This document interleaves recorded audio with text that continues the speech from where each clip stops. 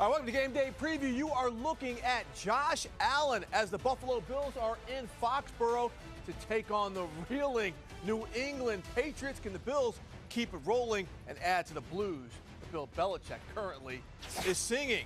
And Jared Goff, one of the best quarterbacks in the NFL. You heard that right. The Detroit Lions, they've got a huge game in Baltimore, a matchup of good defenses and offenses here on Game Day Preview on the NFL channel. I don't do this for the paycheck. Step out on the crowd. There's only one way to play this game, and it's fast and physical. I'll be there for And it's caught. Touchdown. it's in my blood. I'm in this for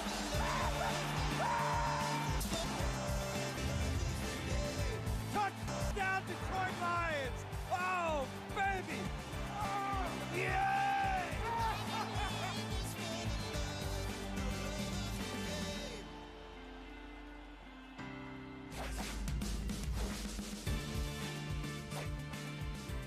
And there's Falcons running back Bijan Robinson, not Bijan. Bijan, as the Falcons are in Tampa Bay to see who could take the lead in the NFC South. That is another one of the big games we're going to be talking about this morning here on Game Day Preview. And I'm Steve Weich, and I'm joined by the coach, Leslie Frazier, Cynthia Freeland, our analytics expert. But you know too much football just to be called an analytics expert. Can we just talk about, though, like, we have to tell everyone, you know who called the fact that the Eagles would be upset by the Jets last week right here on this show? That would be Leslie Frazier. That man. We have to remind everyone because that was a huge, he's like, you watched. And we're like, okay. He's like, Yeah. and we watched, and you were right. Yeah, on that occasion, I was right. We'll see how we do today. Hey, well, you know, that's Good day. expertise. That's why you're here. Former head coach, Yes. NFL defensive coordinator. But as we set the table for Week 7, let's look at some of the important actives and inactives. Look at the top one right there. Browns quarterback Deshaun Watson, who's got that shoulder injury. He is active. He will be leading Cleveland against the Indianapolis Colts. In New England, Juju Smith-Schuster, he is out with the concussion inactive. And Daniel Jones, the Giants quarterback, he is out with a neck injury as the Giants play the Commanders. It will be Ty Taylor starting at quarterback for the Giants in that game. And for more, let's bring in our insider, Mike Garafolo, who's got the latest. And Mike, you heard me talking about the Deshaun Watson injury update. What's the latest? I mean, is it surprising that he's on the field, or was this expected? No, after he turned the corner midweek, Steve, and started to throw with velocity and no pain, it was clear that he was on track to start this game. So not a surprise that Deshaun Watson is ready to go. And I was told that once he is back on the practice and playing field, it was going to be an indication that they believe that he is not at in any danger of re-injuring that injury and back to his normal self. He was not when he tried to throw a couple of weeks ago in that game where they thought he was going to be able to go, and then he couldn't quite do it during pregame. He showed them last week in practice that he is back to the Deshaun Watson that they know. So the expectation is that this is the full Deshaun Watson that we are going to see on display today. So expect that to be the case for the Browns. Yeah, it's going to be real interesting to see if they run him to possibly risk that shoulder injury and how he handles that part. Talking about injury, this is a really interesting one to me. Chargers safety Derwin James, who really faces up well with Travis Kelce and the Chiefs, he's touch and go for their big matchup this afternoon, Mike. Game time decision, and no one has really said that Derwin James is going to be able to play in this game just yet. They really are going to see how he is once they work him out pregame. You would think that in a game of this magnitude that the Chargers absolutely are going to need after that loss to the Cowboys last week, that there's no way that he would miss this game. And he understands the importance of the defense, but have not yet gotten that green light just yet. So we will continue to update his status as we get closer to game day. At the very least, seems like after he got injured in practice last week that he is not going to be 100%, but certainly a chance to be active for this game. Let's see how he works out pregame, Steve. Yeah, again, Mike, he is really important for the Chargers and what they try to do against the Chiefs and their leading receiver, Travis Kelce. Hey, man, appreciate you always having your ear to the ground. We'll check back if any other news breaks. Well, coming up, we've got a real big one here in Baltimore as you're seeing quarterback Lamar Jackson, who had a very good game last week in London. You guys hear me? They did not take the bye after traveling over to England.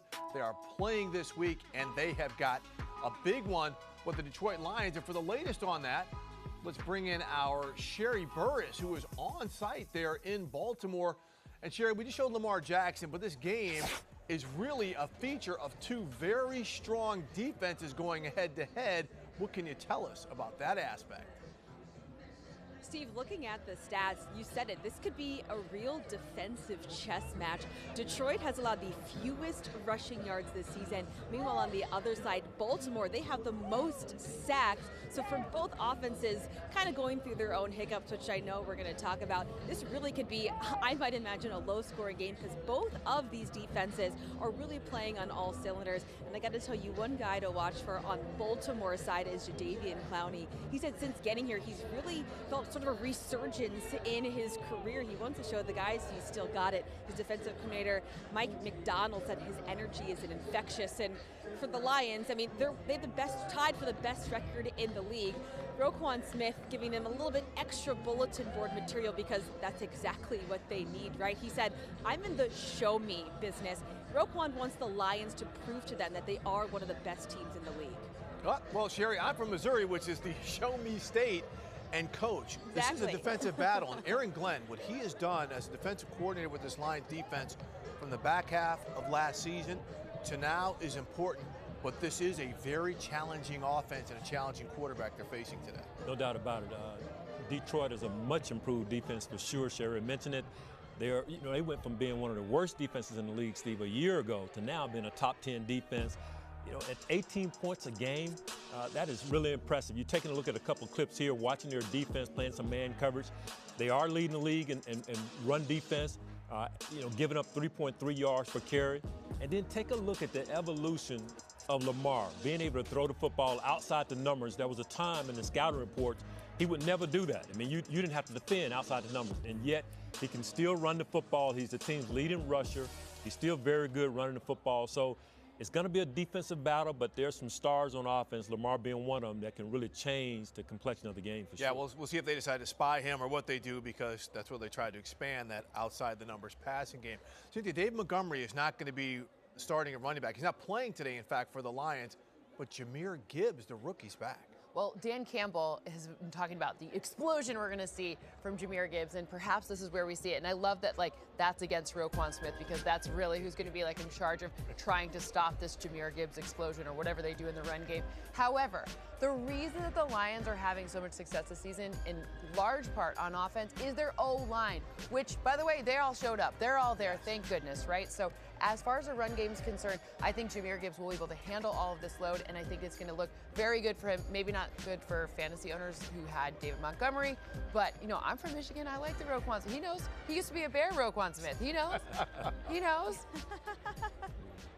Well, Cynthia, to your point, talking to some of the coaches pregame, they reiterated how much of a blow it was to this offense, not having David Montgomery with that rib cartilage injury. But I was told this is the game that they hope Jahmyr Gibbs really breaks out. They're expecting him and looking forward to him having a big game, and that's why they drafted him so high. So we're going to see what this offense and what this run game can do. Yeah, Sherry, this is going to be real interesting because Jahmyr Gibbs, we think he's a running back, we think it's run game. I think in a game like this, him as a receiver is where they can put the Ravens defense a little bit. Okay, Roquan, he's on notice. Roquan, excuse me, how to do it. You don't want to forget Patrick Queen also, on that defense for the Ravens. He's a guy that's a difference maker. Micah Pierce, their front. I think it's the advantage Ravens because of the front, but it should be a really good game. Okay, yeah, it should be a really good game. All right, Sherry Burris, thank you so much. Good luck out there today. And up in Foxborough, Stephon Diggs, he's getting loose because he knows he has an opportunity to put up some big stats today against a absolutely struggling Patriots team. For the latest on this game, let's bring in our Stacey Dales. All right, Stacey, you're there in Foxborough. We know that the Patriots are struggling, but we also know that the Bills have an opportunity to take a bigger lead there in the AFC East. What's the latest? Yeah, hey guys. Well, it's a great atmosphere already. I can tell you it's been about 50 to 55 degrees, but we haven't had rain, so that's fantastic. I would just say this with the Buffalo Bills. They have struggled to score points early in their last 2 games. In fact, just 7 points in the last 2 games in the first half. They have trailed at the half, obviously, in both of those football games, both against Jacksonville and the Giants. So for them, the focus all week long, as I've talked to personnel and executives and players, has been starting fast. And as I spoke with Spencer Brown from the offensive line and a couple of other players, getting down to, we always hear about urgency and detail, but really locking into those details and then relaxing. I'm told they are pressing too much offensively. I just talked to offensive coordinator Ken Dorsey, and we know that Steph Diggs is going to get the lion's share of targets, but they really want to attempt to spread the football around against this Patriots defense here today. And as for the Patriots, you guys, trust me, they are trying to do everything they can to right the ship. 3 losses in a row. They too have struggled to score points, just 20 points total in those 3 losses. Ezekiel Elliott, the running back, told me everybody is taking turns messing up and making mistakes. So there's a level of accountability in this Patriots locker room. And I'll also add this, you guys, as far as Bill Belichick, we see one Bill Belichick in the media. Behind closed doors, I'm told he has been very much a rally type guy, if you can imagine it, very supportive and trying to, motivate these players to get this thing back on track. Yeah, Stacey, good information. As our insider Ian Rappaport reported, Bill Belichick signed a contract extension in the offseason, so he's not going anywhere. Stacey, sit tight right there. Coach, you heard Stacey say that the Patriots are trying everything they can to come up with an answer. But is there an answer, especially with some of the injuries and limited personnel they have right now? I think there are some answers, Steve. What we've seen has been very uncharacteristic of a Bill Belichick coach team. Here's an example of it. First play on offense a week ago against the Raiders, false start. Now, you worked all week long with crowd noise and preparation for crowd noise on the road. And to make this mistake early on, and then they've had so much trouble on the offensive line being able to protect the quarterback. I know Mac Jones has struggled, but part of it has been their offensive line has struggled as well. And then defensively, losing a Matt Judon along with a Christian Gonzalez, and I know everybody deals with injuries in the National Football League, but those are 2 huge losses for their defense. And the fact that they're playing an interdivisional game today, records are out the board. You don't get caught up in that now. Your focus is on just this ball game. So I'm looking for it to be a really good ball game and one that New England will step up and play a little bit better than they have in the past. Well, one thing that defense is going to have to guard against is kind of an emerging Bills running game with James Cook, Cynthia. What are your thoughts on kind of his evolution in their scheme? What we saw the first week against the Jets was that the turnovers happened and Josh Allen had to figure some stuff out. Then they started to run the football more, throw a little bit shorter passes. Then they opened it back up. And the key to that was on early downs, James Cook was keeping them ahead of the chains. They were not getting in 3rd and long situations or even 2nd and 20, because you've seen a lot of teams do that, and sometimes the Bills can have some of the false starts. Sorry, Coach, But at the end of the day, when you're watching James Cook and his ability to be so multiple and useful as a pass catcher, as well as I see him block sometimes, which is kind of crazy. I didn't see that last year. He's really added in his 2nd season, so I think the Patriots are going to have a problem with him, especially since Josh Uche was on the injury report all week, and I didn't even see if he was on the final injury report, but I know he was on as of Friday.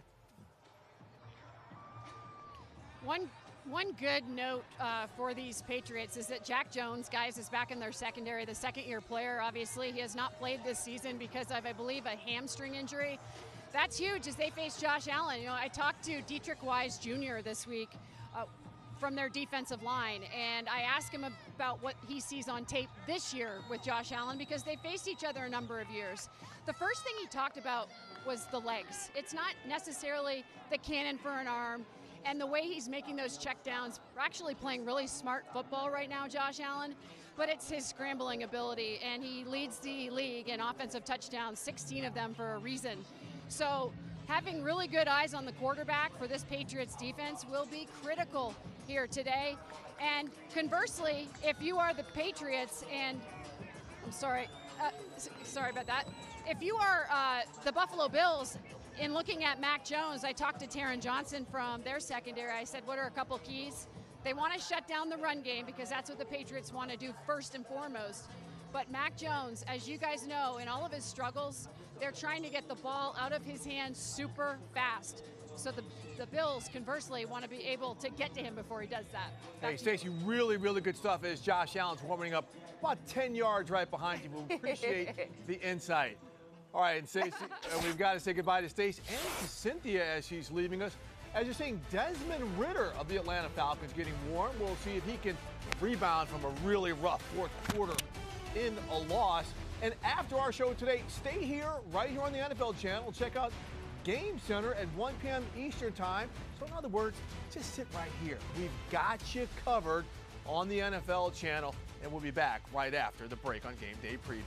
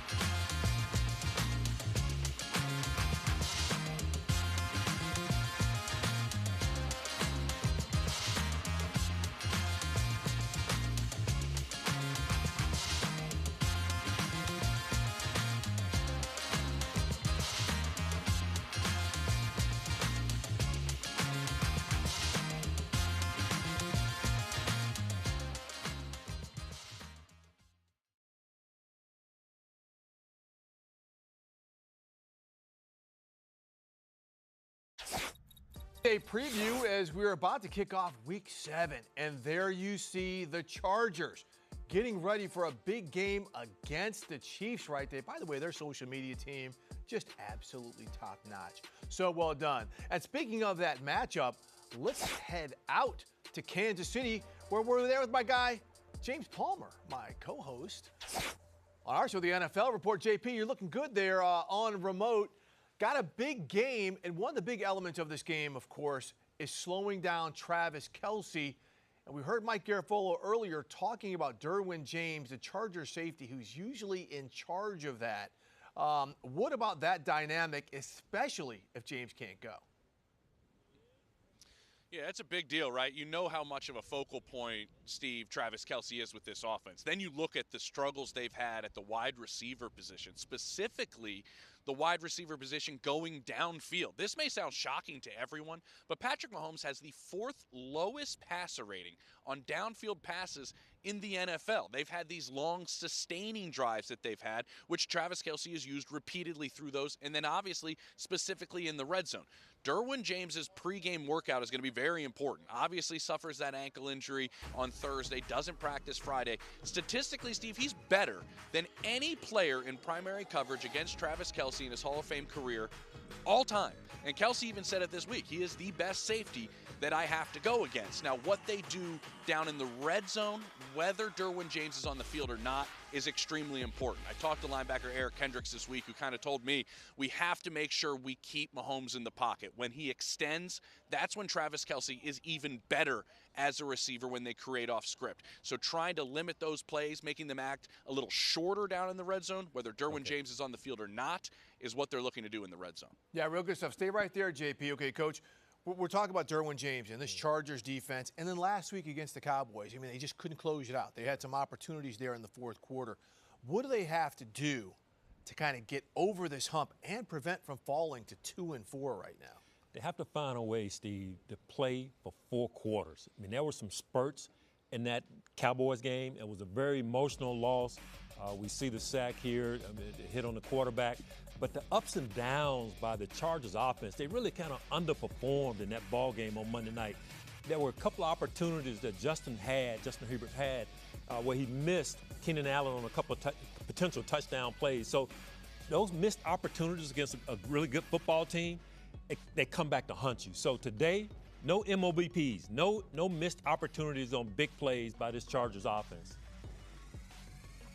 And specifically, Coach, I'll chime in here that this Chiefs defense has only given up 14.7 points a game, second in the NFL, fewest we've seen in Kansas City since 1997, and they're going to get even better up front. Remember the pressure that the Cowboys were able to give Justin Herbert in that game on Monday. Charles Omenihu is coming back, their defensive end, their big offseason acquisition, Steve. They believe his length, his ability to play off of Chris Jones up front, both of them having the flexibility to play up and down that defensive line, allows them to make Chris Jones play maybe even at a higher level and allow them to get some more pressure up front. No slight to their other defensive ends, but they think Omenihu takes this defensive line into another level, including the way it plays with Chris Jones. So obviously up front, there's a couple of nicks on that Chargers offensive line as well. A couple of guys battling through some injuries, getting in Justin Herbert's face. Maybe they have to make sure they make those plays early. They may not be able to have a whole lot of opportunities against this Chiefs defense. Yeah, real good update on Omenihu, because remember last year with the Niners coach at the end of the season, he was a really, really huge factor. All right, JP, we'll be checking in with you a little bit later on. And by the way, JP, my co-host on the NFL Report on Mondays and Thursdays. And they're looking at Kyle Pitts. Can the Falcons find Kyle Pitts to get back rolling? Let's go down to Tampa to find out more from our own Sarah Walsh.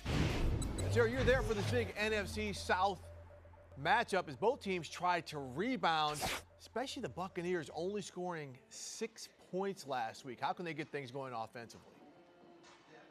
Yeah, they couldn't find the end zone last week, Steve, and they were terrible on third down, a category that they have been terrific in. Baker Mayfield had the best passer rating on third down in the league until last week when they ran into the Lions. And this is really a bounce-back game for both starting quarterbacks. If you go over to Desmond Ritter's side of things, he had 3 second-half interceptions in a loss to Washington last week. We've heard him talk about urgency, and especially we've heard him say more than once, attention to detail. They had miscommunications, just getting plays into the huddle that cost them in that game. So that's something that they definitely want to clean up. And then, of course, over on the Buccaneers side, Baker Mayfield has been really good for the Buccaneers. It's been a really nice start for him here in Tampa. And last week was the first time we really saw this offense off kilter. They were coming off a bye week. And so while, yes, they were rested up, they put it this way, they're still learning a new offense, right? So you sort of stop that momentum, and then it was this rusty situation all over again. From everything they have seen and everything we have heard about practice this week, it has gone up a notch in terms of intensity, and they really expect this team to respond in a way, Steve, that we didn't see a week ago against the Lions. All right, thanks so much, Sarah. Really good stuff, especially the stuff on Baker Mayfield. And Coach, they did play a very good defense with the Detroit Lions, as we talked about earlier, one of the best defenses in the NFL. But Baker Mayfield, when you're watching him on tape, especially last week, what are some things that you saw that he's got to fix? Well, there were some missed opportunities in that ball game against Detroit, and we're going to get a chance to take a look at a couple of clips. But whenever his rating, Steve, is above 94, the Buccaneers are a really good offensive team. Here's an example of one of those missed opportunities by the Buccaneers. I mean, Sarah mentioned it. They had some trouble getting into the end zone, but when these opportunities are presented, you have to be able to execute. Here's another shot that Baker has, a great opportunity to make a play, and he overthrows the receiver. So it wasn't like Dave Canellis, the offensive coordinator, wasn't able to scheme the Detroit defense and get guys open. It was just Baker missing some opportunities, and that was the result of their only scoring 6 points. Yeah, talk about missing opportunities, though. I mean, Desmond Ridder, the Falcons quarterback coach, they are on this constant roller coaster with him. Yeah. You brought it up 2 weeks ago. Everybody said he had turned a corner, but he comes back and has this disastrous fourth quarter last week. Now, Sarah mentioned part of it. There were communications issues where they could not get the play into the huddle. They took some bad penalties. He seemed depressed, and look at that. The turnover in the end zone. They've really got to figure something out with him because they can't keep going down this roller coaster. 2 years ago, they had the excuse, okay, Matt Ryan in his last year. Last year, they had the excuses they were clearing personnel because of salary cap issues. This year, they went out and spent money, and they said, Desmond Ridder's our guy to lead us to the promised land. Yeah. On the track that they're on, Coach, they're going to be back right around that mediocre number again. And with Arthur Smith, the head coach, going in his third year, that's something he really can't afford. When you're scheming against a quarterback like Ridder, who you know is like this is where I want to use your expertise. Yeah. How do you kind of get him off kilter? Because you know the Falcons are going to try to run it. Right. Is it simply a matter of shutting that down and putting the game on his arm? That's part of it for sure, being able to take away the run game so they can't be a balanced offense. Arthur Smith wants to be balanced. But if you're able to do a good job against the run game, now you want to give this young quarterback different looks, mix in some pressure, bring some coverage, sometimes show pressure and play coverage, but give him different looks. That's what's giving him trouble. I mean, you saw a couple of throws that you scratch your head. I'm sure when Arthur and those guys looked at the tape, they're going like, what's going on? But some of it is because of his youth, and depending on what type of leash that the head coach and the rest of the staff has, how long can you go with the mistakes, because the mistakes are what's killing this offense. They could be a lot better, but they can't afford to turn the football over as much as they are. Yeah, Taylor Heineke, there have been some calls for his name to possibly give him a shot if that happens. You know what, Coach? It is National Tight Ends Day around the NFL, and there's one of the best ones right there. Mark Andrews of the Baltimore Ravens. We're going to have a lot more on this spectacular game against the Lions today and more on tight ends when we come back on Game Day Preview.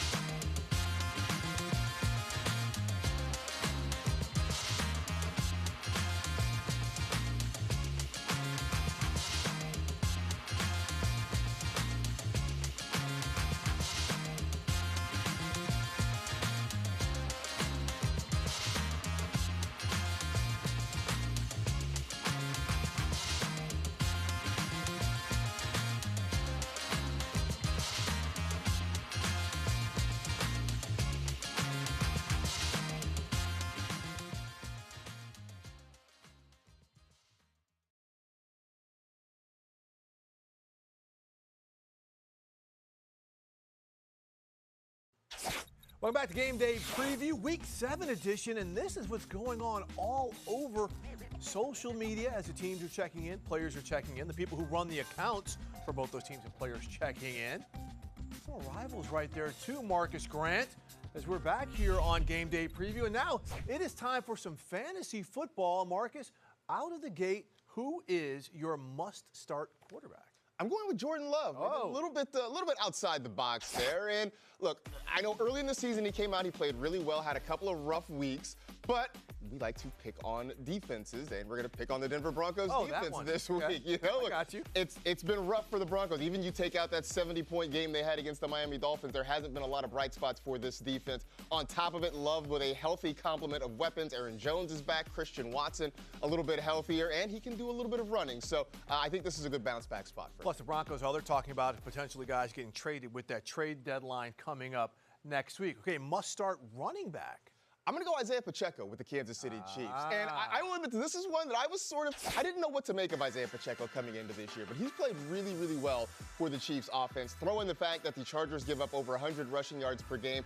The other thing that the Chargers have given up is a lot of receiving yards to running backs. Josh Jacobs had 8 catches for 81 yards earlier in the season. Tony Pollard last week, 6 catches for 80 yards. Pacheco getting some of that passing game work out of the backfield, so I think there's a chance for him to really go big this week. All right, so Isaiah Pacheco, you must start wide receiver. I like this one. We're going Hollywood. That's right, we're going to Marquise Brown. And this is another one that I didn't know, because we didn't know what to expect from the Cardinals offense this year. And Josh Dobbs has come in, has distributed the football, and he's been smart enough to get it to his main playmaker. Marquise Brown has had an excellent season this year, and he's getting chunk plays in this offense. And throw in the fact that the Seahawks secondary giving up a lot of big plays, giving up the most fantasy points per game to the wide receiver position. Surprising. Hey, Marcus, you know it's National Tight End Day today?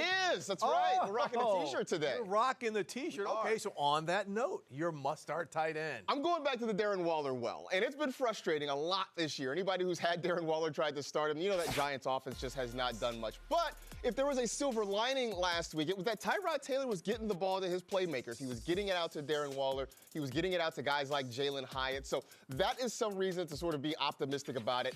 They know that if this offense is going to move the ball through the air, it has to be through number 12. So I think you'll see Waller get a lot of targets. And Ty Taylor starting at quarterback, you know, he likes to kind of throw it underneath. So I like that call. You can learn more every week on the NFL Fantasy Football Show with Marcus Grant right here on the NFL channel. That's on Mondays and Wednesdays. Good stuff. I'm going to break out my shirt a little bit later on, too, Absolutely. Let's do it. You're going to be sticking around with us here. And as you're seeing more on Game Day Preview, he's not a tight end, but he throws the ball to tight ends. That's Josh Allen of the Buffalo Bills as they are in New England. We have more coming up on Game Day Preview.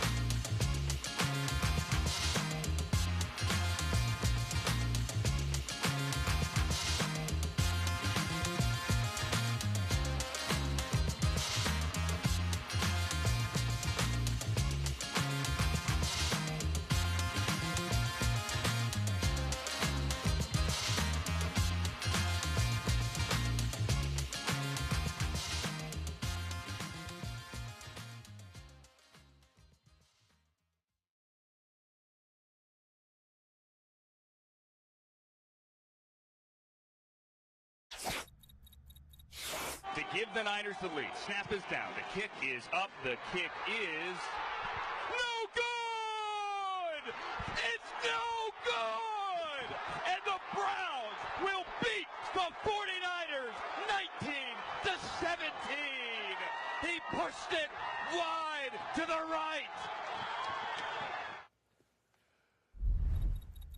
Back at Game Day Preview, that is our own Andrew Siciliano on the Browns radio call. He is making their call again today against the Colts, which is why I'm in the chair, guys. And real quick, we just saw the video. Was it just the best? The best. Oh, just the best. You have to love Andrew on that. And so, look, we're talking about the 49ers. We have to go to Monday Night Football because they're playing at Minnesota. Leslie, they are banged up. They've got some injuries. We don't know about Christian McCaffrey. Deebo Samuel's out. Trent Williams could be out. But it's the defense that's got your attention because the Browns ran on them like we're not used to seeing the 49ers run on. Yeah, it was very uncharacteristic. Usually the San Francisco's 49ers front, along with their linebackers, their front seven, dominate the line of scrimmage.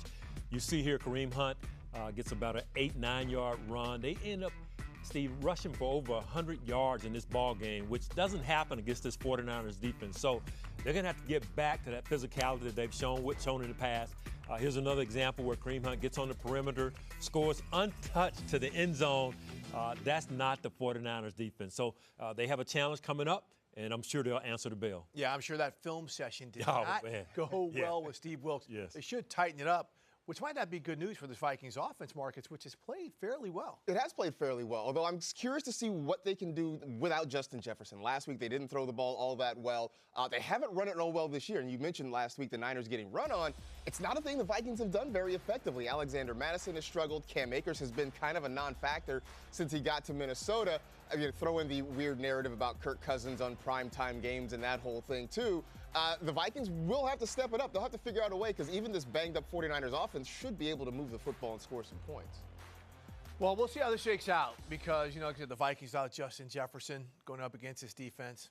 We'll see. But you know what time it is? It is time for Who Scores, which is presented by DraftKings. And as you're seeing right there, Zach Evans, LA Rams, anytime TD score, receiving yards. And let me read, I'm going to read to let's look at the afternoon games. Same game parlay available on DraftKings for Steelers-Rams. With Kyron Williams on IR, it's Zach Evans time for LA. A couple days at the office for Cooper Kupp and George Pickens, and you're looking at a big payout on DraftKings. So, Coach, it was Zach Evans in the parlay. Who do you like to score a game next year at SoFi? I'm walking over to that game a little bit later. Well, we for sure should expect Cooper Kupp to end up in that end zone at least a couple of times. Way to go out on a limb. Way to go out on a limb there. Yeah, Cooper's going to score for sure. Yes. All right, Cardinals Seahawks. What do you got, Marcus? I'm going to go with Kenneth Walker the third. Running the football really, really well. No Zach Charbonnet today. He popped up late on the injury report this week, and the Cardinals' run defense, bottom 10 in the NFL. So I think Pete Carroll's going to just pound the run. Kenneth Walker ends up in the end zone. Okay, you were just talking about Jordan Love putting up points, when the Packers play the Broncos. I think Courtland Sutton gets into the end zone for the Denver Broncos. He's like the only one who's getting into the end zone for the Broncos. So if the Broncos score, I do think it is going to be Courtland Sutton getting into the end zone. So don't forget DraftKings Sportsbook this season. New customers can bet $5 and pocket $200 in bonus bets instantly. Plus, all customers can get a no-sweat same-game parlay every day. Download the app and use the promo code GAME, that's game, when you sign up. DraftKings Sportsbook, the crown is yours. And now you are looking at Ravens quarterback Lamar Jackson. We're tick, tick, tick, getting closer to game time. He's in his full gear, Coach. We're going to find out more about that as we come back on Game Day Preview. Looking good.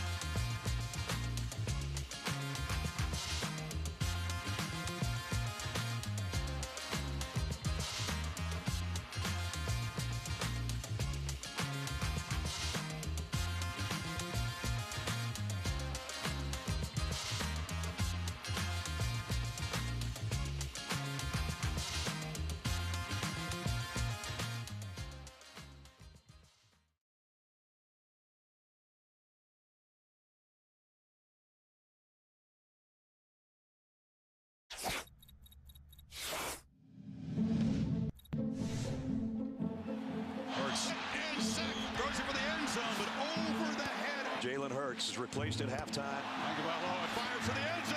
Touchdown! Alabama wins! All of it has made me a better man, a wiser man. Jalen Hurts, he's a one-man show!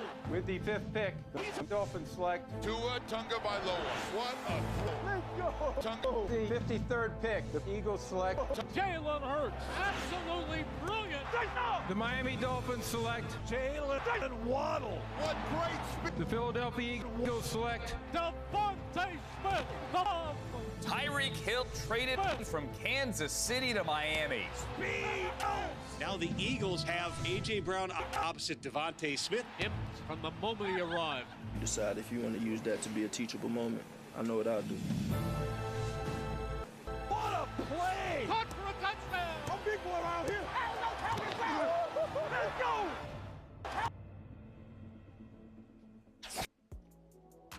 And there you see the Philadelphia Eagles field, the link getting repainted as the Eagles will be breaking out their throwback Kelly green jerseys for the Monday Night Football dandy. Sunday Night Football dandy, excuse me.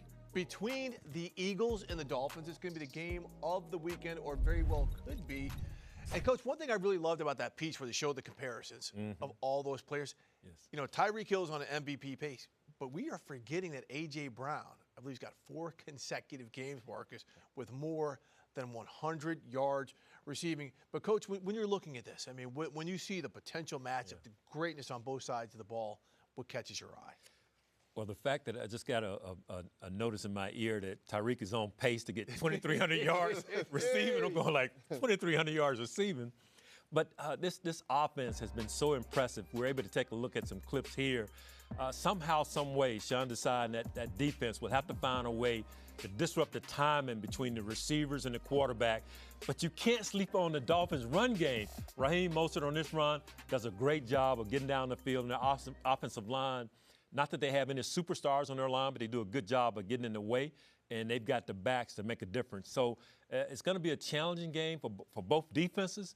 Look for a lot of points to be scored, but the Dolphins, you would think, would have the advantage, but we'll see as the game goes on. Yeah, Lane Johnson coming back to play for the Eagles this week is going to be a big touch for that offensive line. Marcus, your thoughts about some defense in this game? Yeah, I just want to watch the Dolphins defense and see what they have to offer, because the games that they have won, they've beaten up on some bad teams, which is, look, that's what you're supposed to do, right? You're supposed to beat the teams that you are better than. When they have played some of the better teams in this league, they have struggled, and this might be the biggest test they've faced so far this season. As Leslie mentioned, they're going to give up points. The Eagles just score, but can they get stops when they need to? I don't know that they want this necessarily to be a track meet this year, and I want to see if they can get those big stops when they. My bold prediction, my big, bold, out-of-the-box prediction for the week is that they stop the tush-push near the goal line late in the game. We'll see. We'll see if it happens. That's my big call for Marcus, it kind of sounds like you're not fully believing in the Dolphins yet either. You threw some shots out there. I want to see them answer some questions. I mean, look, they beat up on the Patriots. They beat up on the Giants. They beat up on some bad teams. They lost to the Bills. I want to see them go out, and this is, again, one of the best teams in the league. Let's see how they perform. And I want to see how Jalen Hurts rebounds, because he was really under duress last week. It's the first time we've actually seen him stress a little bit. I mean, the Jets seemed to confuse him with some looks. He made some throws he doesn't throw. When he tried to run the ball, he just didn't look like his confident self. And it could have been because the Eagles were due, right? I mean, they were unbeaten. We saw both of the remaining unbeatens fall last week. Coach, you know this happens. You're not going to play well all 17 of your games. You said it right, though. This will be a tremendous test for Jalen.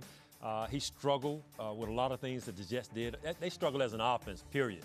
And they've kind of struggled throughout the season. They haven't really taken control and dominated. They've had a lot of games go down to the wire, and they've been able to survive. So this is one of those games where they're going to be tested. But if they're going to get back to being a dominant team, this is one of those games. The fact that Miami has a good offense really shouldn't matter. The Eagles, I mean, if you're going to be a dominant team in the NFC, this is the game to show it. Speaking of Miami's dominant offense and Tua Tagovailoa, they're getting ready to play over in Germany. This November, Sunday morning football debuts in Frankfurt, Germany on the NFL Network. First, on November 5th, the Dolphins take on the Chiefs. Then on November 12th, my father's birthday, the Colts face the Patriots. Rise and shine and watch only on NFL Network and stream on NFL Plus. All right, now let's go on the field for Week 7. And in Foxborough, we have got the Bills in New England, as you are seeing. Mac Jones. Man, is it Mac Jones or is it the offense, Coach? Kind of some chicken or the egg struggles there. Yeah, they've struggled throughout this season. The turnovers, Steve, that's what's really got me. They're like 32nd in the league in turnover differential, and it's hard to win in our game if you're giving the football away, and that's what they've been doing on offense. So this is their opportunity to step up and help their team. I'm also curious about the Bills' offense and the fact that last week we thought they were just going to thunder the Giants, and it didn't happen. And I don't have any real answers. There's nothing really to pinpoint about it. They've got playmakers with Josh Allen and Stephon Diggs, Gabe Davis, even James Cook.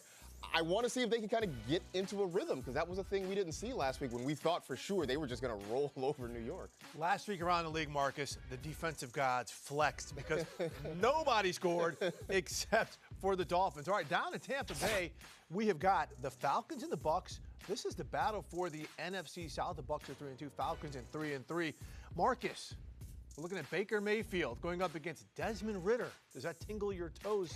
It's not a marquee matchup on paper, but that's also kind of why I want to watch it. I want to see if these guys can put together something consistently on both sides at the quarterback position. And I think the career arc of Baker Mayfield has been, you get a couple of really good games, then he does a couple of things where you just are left scratching your head wondering what's going on. And then I think with Ridder, sort of the same thing. He's kind of growing into the role. 2 weeks ago, I thought he played really well, even in a loss. Last week, he looked awful again. So I just want to see if these guys can put together some consistent quality performances that we have not seen yet from them.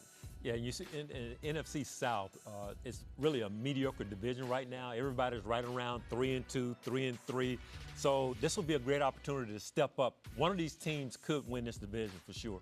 Yeah, like I said, the NFC South is a little bit mediocre, but I'm just interested in this game right here with the Falcons. Can they get in any type of winning streak? They have not won 3 straight games since 2019. Wow. Well, I don't know if any team in this division can as we talk about this. All right, now it is time for quick picks.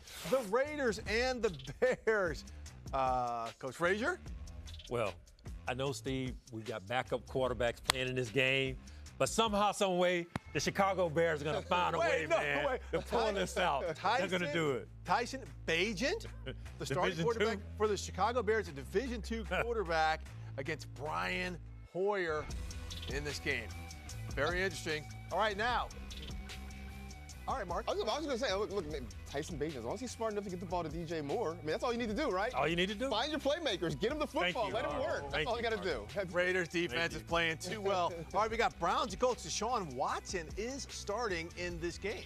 He is starting, and I think that's going to make a difference for them. I mean, we saw with P.J. Walker, they were good enough against the 49ers last week, but you've got your quarterback back. Amari Cooper's playing really good football right now, and Jerome Ford's running it well. Plus, you don't have to score a ton when you got a defense that just shuts the opposition down. So he doesn't have to be great, he just has to be good enough, and I think Deshaun Watson can be good enough this week. What's been surprising for me, Steve, Marcus, is the fact that the Colts defense has done a pretty good job of keeping the team in the game. So if Minshew can not turn the ball over, if they don't turn over on offense, that should give them a chance. And then having Jonathan back in the backfield should give them a chance to be able to run the football. So this game could be a more interesting game than what most prognosticators would think. So I'm counting on the Colts to be able to make it a game and play well on today. I think the Browns defense is going to be all over Gardner Minshew. And the one aspect, I like those all blue uniforms and black helmets, by the way, the Colts are rocking. The one aspect of the Colts defense not talked about enough are their linebackers. Obo Okoronkwo has been fantastic. Anthony Walker, J.O.K. I mean, what they did last week against San Francisco, that's one part of the defense we need to start talking about a little bit more. And also now, let's go to the NFC East, where we've got this dandy.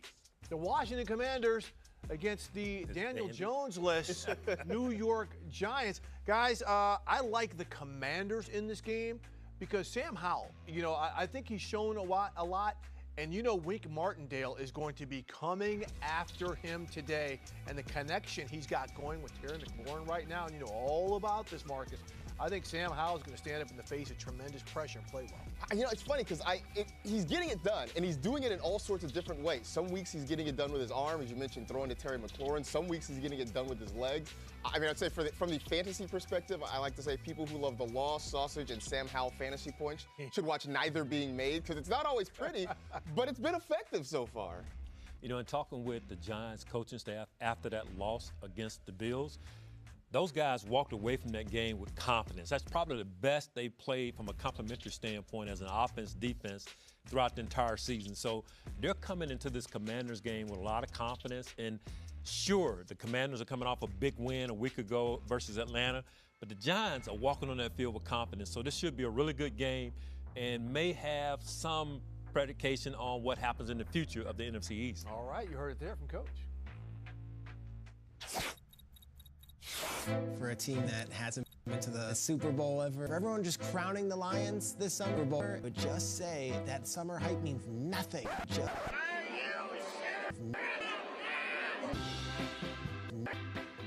There's going to be a lot of question marks going into the season with expectations being so high. What a beautiful thing to watch. I have to think that the Vikings are the favorites in the NFC North.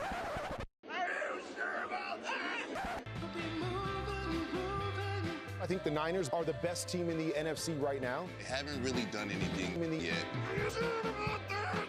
That's just 5. That's just 5. We're doing this. Keep on. Yes.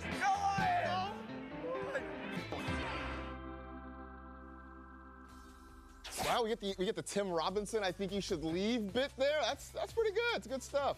Are you sure about that? And we're looking at Jared Goff as the hair mousse is not really working. You've seen the breeze blow the hair of Jared Goff, who is playing like one of the best quarterbacks in the NFL for the 5-1 Detroit Lions, and he is going to have to be up to task against this really good Ravens defense. We saw a breeze blowing there. We'll see if that comes into play for either quarterback. But, Coach, you know, we talked about this game earlier, but when you look at some of the personnel on the fronts for both teams, they have built this team, each club, along the offensive and defensive lines. As somebody, as a long-time head coach and defensive coordinator, what about the way these teams have built their rosters, and how could that play out today? You have to give a lot of credit to John Harbaugh and Dan Campbell and their front office as well. They put the right people in place on the offense and defensive line. Both offenses and defenses really have the mindset that we're going to dominate the line of scrimmage, and that's what Detroit has done this season to improve. Baltimore traditionally has been really the bullies on the block when it comes to defense, and now what they're doing on offense with Lamar being able to do the things they do. So they built it the right way, starting with their front, having the physicality that's necessary to win in our league, and the toughness that goes along with that, and then they're playing smart on both sides of the ball. So should be a really hotly contested football game, and one that I think the fans are going to enjoy because of what both offense and defensive lines are doing. And I'm looking at this Lions defense specifically because last year it was sort of a liability for them. I mean, they were scoring a ton of points, but they were also giving up a lot of points. This year it is legitimately a strength. Aiden Hutchinson's having a great start to the season. Teams cannot run on them. The player that has the most rushing yards in a game against the Lions is Patrick Mahomes at 45 yards in week 1. No one else has gotten close to that number. They are legitimately shutting people down, and we know how good that offense can be. So I picked the Lions before the season to win the NFC North, and I've seen nothing to dissuade me from that idea. I'm with you on that. And if we can go back to the video where we were just showing Aiden Hutchinson, I think he was talking to his family. I don't know if we can get back to that video. But behind them in the stands, there were a boatload of Lions fans, just like there were in Tampa Bay. Are Lions fans going to take over M&T Stadium in Baltimore? Are they the new Packers in terms of taking over stadiums? And look, one thing I really like, you talk about the Lions defense, a player who has been standing out, Alex Anzalone, the veteran inside linebacker, has been one of the best linebackers in the NFL this year in the run and pass, playing 3 downs in the scheme. He is a player to absolutely watch in this game. And guys, guess what, guys? You know what? It's National Tight Ends Day. It is. Great, all these people came out for National Tight Ends Day. How beautiful. It's National Tight Ends Day, dude. You're my gift. George took it away. Flares it out in the flat. Caught Kelsey. 45 across midfield. And the hurdles a defender. Woo, you can get hype for this one. Hey, got to. It's a fun day. It's a holiday. You got to. You know, and that's right. You know, Marcus, show off the shirt. National Tight Ends Day. Flash it. If you got it flaunt, I forgot to pick mine up during the break. But we saw George Kittle. You know, we saw Travis Kelce. Yes. You know, we saw the guys who got the National Tight Ends Day going. So on that note, we are going to go to our bold statement. It's going to be tight end centric. Marcus, what do you got?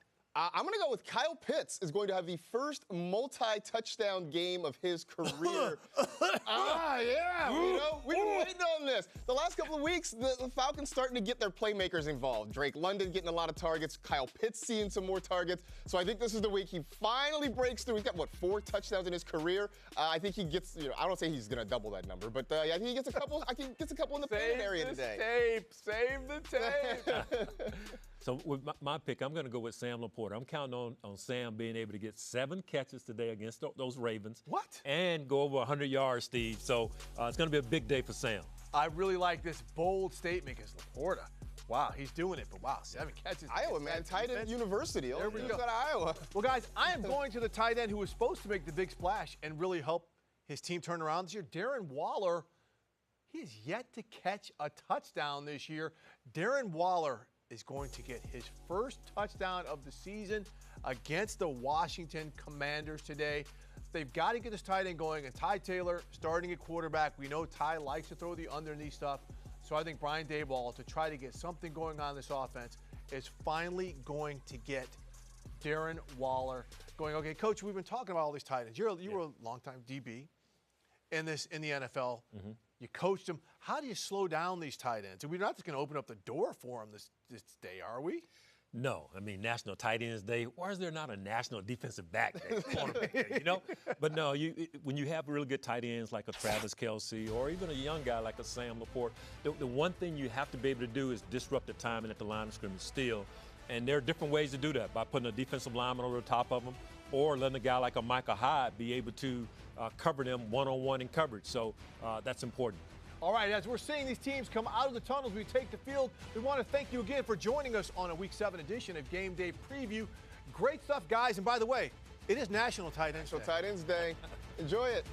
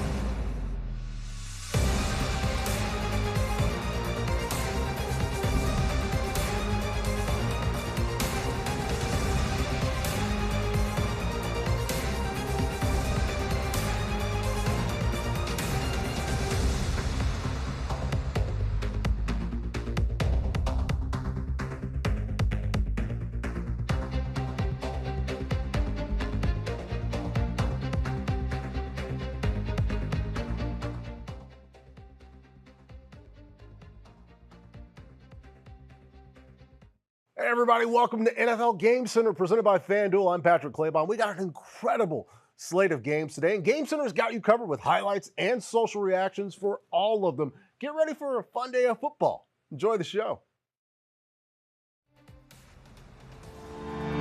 I don't do this for the check. This step out on the field and hear the crowd roar. It's only one way to play this game, and it's fast and physical. I'll be there for love. And it's caught. Touchdown. It's in my blood. I'm in this for love.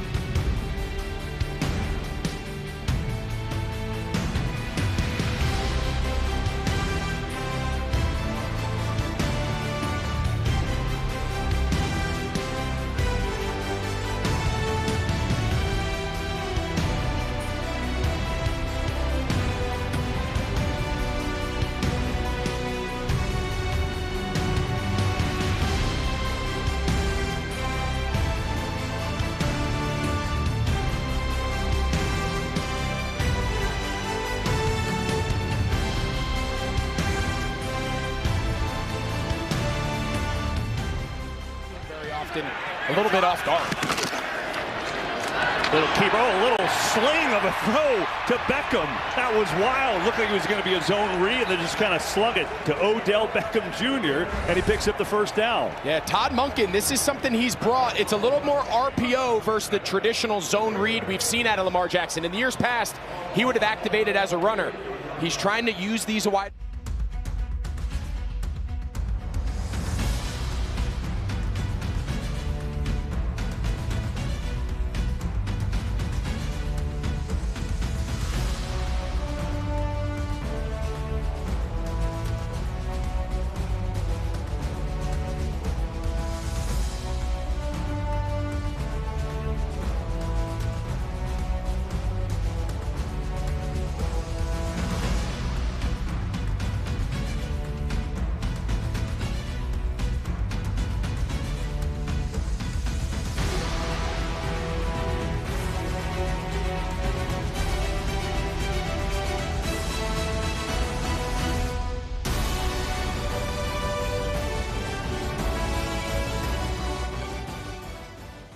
Trying to find some continuity. Stevenson had a touchdown last week in the loss to the Raiders. Little flip. It's Pharaoh Brown. Big gain down the sideline on a catch and run. So the Patriots moving the ball with ease on this opening drive. That's 25 yards on the pitch and catch. And one thing you're noticing right out of the gate with this Patriots team and Bill O'Brien, so much motion, misdirection, shifting, and everything they're doing is quick. Right?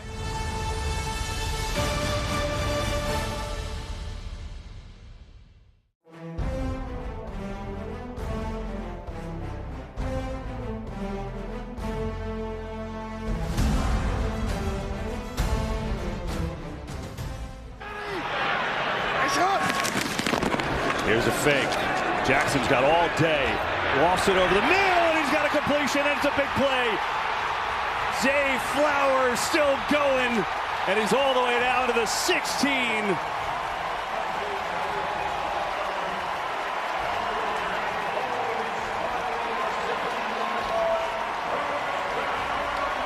Yeah, great job here by Zay Flowers. He's just going to run a simple dig route.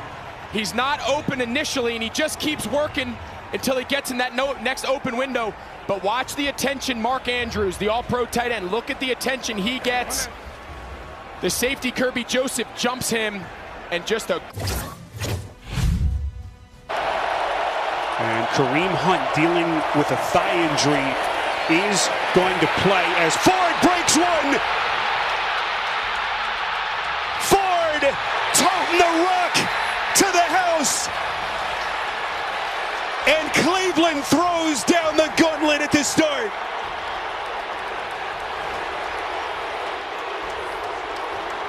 A 69-yard sprint by Ford.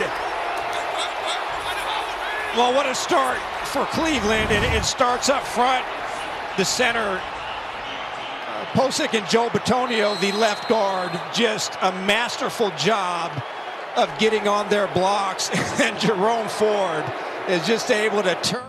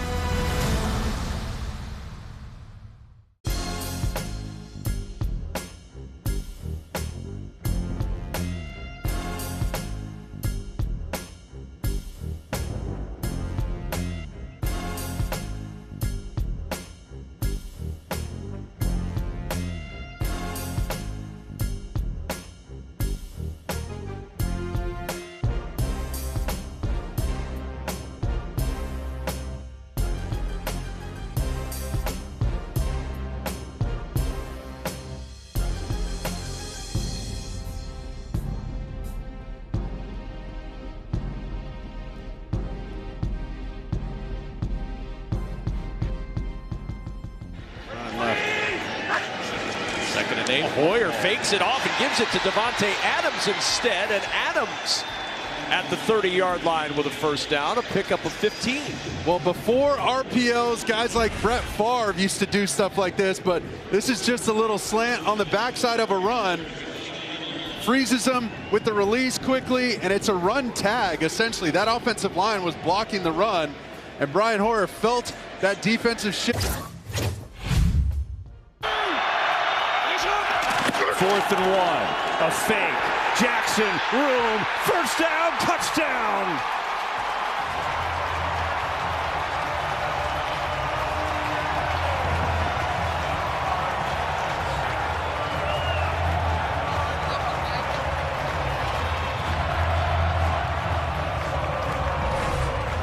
Great play design. Watch the left tackle, Ronnie Staley.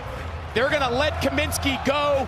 He's going to delay, and he's going to become the arc blocker. This was a design keep all the way.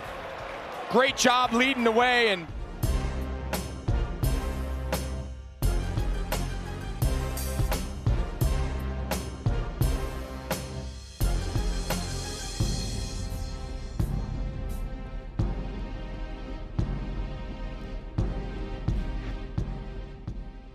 Punting, give your punter a little space. Another blitz. Baker Mayfield has got to get rid of it. He gets away. There's a loose helmet on the field. He throws, and it's incomplete. There was nowhere to go with the football. Pressure came from Jesse Bates. Brady Jarrett from up front. So a good opening drive for the Buccaneers stalls because this improved Atlanta defense was flying all over the field.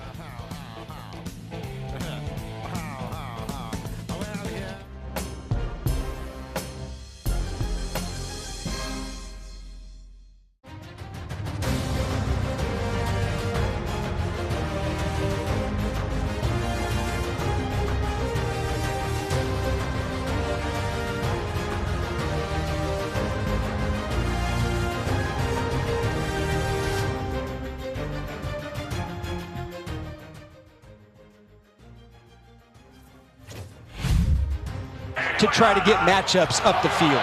Hard snap count. Could be a free play here. You saw Garrett jump. Downs is wide open.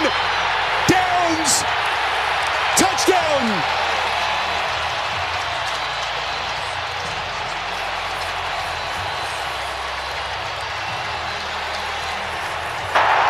Offside. Defense, number 95. That penalty's declined. Result of the play is a touchdown. And the Indianapolis Colts punch back. 59-yard strike. Minshew to the rookie Downs. Here it is. They're going to go wheel route here and then post and then watch Denzel Ward. He's going to go inside. And so he goes inside. They don't run with Downs running up the sideline. Gardner Minshew takes advantage.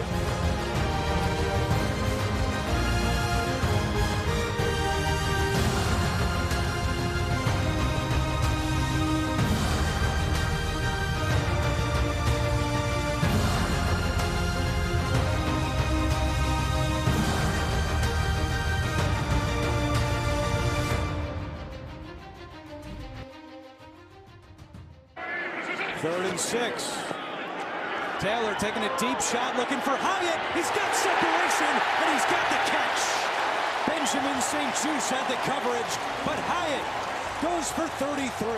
This is something we hadn't seen earlier in the season from this New York Giant offense, and Tyrod Taylor has been willing to do it. If you get man-on-man coverage, single coverage, you got a speedy guy on the outside, Jalen Hyatt. Just let him go catch it. They want to get off to a really quick start in this one. Fake the handoff. Allen on first down. Uncorks it. Intercepted. Jabril Peppers. The Bills turn it over. First play from scrimmage for Buffalo. And the Pats take over.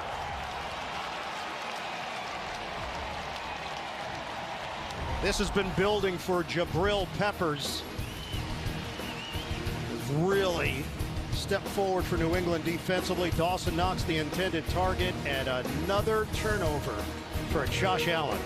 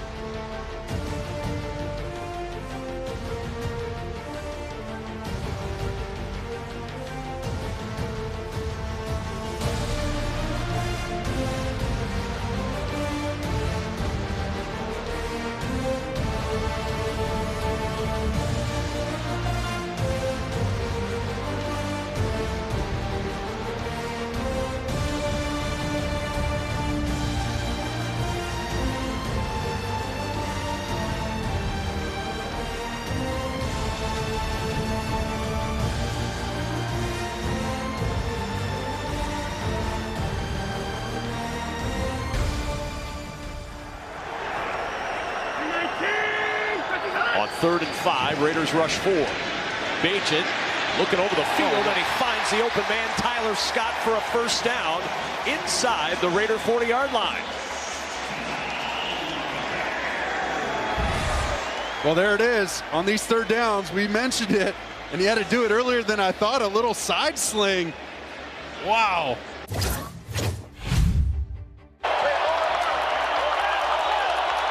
Play clock down to 0. They barely get it off. There is a flag thrown. Watson's going to throw on the run, and that pass is picked.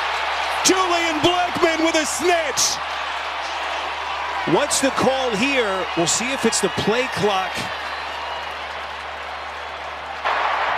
Result of the play is an interception, illegal formation, offense. That penalty's declined. Result of the play is first down, Indianapolis. Boy, disaster for Watson in Cleveland as Blackman with his 2nd pick of the season for the Colts. 3rd and goal. Ritter has it for the end zone, and that's a Falcon touchdown. Desmond Ritter rolls in. Bucs score on their opening drive, taking advantage of excellent field position.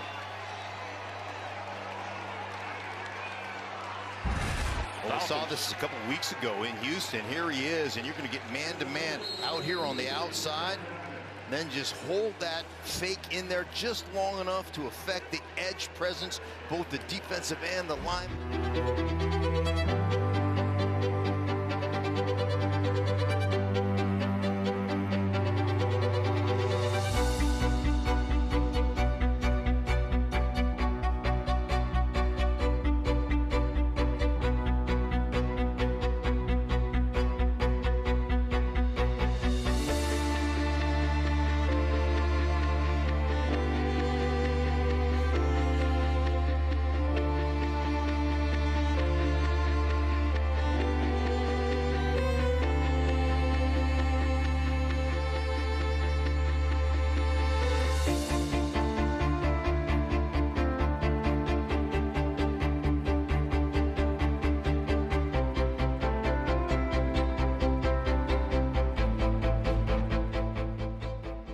Job creating that space. 7th play of the drive. It's Elliott trying to punch it in. Touchdown, Patriots.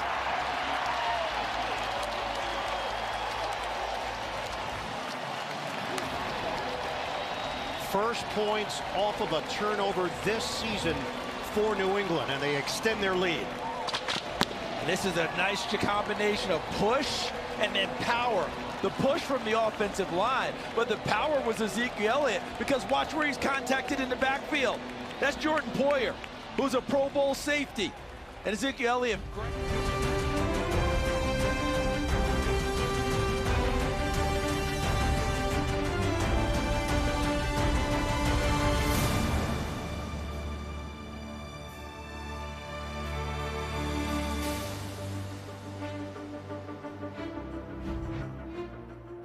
Straight handoffs, nothing wrong with that. Run left. From the 2, Foreman up the middle, backing his way in. That's a touchdown.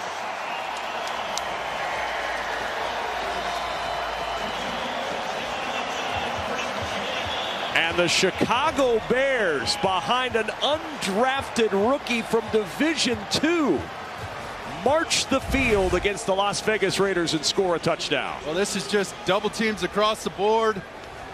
And here goes Deontay Foreman. He knows exactly where to go. Downhill, attitude type play.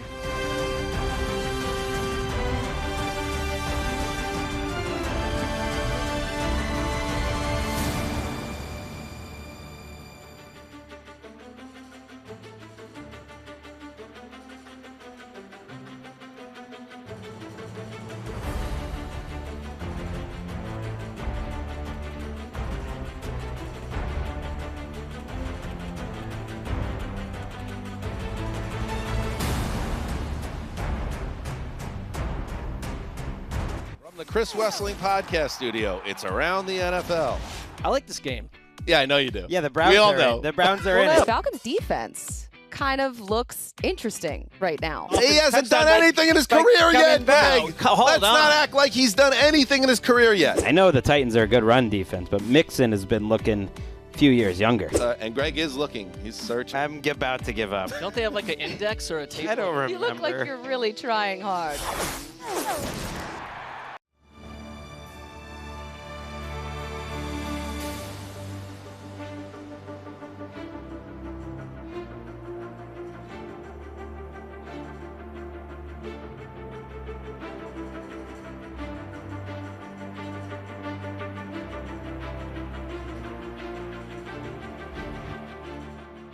Third down and 7. Another blitz coming. Jackson sees it, gets rid of it, and it's caught. Bateman has the catch for a first down across midfield.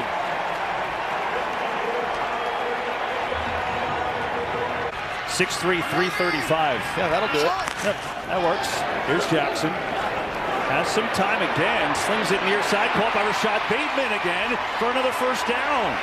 So Bateman, who had only 10 catches the first 6 games, couple catches on this drive to move the chains again. Yeah, and this is the progress that they're looking for Lamar Jackson to make. This Bateman is deep into his progression. You see, the ball's not thrown until Bateman's clearly around. He was not his primary position. He starts left. Great protection again by this O-line. Allows him to come all the way back.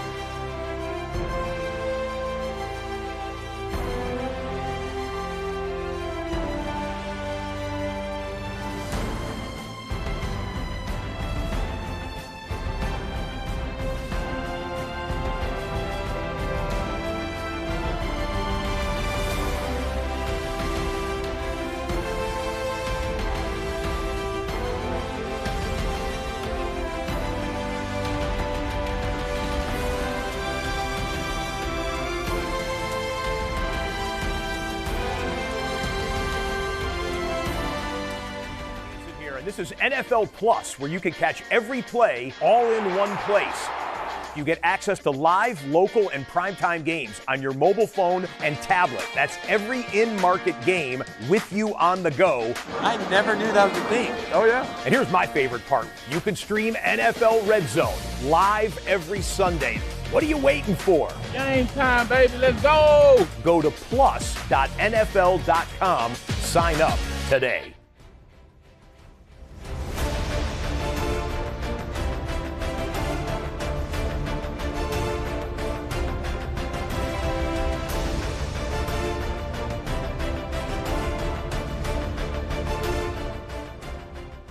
Josh Allen to pick out his target or take off and go. Nickel package. Allen out of the pocket, floats it up. On time, James Cook with the grab. And a first down into New England territory. We sat down with Cook yesterday. We asked him about other running backs that he likes watching. He said McCaffrey and Kamara, which are guys that catch a lot of footballs. And how about James Cook? Because he watches guys that catch a lot of footballs, they also understand scramble rules. They understand when their quarterback gets in trouble behind the line of scrimmage, go.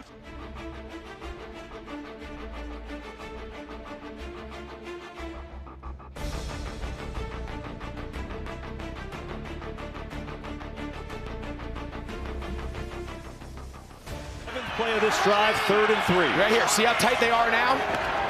Jackson can't find anyone. Looking to take off and run. Bounces away. Still serving. Still alive. Throwing it. End zone. Caught for the touchdown. Nelson Aguilar.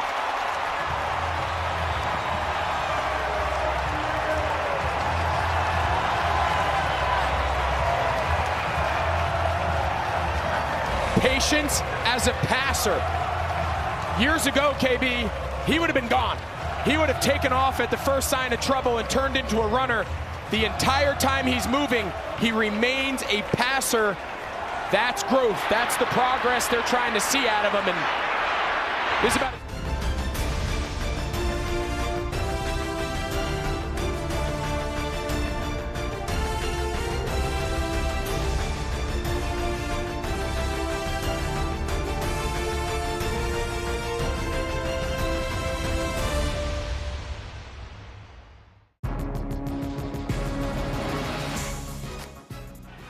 actually tackle the football. Mayfield. Deep. He's got it. Mike Evans. That's a Buccaneer touchdown.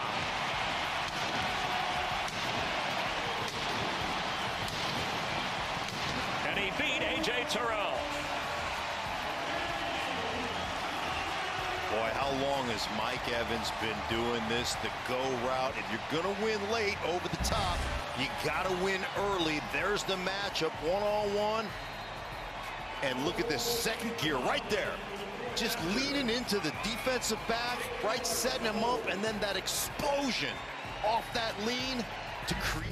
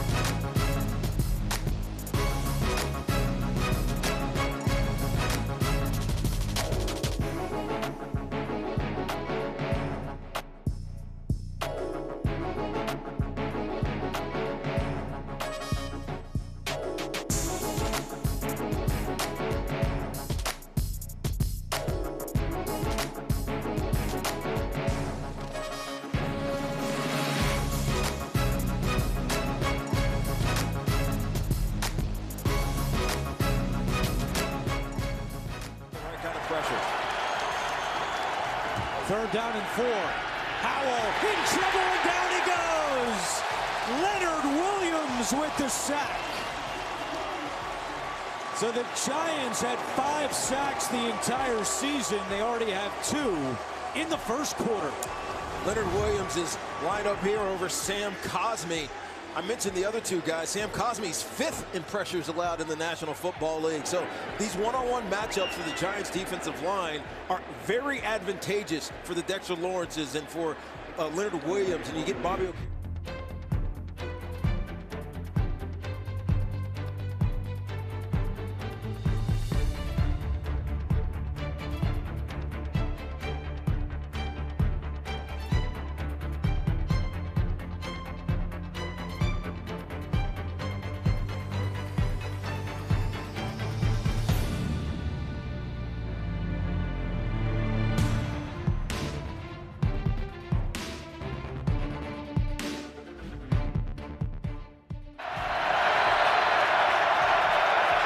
Third and 4. 4-man rush. Goff lets it rip. Laporta, the intended receiver, incomplete as Hamilton was on him, but the pass was short.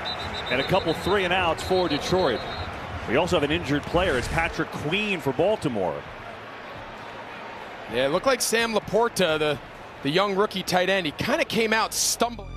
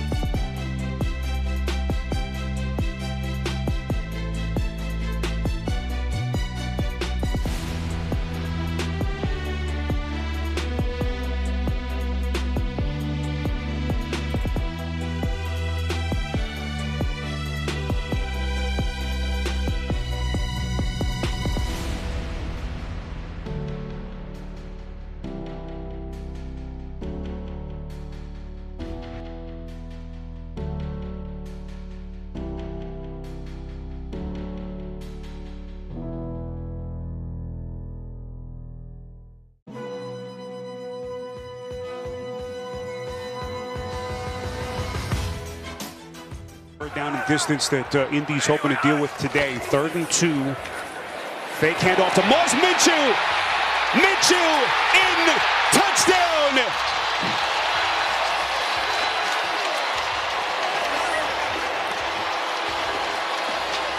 What a difference a week makes for Gardner Minshew as Indianapolis takes the lead.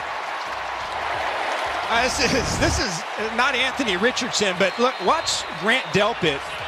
He's supposed to come up, and for some reason, he takes an angle to cut off Minshew to the outside. And there's nobody there. There's not a pitch player. Minshew.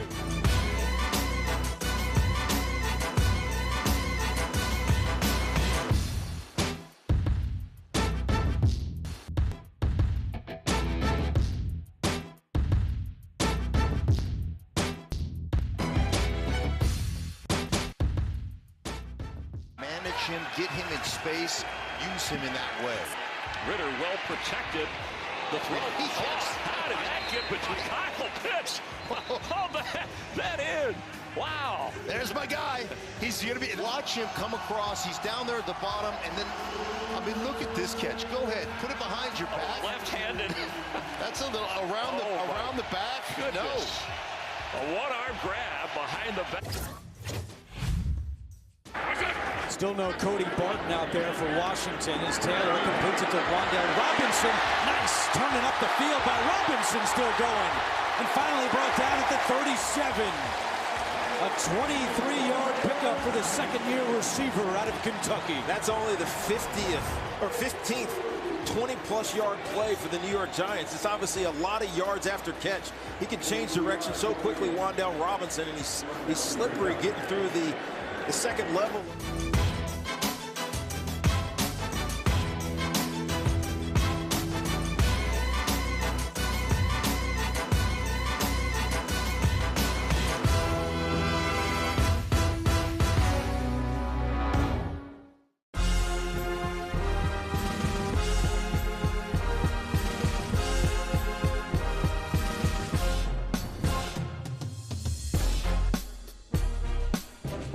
What's up, everybody? Welcome to Move the Six. DJ, Bucky, and our good friend Rhett. And so you're looking at this defense, you're like, man, they lose these talented players, but they appear to have guys in place. I actually ended up with both of them in my fantasy team, but I won't waste everybody's time talking about my fantasy team as Rhett just did. I'm telling you, if the best receiver in college football in the last decade does not get 10 targets minimum every game, something is wrong. It is a loaded podcast we have coming your way. We're going to have more Move the Six than you've ever had in your life.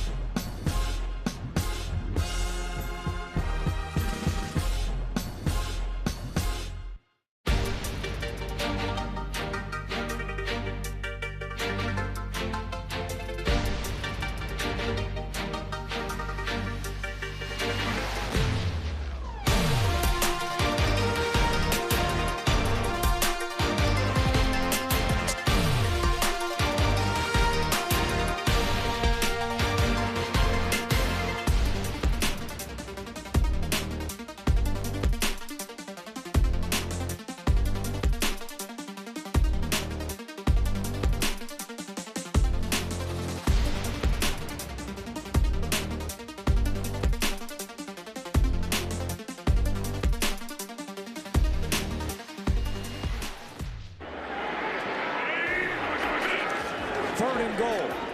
Taylor to the end zone. Whoa! Touchdown!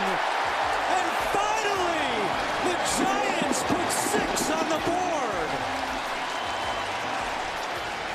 First touchdown in a month. First half touchdown of the year. And first home touchdown of the season. Well, this is beautiful. You get your big target, Waller down the middle, and it's right over Jamin Davis. He back shoulders it. Very nice throw from Tyrod Taylor, but just fits it in that crease in a 2 Tampa defense, and there's space. You can see it and puts it in the only spot where you're going to come away with the touchdown. Maybe that's exactly...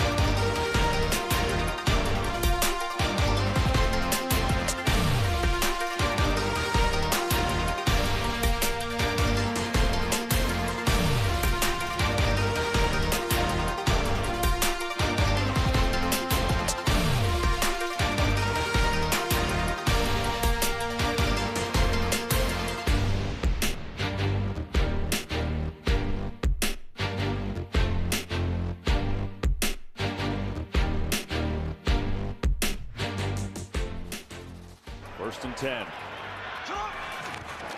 On the fake, looking for Andrews, has it. Mark Andrews turns upfield, looking for the end zone, diving for the pylon. He's in. Touchdown, Baltimore.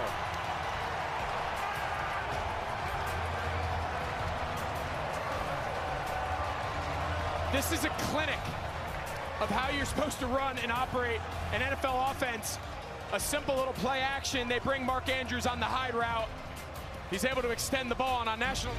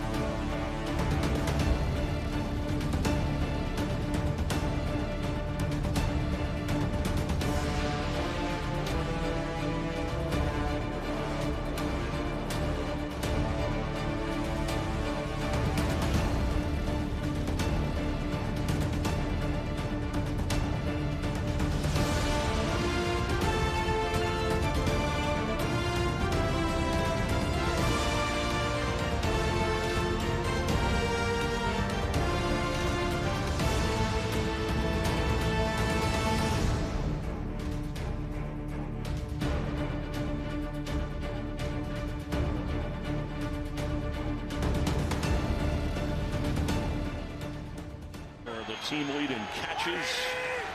Leads all rookies in scrimmage yards, but they fake, and Ritter is going to go deep.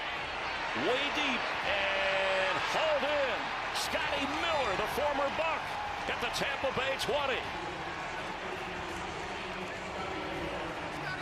Well, you get him on the double move. Right here is Scotty Miller. You're getting on the Carlton right there. Carlton Davis, and you got that little double move. And one thing Scotty Miller's always been able to do, he's always been able to run. That guy is fast. gets on Davis.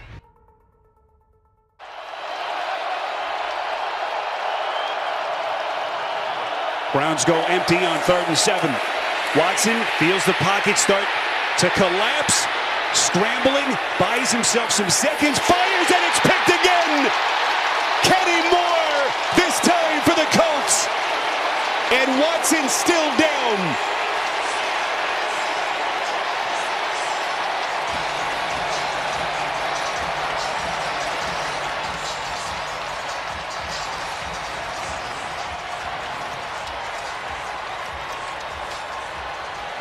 Well, you can see the concern from Kevin Stefanski. Watch Watson go down. His head snaps back onto the turf. Oh, boy. And now the athletic trainers make the long walk from the opposite sideline to tend to Deshaun Watson. Both of the interceptions he's thrown have come on 3rd down. Yep. And on the run, and he did have Elijah Moore, who was wide open early in the middle of the field, but because he was running to his left, he couldn't get the ball out on time.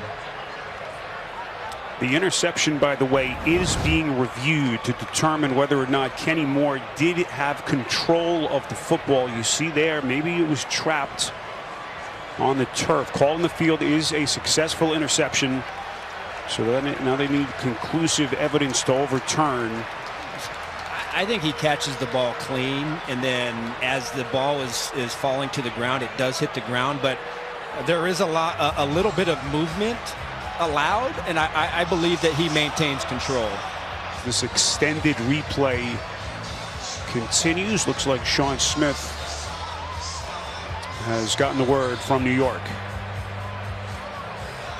After review, the ruling on the field is an incomplete pass. It'll be 4th down. All right, so Gene all over it. They will overturn the Kenny Moore pick. And on 4th down, the Browns are going.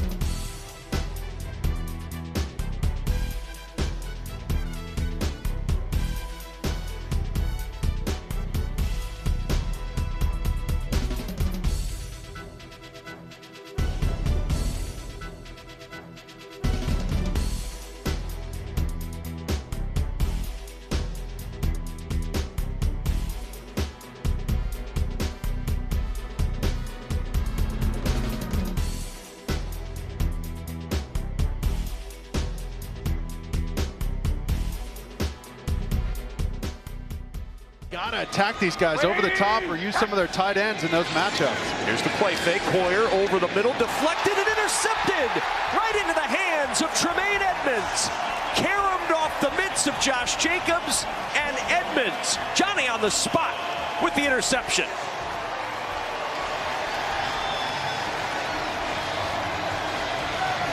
Well, this one's not on Hoyer. I mean, he's throwing Jacobs in the direction that he wants him to turn. And you're going to see the zone coverage. There's so much space in the middle of this football field. They're going to attack right in there. Watch, everybody blows out of there. And Jacobs just drifting a little bit on that route. He's got to stop and keep his... See if he calms down. Agent the give to Foreman. Foreman plowing into the end zone for a Chicago touchdown. His second rushing touchdown of the day, and Chicago with a 13-0 lead.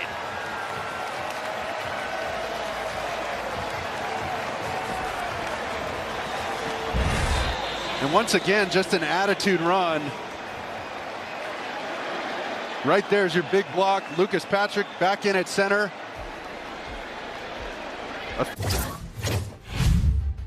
8 touches from Stefanski. Isn't that what he said? But seems to be the running back of choice here inside the 5-yard line. And now Hunt, Wildcat takes a direct snap. Hunt bangs it in. Touchdown. Boy, he knew he was going to get hit hard. Hunt taking one for the team. And Cleveland on the verge of tying this game. Really nicely designed, because what they do, because of the formation, Zaire Franklin, he has to play over by this tight end, and then he can't get over in time. And so you see Blackman trying to figure out what to do. He gets blocked, but Franklin...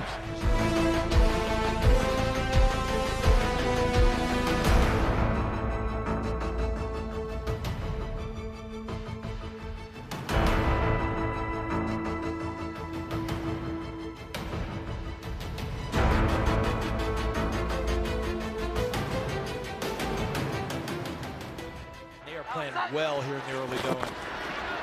Jones in the pocket, step and throw. He's got Bourne, and Bourne's got speed. Working that sideline out of bounds. Yeah, this is part of the reason why you can have all your opinions going into games of how it's going to play out, how one team's going to handle it. The Patriots have been the better team in this first half. That's good for 33 yards. And you know what was know how he handled it there? Mac Jones, fundamentally sound. Stepped up, felt the blitz pressure, and instead of just flushing and taking off,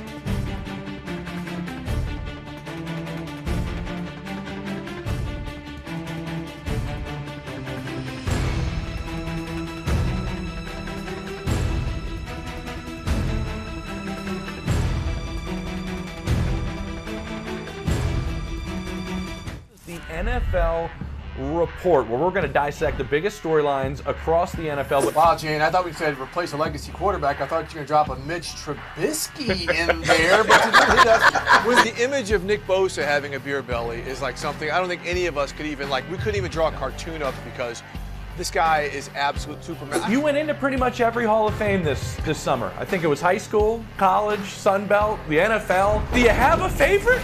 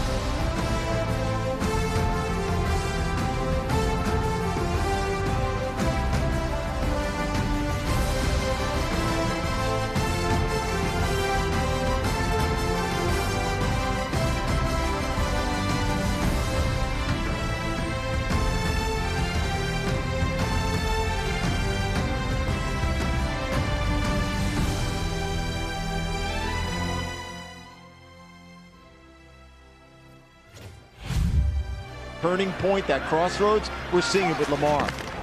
Yeah, here is Edwards, and that'll get the first down and then some. Big still going is Edwards, my goodness. He was just looking to get the first. They ended up all the way up near midfield. And this offense just keeps on doing what they want. He's got 20.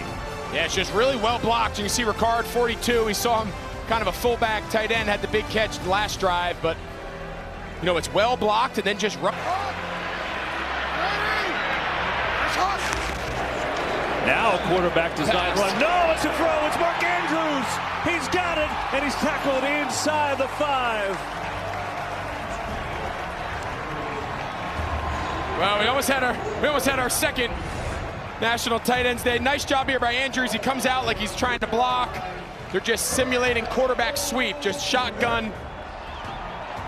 You know what gives that play away though, KB, and I know it's easy to see from up here. Lamar Jackson ran completely unbalanced here. They've brought Stanley, the left tackle. He's at right tight end. Flip it to Edwards, in for the touchdown.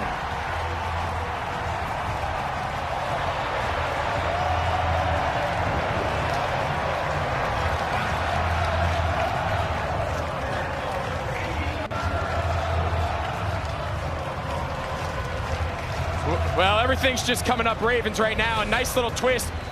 Ronnie Stanley, who's usually the left tackle, he's over here now playing on the right side at tight end. He makes the big block on Kaminsky.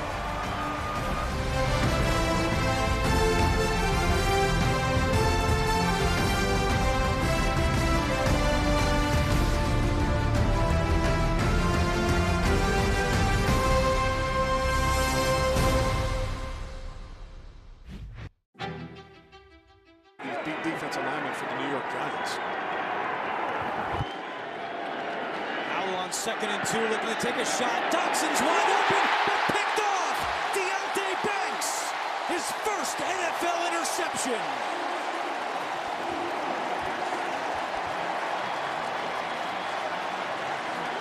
Banks caught in front and picks off Howell. For the 7th time this season, there is a flag down in front of the Giants sideline. After the play was over, personal foul, offense, number 71. That 15-yard penalty will be enforced from the dead ball spot, first down. It looks like single high, cover 1 coverage, but it's actually cover 3. Deontay Banks is floating into the second level, and easily picks that thing off because Sam Howell didn't drive it in. He floated it up there. Yeah, he could have taken some of the air out of that throw and drove it in, but you could see a little frustration, I think. Tyrod Taylor, play action again, steps up, dumps it down. Barkley, head of steam. Saquon stays on his feet, and he takes it in. Touchdown, Giants!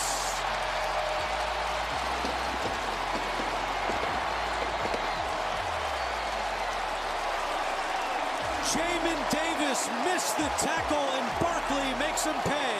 A 32-yard score. Well, Tiki, you talked about it in the open. It's about creating explosive plays through Saquon. And here's Saquon. He's just running a little bit of an outlet route against Jamin Davis. Squares him up.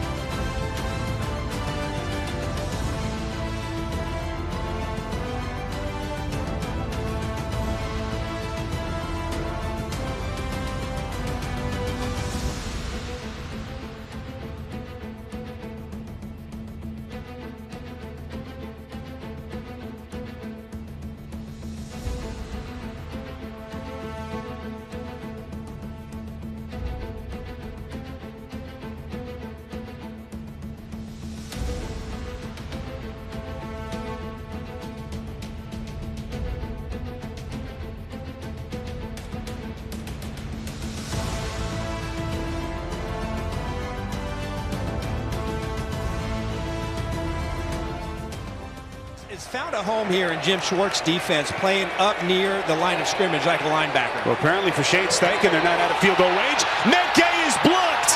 That's a live football. It's picked up Denzel Ward. Shane Steichen rolling the dice. They attempt a 60-yard field goal. Myles Garrett the block. And suddenly a short field for the Browns. How athletic is this guy? Just 285 pounds, and he's just going to leap right over, doesn't touch anybody, perfectly legal, gets his hands up and makes a play. That just doesn't make sense. It doesn't make, some things in life make sense. That is not one of them. I tell you that for sure. Deshaun Watson likes it. Man.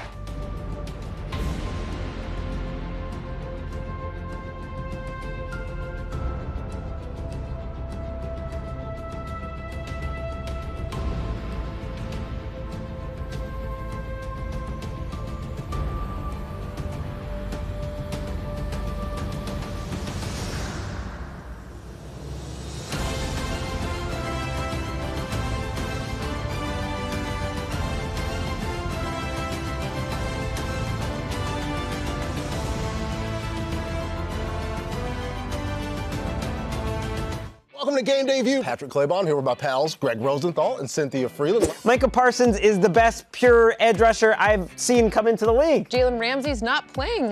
This is an opponent that they're very familiar with. So I expect big things from Mac Jones. I think the Ravens win in a close one by 1 point. Just one, which is math that I could do. Hey, that NFC North defense looked pretty darn good last night. Josh, you're breaking Cynthia's heart. You were her MVP pick, but there's still... I'm not worried. I'm not worried, bro.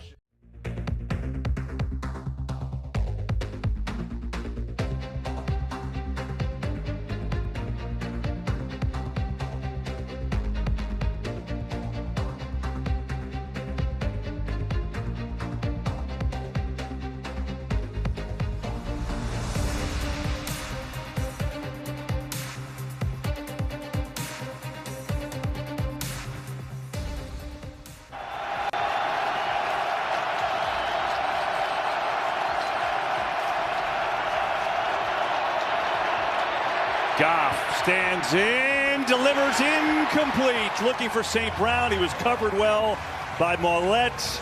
And the Lions will turn it over on downs. Got to move a little bit, but the drive stalls at midfield. Baltimore football.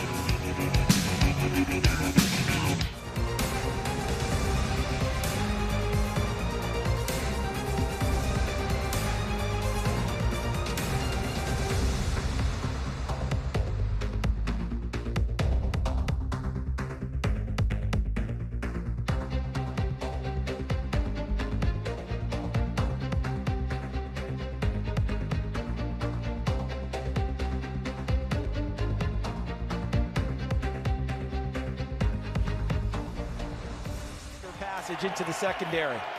10th play of the drive. Allen. Fake.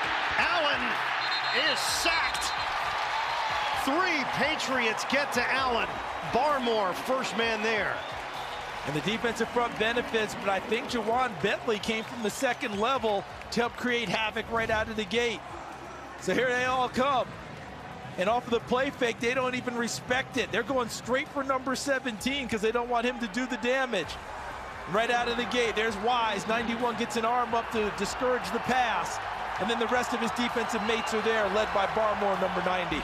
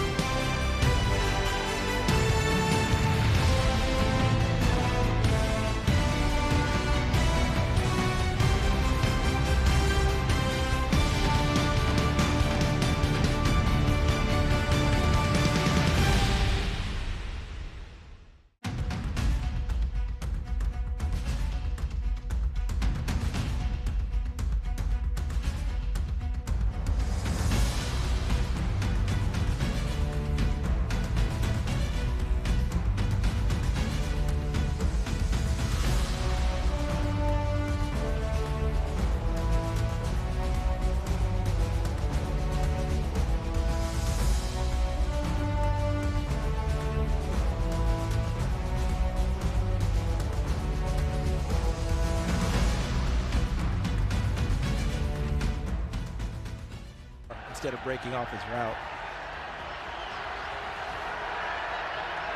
Trying to cut into the lead. Bass. Oh boy. That thing curved way off to the side.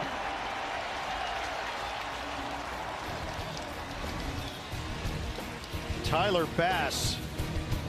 Everything looked okay from that point on, and then it went sideways, literally.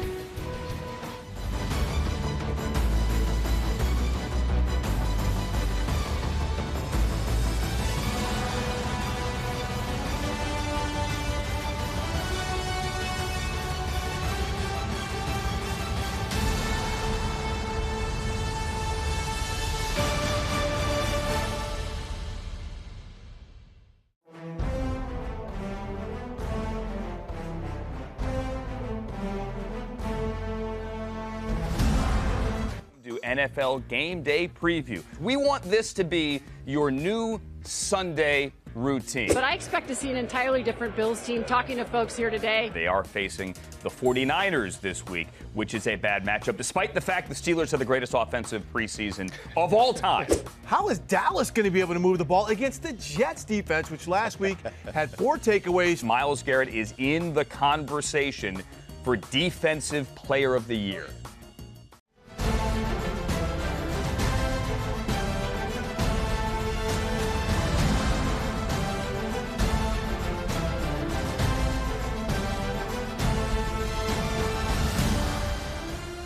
On this play. So Myles Garrett pinning in the ears back. Here he comes. They protect Minshew. He throws on the run. Wide open. It's Downs. Downs from the back takes a punishing hit, but that's going to be a first down and a lot more for Indy. A pickup of 34 for Downs. Watch the miscommunication right here. Downs is going to run a corner route, but you see 2 defensive backs. They're going to go underneath with the crossing route. So the bunch formation, it looks like that was Greg Newsome Jr. The bunch formation confuses the Browns. But look at Downs' first half numbers as he is right at the century mark. Meantime, it's Taylor breaking free. Taylor inside the 20, down to the 15, and here come the Colts. Jonathan Taylor for 24. Watch Freeland, the left tackle. Watch what he does. He's going to come out and then turn around and then just right here, peel back and hit Owusu-Koramoah.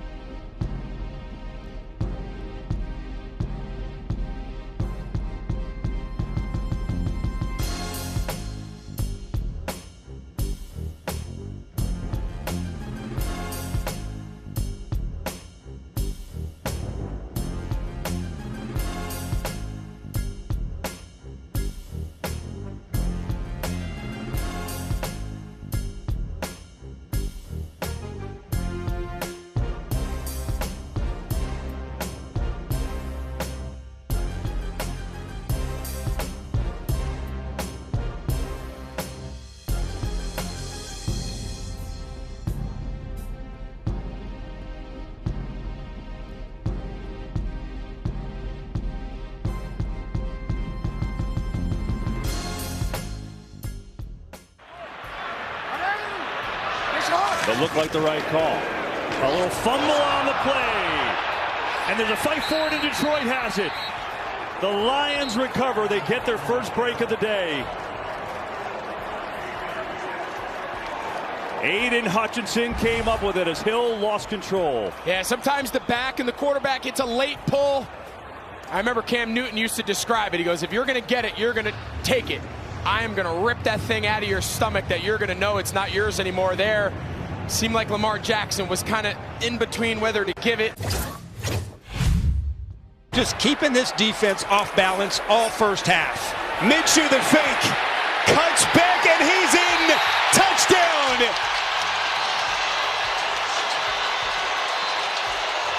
How about a little Minshew magic here in Indy?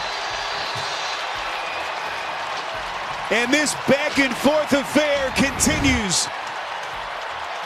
He is feeling it. Zone read. Myles Garrett collapse. Man coverage. One-on-one free safety. Who's going to win that battle? Spiro? Well, that time, Gardner Minshew. His running ability in this game has just been, it's been one of the differences.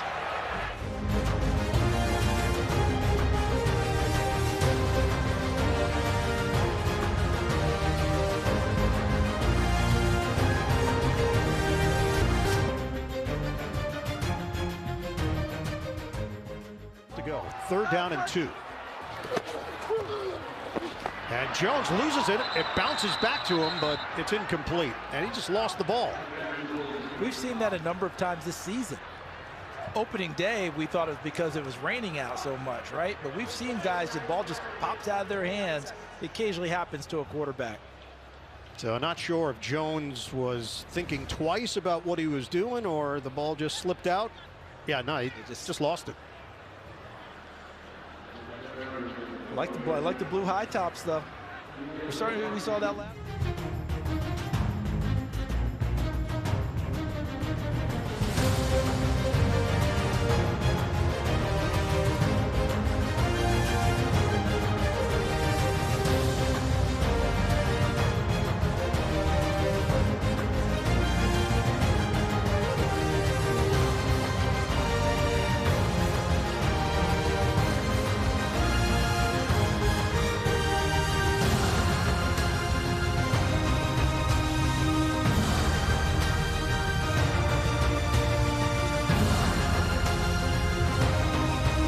Welcome to the NFL Fantasy Football Show. It's me, your man MG Marcus Grant, joined by Michael F. Florio. I like all three of them. I actually have all three as starts this week. He's the guy who took over last week, played the majority of his snaps in the second half after Deontay Johnson. Better things than last season, and I think they're going to have to throw the ball a whole lot more. Appreciate you hanging out with the NFL Fantasy Football Show. Enjoy the week, everybody. We'll talk to you again real soon.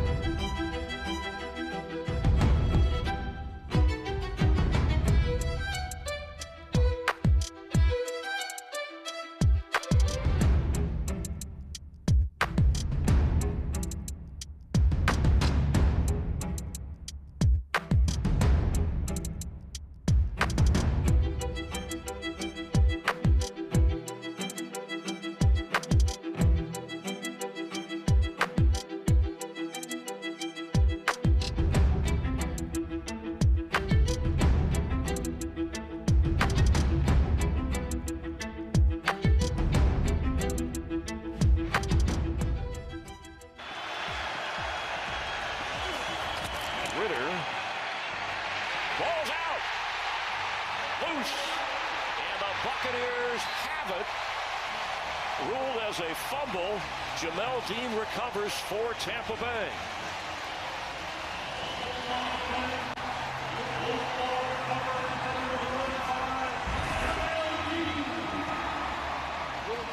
Pressure recovered by the defense. It's first down Tampa Bay. Yeah, Shaq Barrett got there, and Kalijah Cansey, the rookie, to knock it loose. Shaq Barrett off the edge and doesn't go after the quarterback, goes after the arm of the quarterback, creating that fumble, stopping that.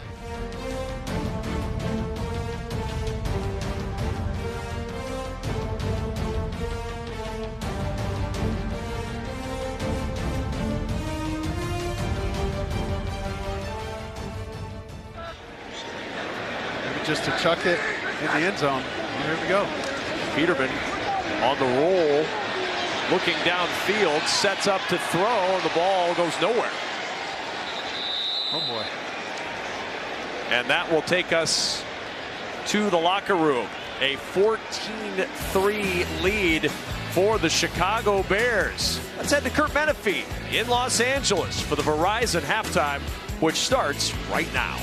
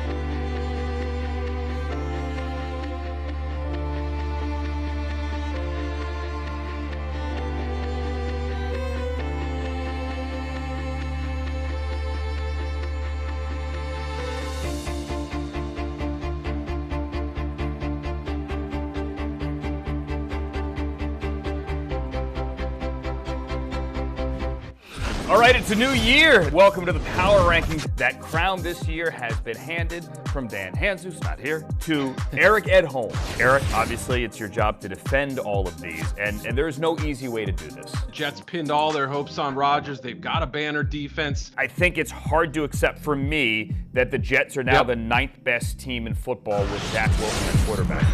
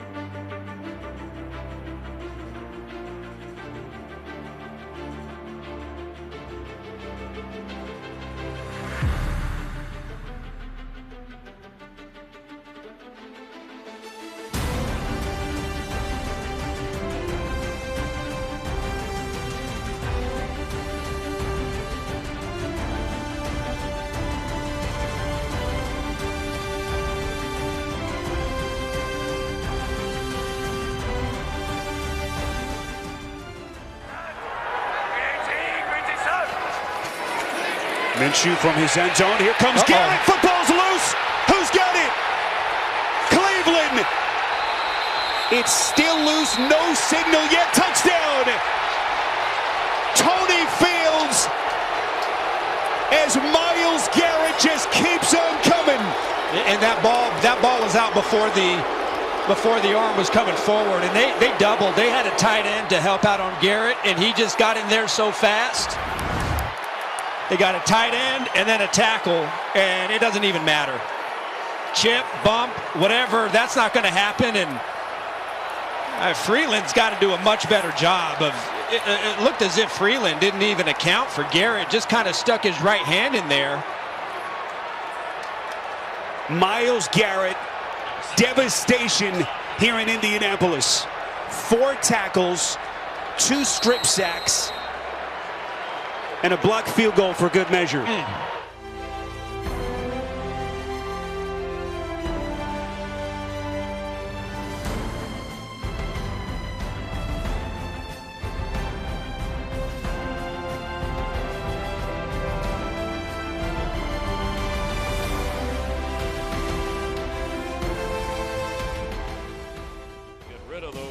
Pesky mistakes for the Falcons. The Baker Mayfield revival tour. Are we going to man cover him? Protected Ritter throws, and the catch made by Smith. And it's going to be a 1st and goal for Atlanta. Ritter has it for the end zone, and that's a Falcon touchdown. Desmond Ritter rolls in. Bucs score on their opening.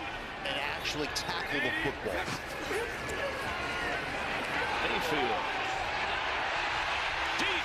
He's got it. Mike Evans. That's a Buccaneer touchdown. And look at this second gear right there. Just leaning into the defensive back. These all rookies in scrimmage yards, but they fake, and Ritter is going to go deep. Way deep. And hauled in. Scotty Miller, the former Buck, at the Tampa Bay 20. To 15 yards if you stay with him. Extra pressure. Mayfield gets away. Throws. Catch man Rashad White. Bangs his way inside the 10-yard line. And there go the Cannons.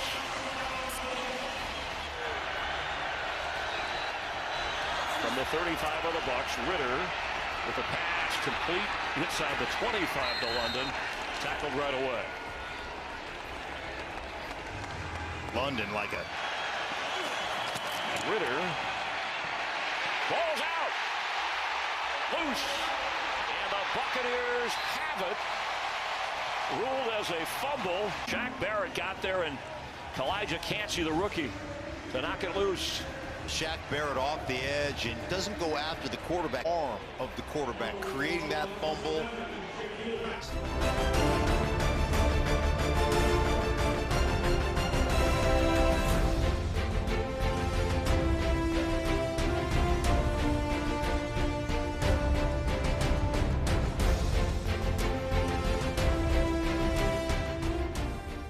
Buccaneers will have the opening kick.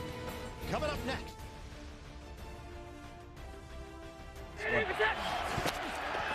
Fake the handoff. Allen on 1st down. Uncorks it. Intercepted. Jabril Peppers. The Bills turn it over. First 3-0. Looking for a yard. Through the air. Jones. Diving attempt. It's Douglas for the first. Creating that space. 7th play of the drive. It's Elliott. Trying to punch it in. Touchdown. Patriots. 5. Going empty set, going to allow Josh Allen to pick out his target or take off and go. Nickel package. Allen out of the pocket, floats it up. On time, James Cook with the grab. And a 1st down into New England territory. We sat down with Cook yesterday. We asked him about other running backs that he liked. Playing well here in the early going. Jones in the pocket. Step and throw. He's got Bourne. And Bourne's got speed. Working that sideline out of bounds. Package here for New England. Allen from the gun. Got the 1st down. On the toss to Kincaid. And the Bills are inside the New England 20. Trying to cut into the lead. Bass. Oh boy. That thing curved way off to the...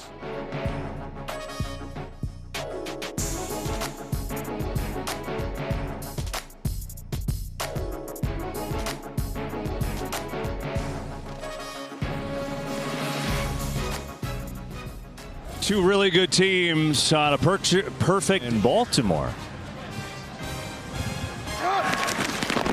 Here's a fake.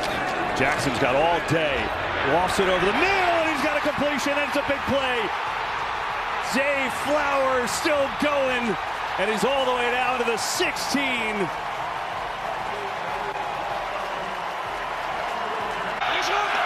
Fourth and 1. A fake. Jackson, room, first down, touchdown. And they get the touchdown from Jackson, and it's 7-0. That works. Here's Jackson. Has some time again. Slings it near side. Caught by Rashad Bateman again for another first down. So Bateman, who had only 10 catches. Right here. See how tight they are now? Jackson can't find anyone. Looking to take off and run. Bounces away. Still serving. Still alive. Throwing it. End zone. Caught for the touchdown. Nelson Aguilar.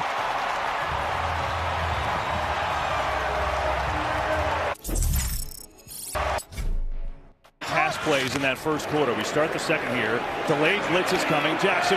Ricard. Nobody near him. Ricard. Room to run. Look at this. One tackler. He's all the way down to the 21. There was nobody there within the big fullback. On the fake, looking for Andrews, has him. Mark Andrews turns upfield, looking for the end zone, diving. Mark Andrews is making his presence felt. He's been one of the top guys at the position for a long time and still playing at a high level. Seeing it with Lamar. Yeah, here is Edwards, and that'll get the first down and then some. Big still going is Edwards, my goodness. He was just looking to get the first. They ended up all the way up. Stanley, the left tackle, he's at right tight end. Flip it to Edwards, in for the touchdown.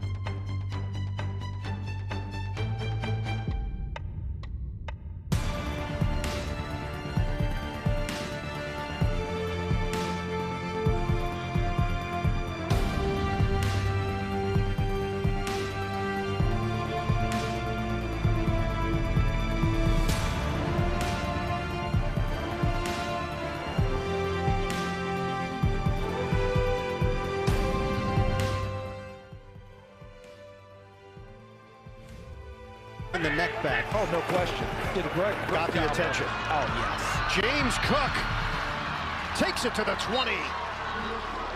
So back up the penalty with a 20-yard rip. Eventually tackled by Kyle Duggar, and the Bills are in business. Look what we got going here now. These guys getting upfield. Remember how we were talking about how New England's getting that push?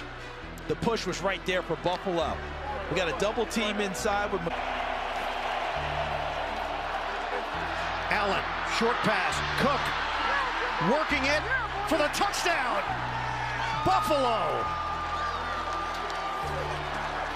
James Cook, the catch and run for the score. Watch what Cook does. This takes us back to when we're kids and you're playing in the yard, and the game is just simply dodge and evade. How long can you hold on to the ball without being tackled or touched?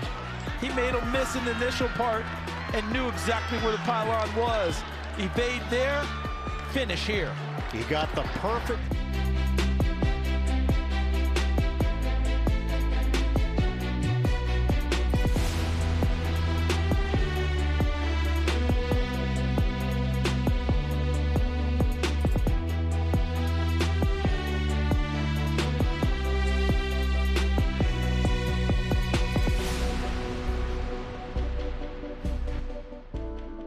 Of 50+. Acquired in the trade in late August from the Chargers. Good snap, good hold. Hopkins is good. And Cleveland builds on its lead. They win the field possession battle late in the half thanks to that man. And the Browns are going to take a 6-point lead into the locker room. Much to the delight of his head coach, Kevin Stefanski. This is the end of the first half.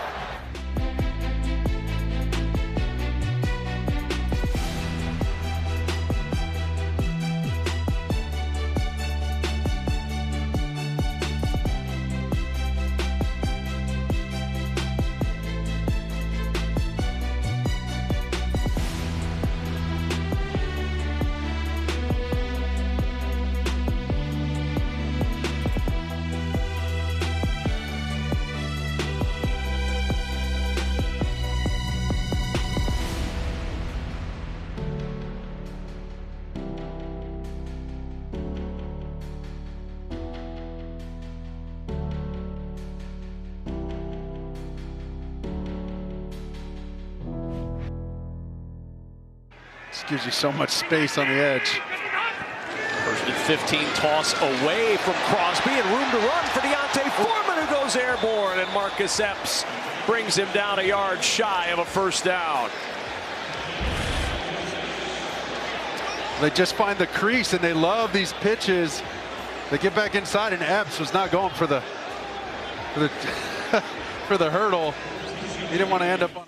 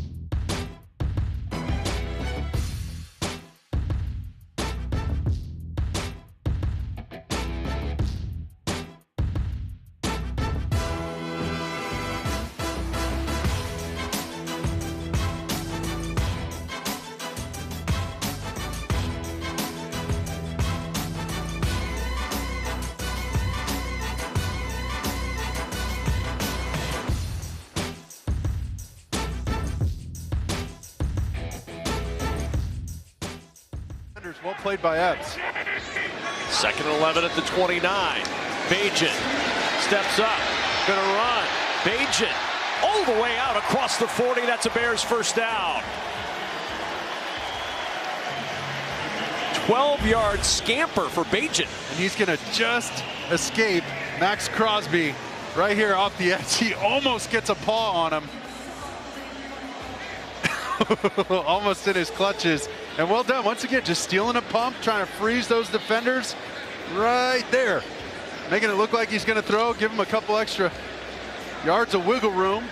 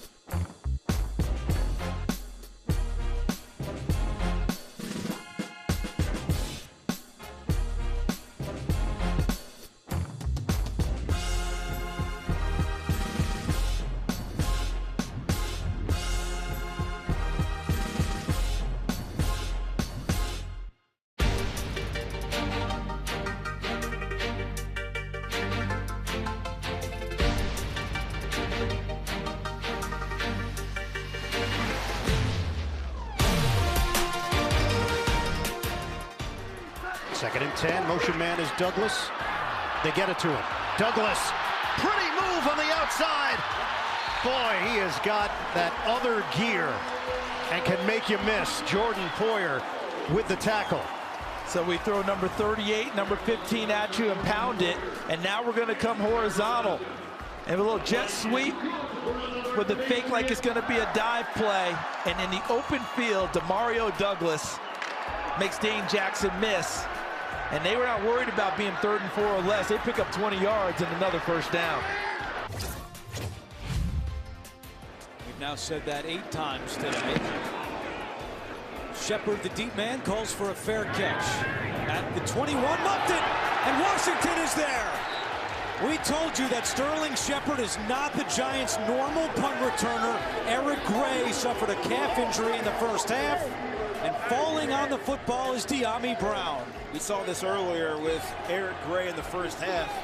As a punt returner, because I did this for a lot of my career, if you're moving your feet, it gets really hard to get square on the football. Now there's some wind up there, and that's maybe what caused that to shift at the last moment on Sterling Shepard, but you got to get those elbows together. Amani Toomer used to be the best at that. Even with his pads on, he could put his elbows together. When you don't, the ball can go right through, and this creates a golden opportunity for the Washington. John Vaughn is in at running back. The pitch to Devin Tompkins. Falcons are ready for that. Although he spins out of it, and the ball is loose inside the 30. And the Falcons are indicating that they've come up with it, but we'll wait for the officials. But Cale London came away with it.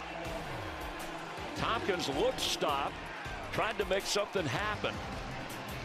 And Nate Landman is the one who knocked it out. London recovered. Yeah, he comes across the football right here. You see the punch, and that's what they've been talking about in Atlanta. How can we attack the football? Once we get the running back or the receiver stopped, can everybody get on that football? Put your eyes on that thing. You got the Peanut Tillman punch right there by Landman, and the ball's going the other way. And that was a focus this week. Create.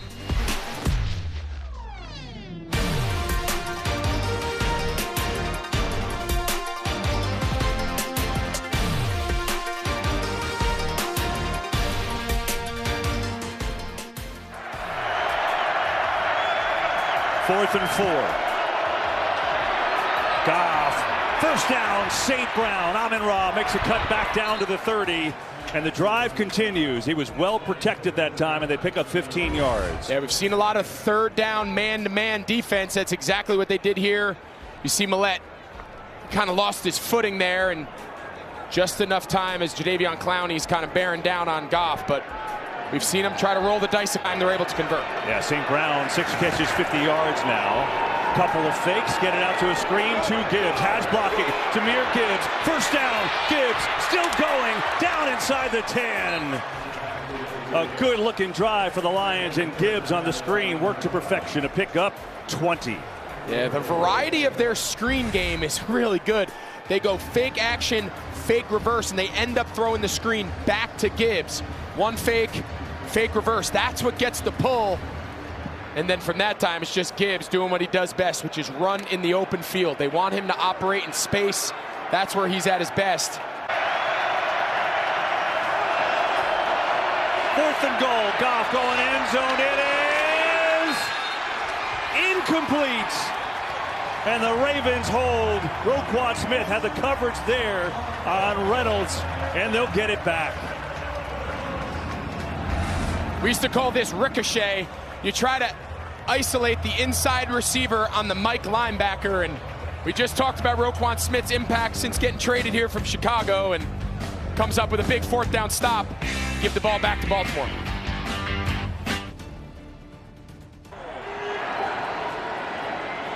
Here's Robinson. Robinson cuts it up and in for a Commanders touchdown. So the Shepard fumble leads to 6 for the Commanders. And this is so uplifting for the Washington Commanders. They haven't done anything at all. Here you have Brian Robinson just coming straight downhill. Duo block. Actually, it's inside zone. He cuts all the way back behind it. Yeah, just like when you have.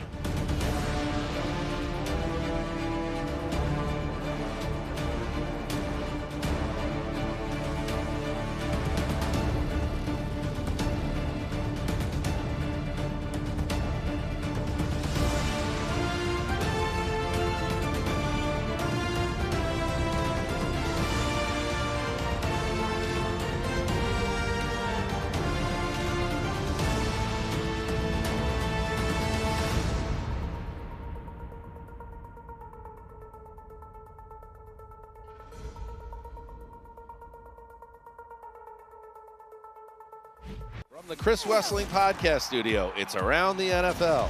I like this game. Yeah, I know you do. Yeah, the Browns. We all know. The Browns are in The it. Falcons defense kind of looks interesting right now. He hasn't done anything in his career yet, Meg. Let's not act like he's done anything in his career yet. I know the Titans are a good run defense, but Mixon has been looking a few years younger. And Greg is looking. He's searching. I'm about to give up. Don't they have like an index or a table? I don't remember. You look like you're really trying hard.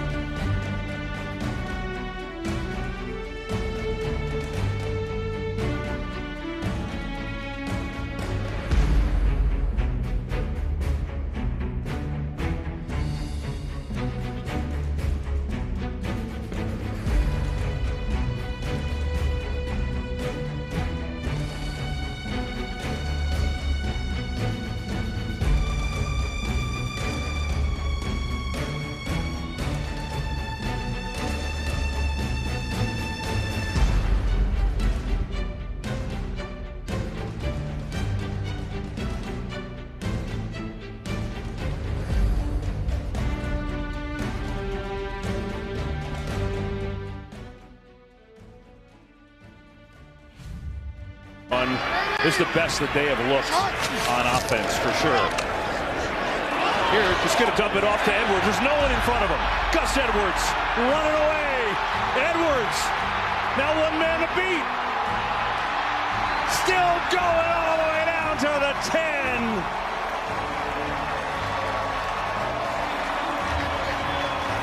And take a look at it again. It's clearly a pass. Right. He sees the unblocked guy, Jack Campbell, off the end, and he says, I'm just going to run the other way, and the running back's wide open. I don't think I've ever seen a running back get a dump off at the 10-yard line and have it up.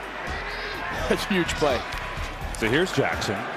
Pressure coming, going end zone. It is caught for the touchdown. Another for Mark Andrews. KB, what day is it? You know what day it is. Yeah, we don't have to say it anymore. I don't know what's more left to be said. I mean, if this Baltimore Ravens offense can channel this level of performance week in, week out, simple little inside seam route, one-on-one coverage against Tracy Walker, the safety. They've had great protection. Lamar Jackson's playing. Goal. Bacon with time. Throws it short. Foreman with the catch. Foreman to the end zone for the touchdown. And the first first career touchdown pass for Tyson Bagent.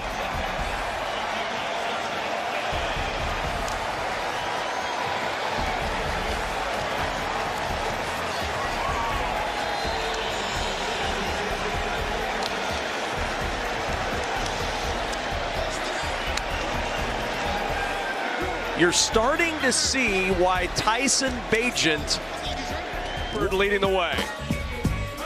Tyson Bagent, calm, cool, collected, and on top, 21-3. Yeah, you know the family loves it.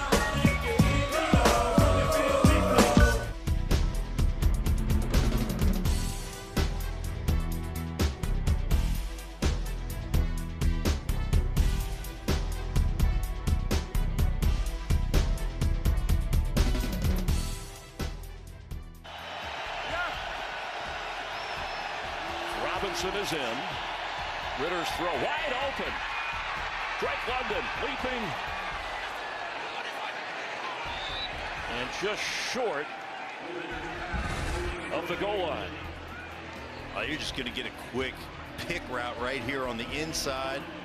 Little switch release and just making it really easy on the quarterback right there for the underneath throw, and a great effort. Boy, that is so close. Is that, I mean, does that cross that end line?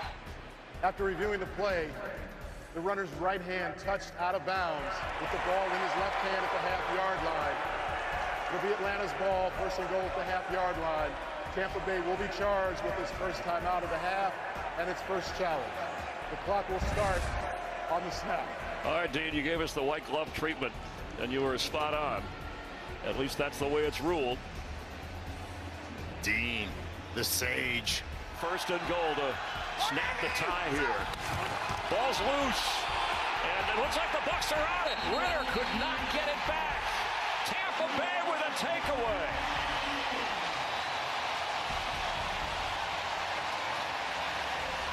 The rookie from Louisville, Yaya Diaby. The third rounder hustles on the awkward snap. Out hustles Ritter for the football.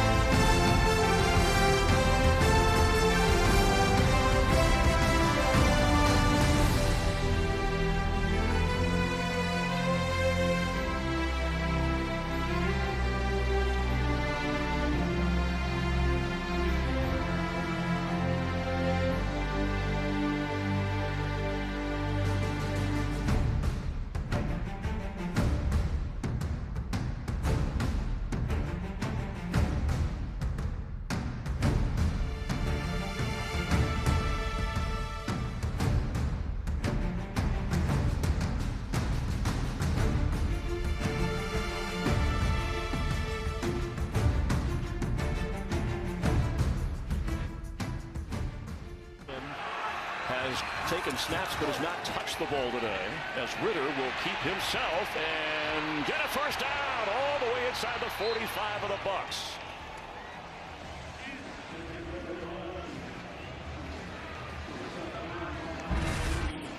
First thing, just catching the snap. It's down here by your left knee, and then, you know what, doesn't like it. And this is one thing that Ritter, I would like to see him do more. Like, not only design runs, but scramble a little bit. Allen move in that direction for a short throw. Allen on 4th down, directing traffic. Allen connects, and the ball pops free. Dawson Knox couldn't hold on to it. A big hit there from Bentley, and the Bills turned it over on downs. As Josh Allen maneuvered and pointed to his receiver, he brought him to the ball, but Jawan Bentley came to the ball as well.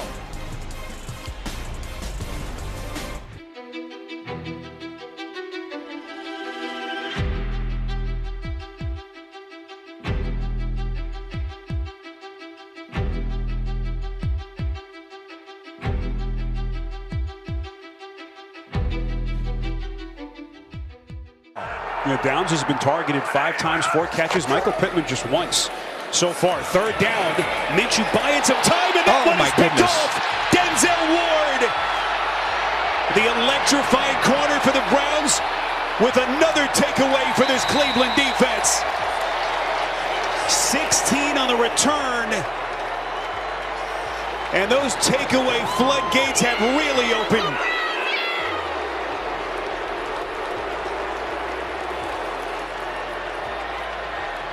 Boy, he has become one of the elite cover corners in the sport, and he capitalizes on the Minshew mistake.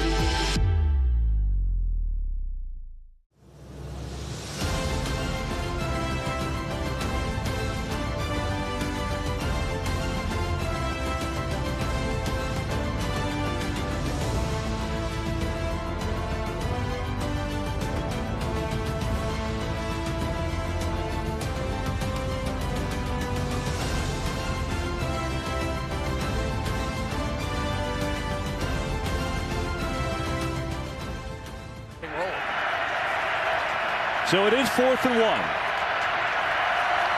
Blitz coming. Goff just going to go deep, and there's nobody home. It's going to be intercepted in the end zone by Geno Stone. His 4th of the year. That leads the NFL. Geno Stone, a guy that was back in 2020, he was cut from this Baltimore Ravens roster. Brought him back the following year. Wasn't sure if there was a spot for him, but every time he gets a shot, you're going to see him here at safety. 3rd and a couple inches. Not sure why he didn't just take one of the underneath routes and just keep the drive alive. Instead, he goes for a home run. Goes to his home run guy, Jamison Williams, but they're off the mark in this Baltimore Ravens defense.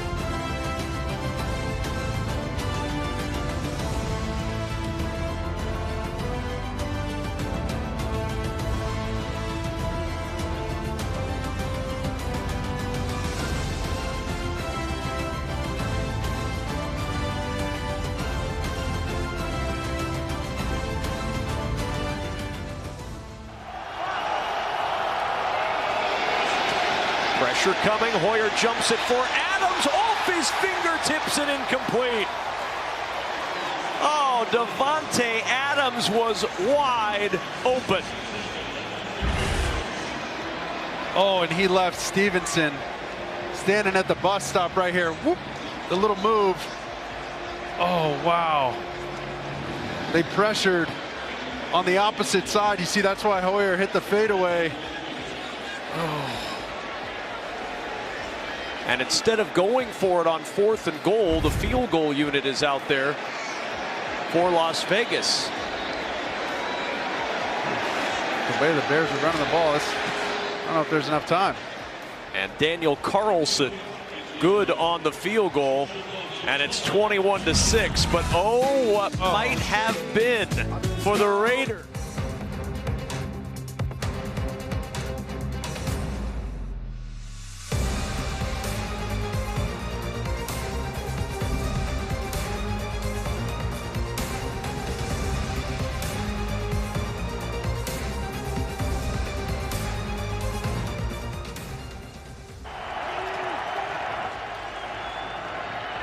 Pressure's coming in his own end zone, throws it up, intercept, no! Thibodeau dropped it! Kayvon Thibodeau could have walked into the end zone. And there was not a Washington receiver anywhere in the vicinity. That should be intentional grounding. It absolutely should be intentional grounding. And would have been a safety if called in the end zone. Oh, he was outside the pocket. I got it. Outside the pocket. Good call. Nobody near except Thibodeau, and you can see what he had if he caught it.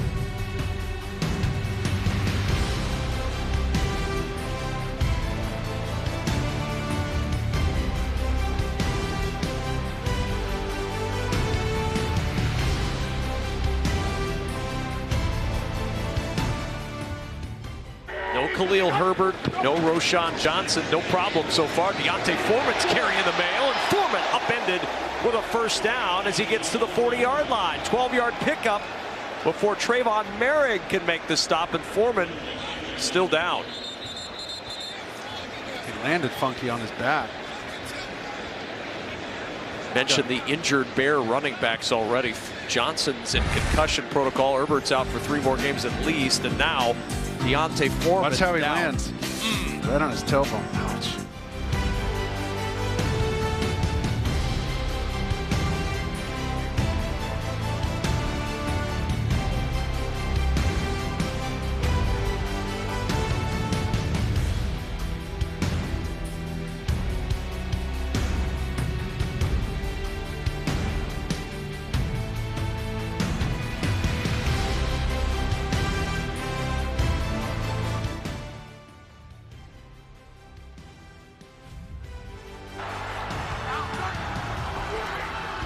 Jones looking, throws, Kendrick Bourne, he's got the angle, touchdown, Patriots.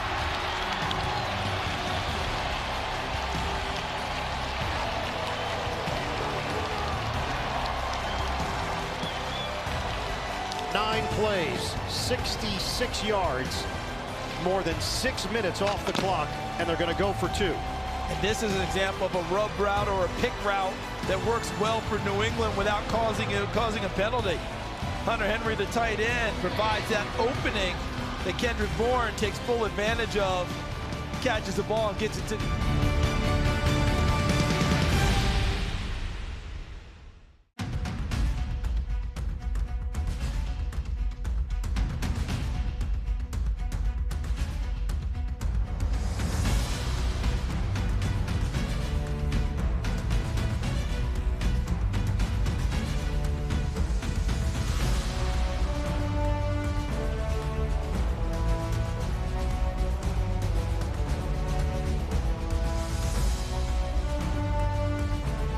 What's up, everybody? Welcome to Move to 6. DJ, Bucky, and our good friend Rhett. And so you're looking at this defense, you're like, man, they lose these talented players, but they appear to have guys in place. I actually ended up with both of them in my fantasy team, but I won't waste everybody's time talking about my fantasy team as Rhett just did. I'm telling you, if the best receiver in college football in the last decade does not get 10 targets minimum every game, something is wrong. It is a loaded podcast we have coming your way. We're going to have more Move to 6 than you've ever had in your life.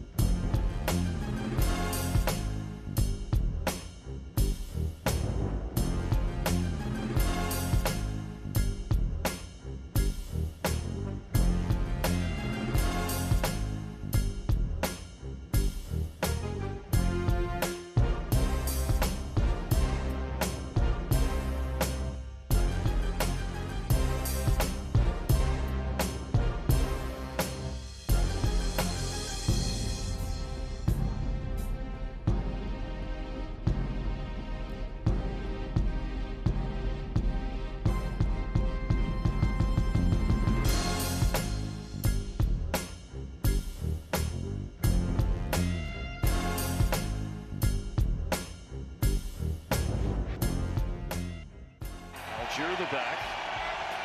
Hodge in motion. Here comes again. Ritter's going to try to outrun. And on the move, wide open, Tyler Algier. Tries to put a move on down the sideline and drags the defender, Ryan Neal, all the way inside the 45 of the Bucs. What a play by Desmond Ridder. Wow, and Devin White just bites. He looks at the quarterback as he avoids the pressure right here. Watch, he stops, he thinks he's going to run, and then sneaking out there, Algier gets deep, and Ridder the wherewithal to put the ball on him, and then the physical.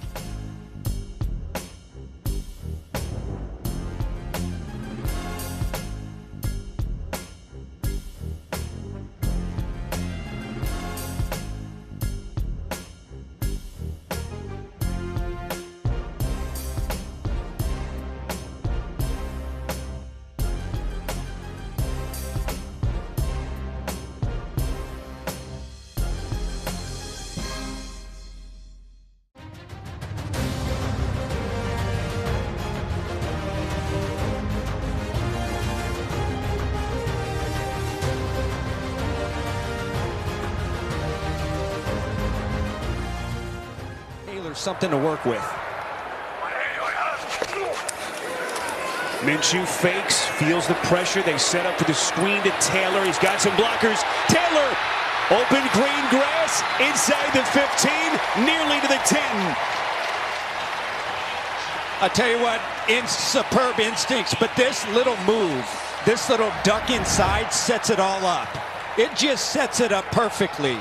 Fake it, they're going to throw it out to Taylor, but watch after he catches it. He's going to go inside. So desperately need that kind of production from Taylor. Taylor on the take, and he's in. Boy, the grease is hot. Jonathan Taylor starting to sizzle as the Colts get a little bit closer.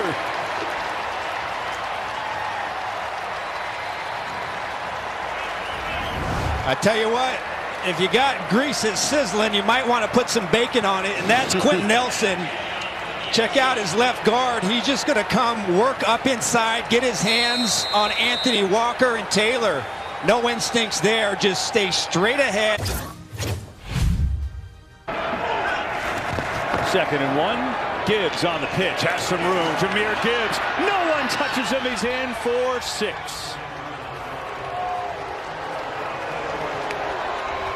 And the first touchdown for Jahmyr Gibbs in his NFL career. Take a look here. Taylor Decker, the big left tackle. He's going to pull out. He gets out in space. Nice crack block. Watch Geno Stone. He's like, nope, I'm good, buddy. We're up 35 points. That's a business decision. And then Penei Sewell, all the way from his backside right tackle, he got himself into the action. Great effort from the two tackles, and have to assume a little too little too late, but nonetheless.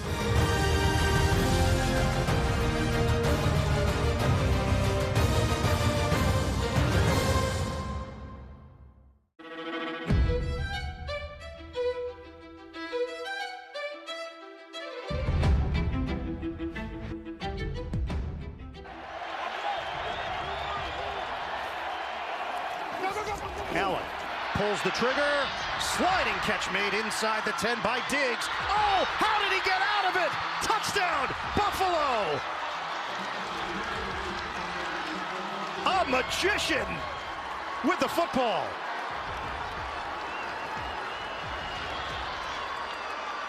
And Josh Allen stared down the fire and delivered. Their two superstars on the same play made superstar plays. Diggs finishing it off with the presence of mind. I have not been touched. Look at that baseball slide and up before, and then shakes off the attempted tag by JC.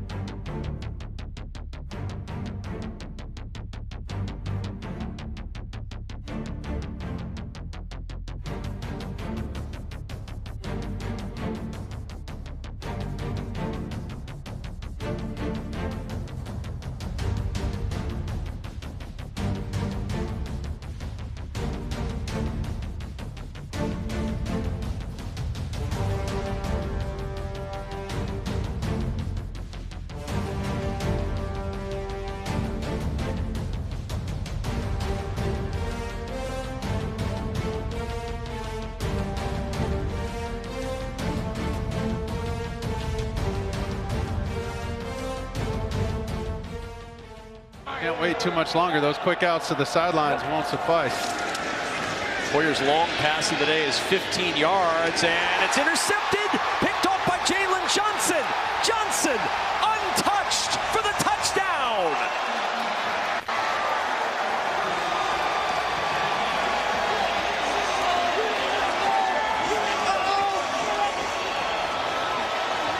And the pick six may end the Soldier Field drought. Over a year since the Bears won a game at home. Well, Jalen Johnson never got out of his back pedal. He was just shadowing Devontae Adams. Wasn't scared of him running by. We talked about those short underneath throws all game. He was sitting on it. You see, Coach Graham didn't love it. But Jalen Johnson jumped on that comeback route, was all over it.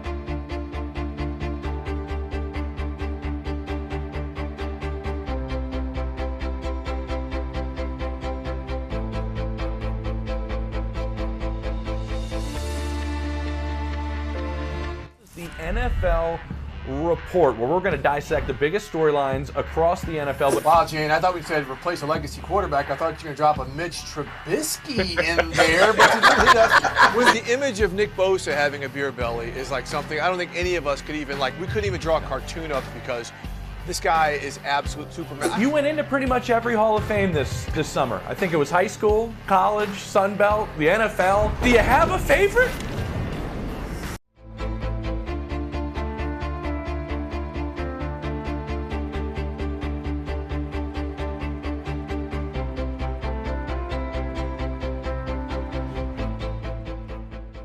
Lined up at fullback. Watch him getting in the flat. Pitch play, that's a live football. Ford picks it up, and he is buried back at the 50. And that is where the Colts will have it. They lose 9. It's a good pitch by Walker, but Ford just drops it. It looks to me like it's right where it needs to be, but a critical mistake.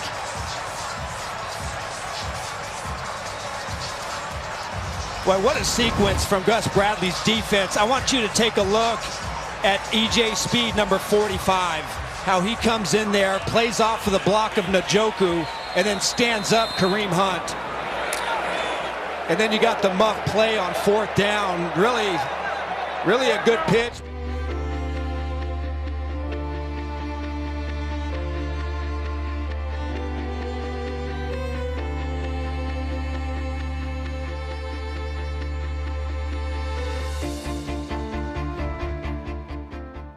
Of 7.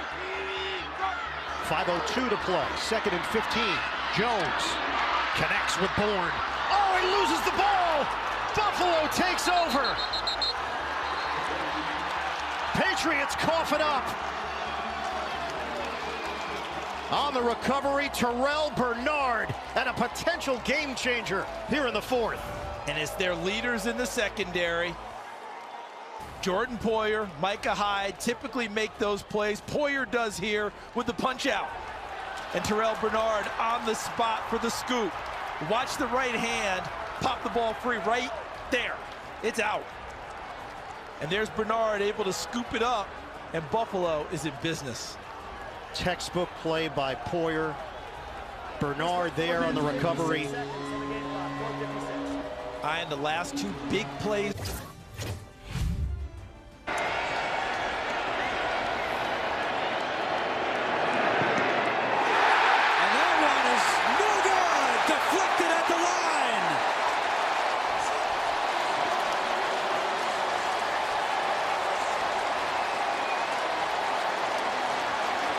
So now both teams Williams have missed a field goal.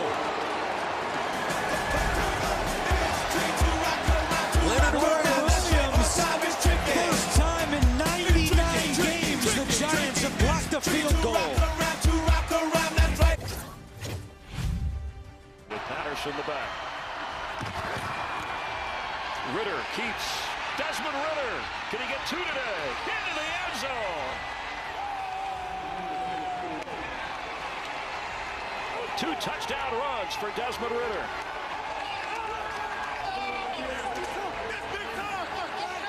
Well, you got to go back to a play or two earlier where they ran that zone read. And it looked like the ball came out near the goal line. We're going to get a replay here. It was ruled a touchdown. Winfield knocks it out. See his hand in there? So that may be, we have to see if he crossed the line. That may be a touchback. Oh, this is big. That is huge. The ruling on the field is under further review. It was ruled a touchdown. There was some hesitation, but Antoine Winfield knocking it loose. Scoring play. They're checking. They're reviewing. Winfield making a spectacular play, and a moment ago Ron Torbert announced it's a touchback fumble, no touchdown. Yeah, you can see it right there. Winfield never giving up, and that ball is loose before it crosses the goal line. It's the appropriate call, and I'll tell you what, that is one of those where you just never say die. Perfect punch by Winfield. You know, that's one of those things where an experienced ball carrier gets that ball on the opposite side of his body, but when you're a quarterback, you're just not used to doing that, switching the ball from one.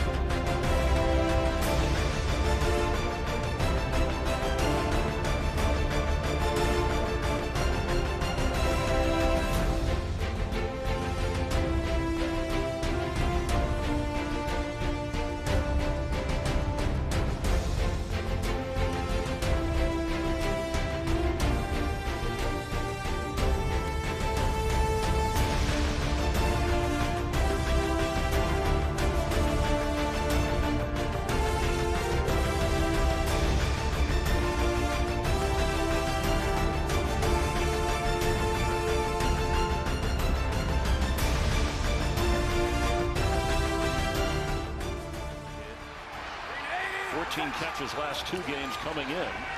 Mayfield to throw. And intercepted! Richie Grant with the takeaway for the Falcons. It's been all about defense today.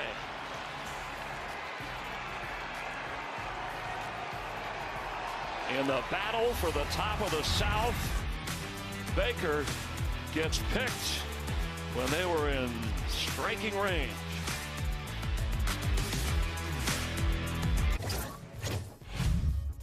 There's not many, but there's a handful of runs that he likes against that package. 4-man rush this time. Taylor taking a deep shot for Hyatt. Separation, and he's got the catch. The speedy Jalen Hyatt beats the defense for 42. I mean, right on cue.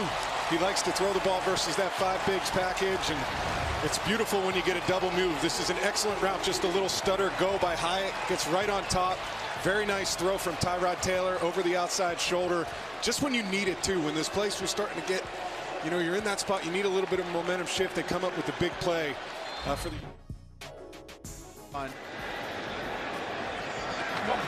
First and 10. O'Connell going deep, and it's intercepted again. Jalen Johnson with his second pick.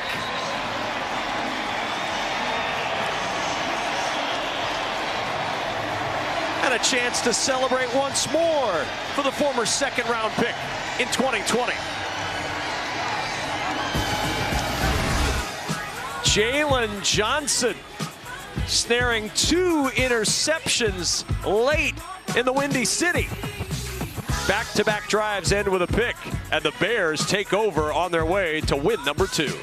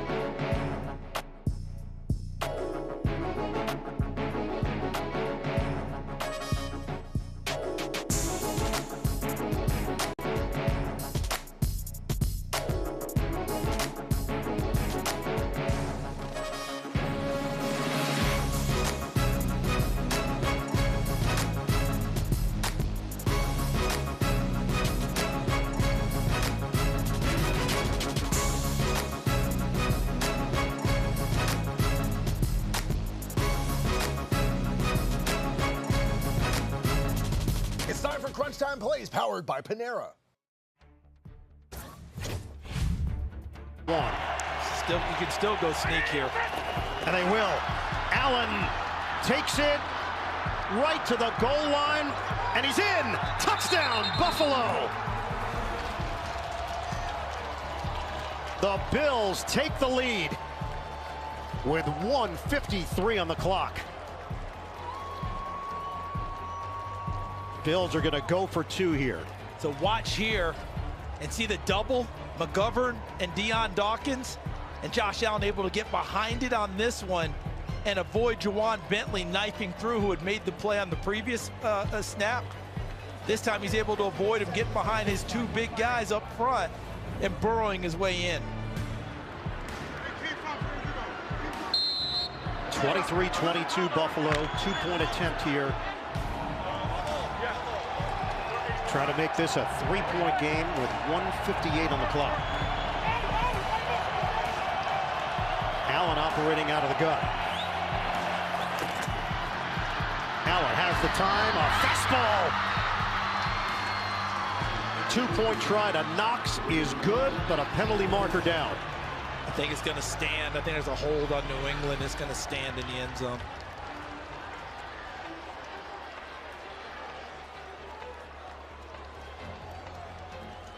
If it stands, it's 25-22 Bills. It would be 15 points. Holding defense number 30. Penalties declined. Result of play is a 2-point conversion. So put it on the board.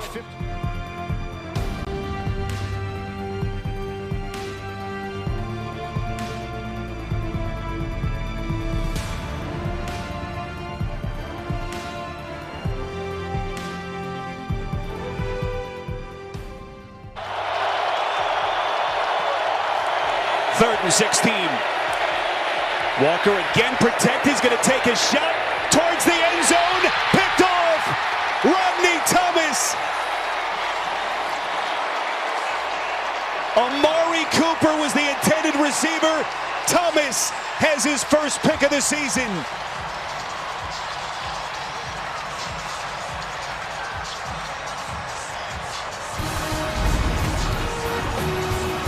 Rodney Thomas, the former 7th-round pick, going up high.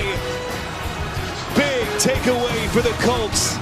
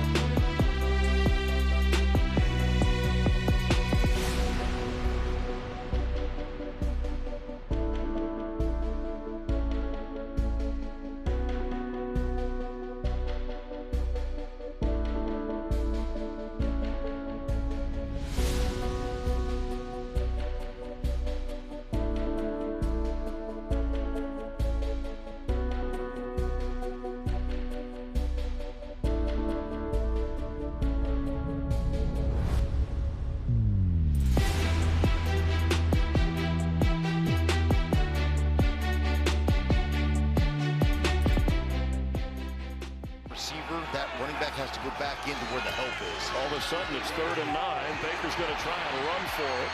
And Baker Mayfield crosses midfield, turning inside the 35 of Atlanta. Waiting for a big run from Mayfield all day. And finally, right here, get jumping inside. You got to stay outside. Once Baker sees that, he's off to the races, and then Baker does his thing, leading his football team, and the excitement, the energy that he plays with. You can see him smiling as he's running right here.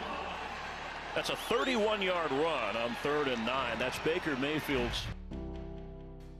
Feels pretty steep. 1st and goal. O'Connell, catch, touchdown, Jacoby Myers. And O'Connell able to lead the Raiders to a late touchdown. Too little, too late for Las Vegas with 1:10 to go in the 4th. Well, here's the matchup outside. This is kind of shy away from the contact there. A little bit of a pillow fight going on.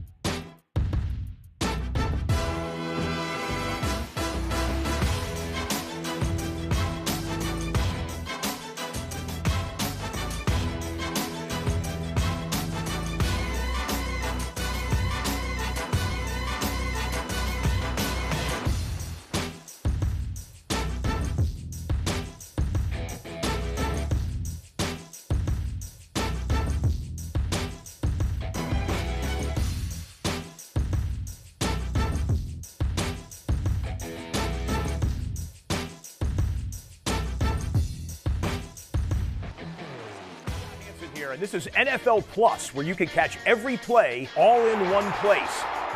You get access to live, local, and primetime games on your mobile phone and tablet. That's every in-market game with you on the go. I never knew that was a thing. Oh, yeah? Go. And here's the favorite part. You can stream NFL Red Zone live every Sunday.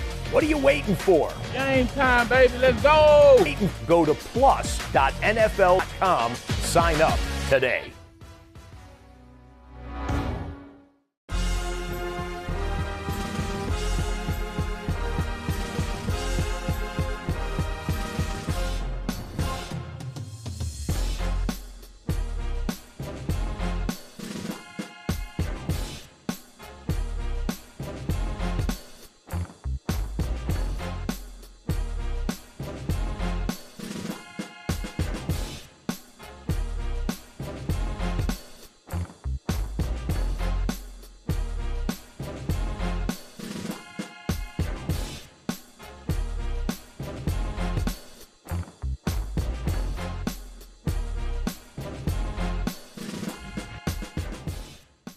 Better working the clock. Mayfield will be sacked by David Onyemata.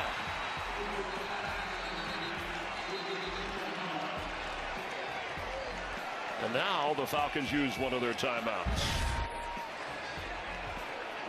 Onyemata is just really working hard here. Just continues. Everybody's covered out here. You look at this. I mean, that thing is all covered up, and Onyemata just keeps on working. Finally gets the pay dirt right there.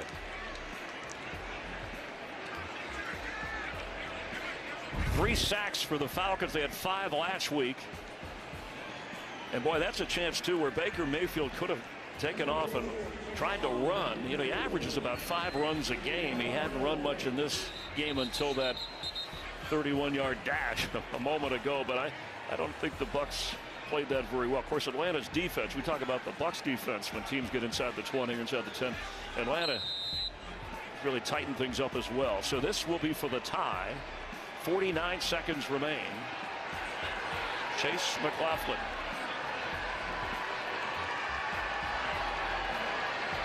One missed kick in 5 games, and he delivers. Now what? All about family. That's all he talked about with us. And that's deflected in the air. A unique onside kick, looking for the carom. And Cole Kmet able to secure. Travis Homer took this fastball right in the face. Oh my God. Boom. Get the catcher's mitt up, Travis. Like water boy. That was wild. I mean, oh my God. Just ripped a heater right at his.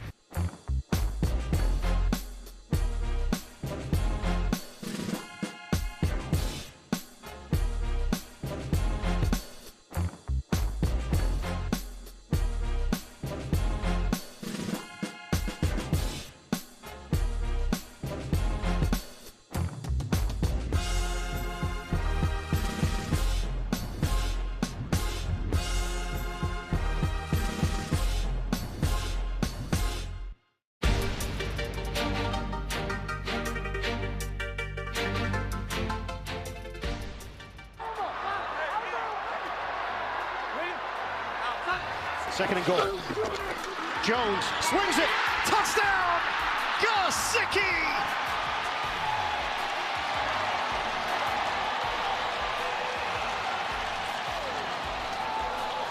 Patriots go in front.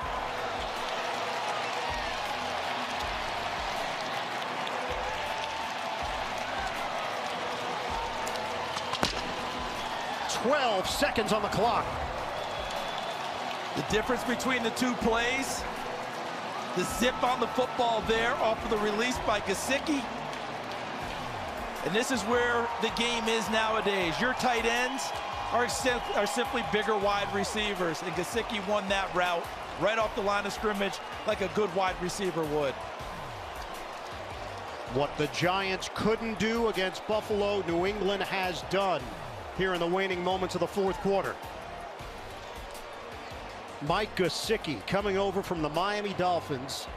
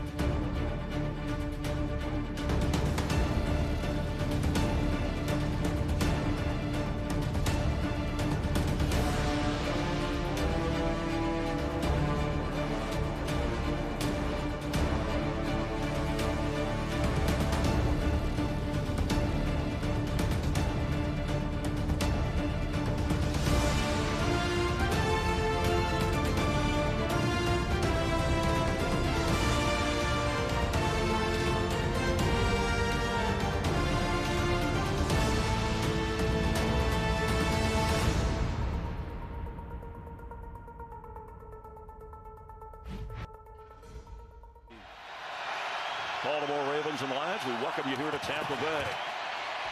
2 timeouts Atlanta in a tie game. And what a catch! Kyle Pitts down the sideline.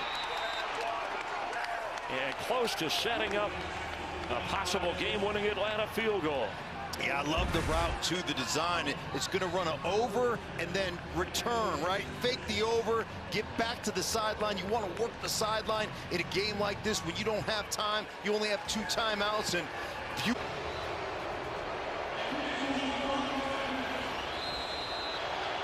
for first place in the division and a victory in Tampa Bay, Younghoe Koo from 51. The kick, it's up, it's out, it's through. Time expires. At the buzzer, the Falcons win it by 3. Atlanta moves to 4-3. The Bucs drop to 3-3. Younghoe Koo on top of the world with another game winner. well, there you go. That's why the kicking game right there is important. Beautiful snap hold. Koo puts it through for the victory. I tell you what, celebrate. Go ahead and celebrate. Not a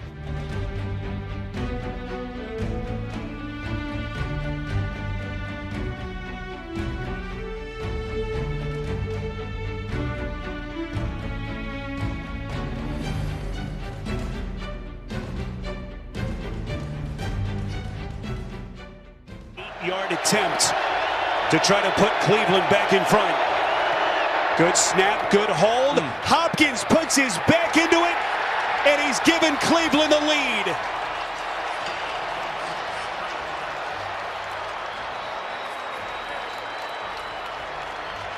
Stefanski putting the trust into his kicker, and Hopkins comes through. Longest kick of his career. Money.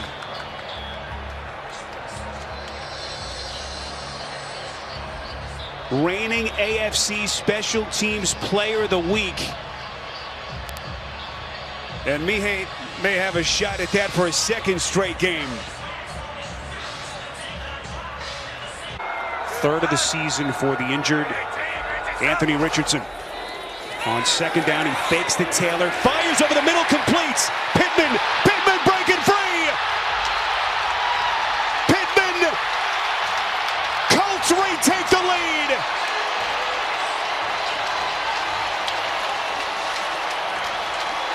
Minshew in the pocket. Look at this.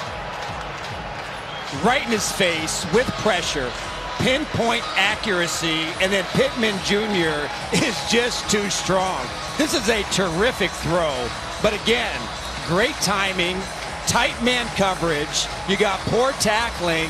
Pittman off to the races, and he just can't contain his enthusiasm and gives the Browns a little bit of a taunt. A little Tyreek Hill. Gardner Minshew, for the craziness of this league.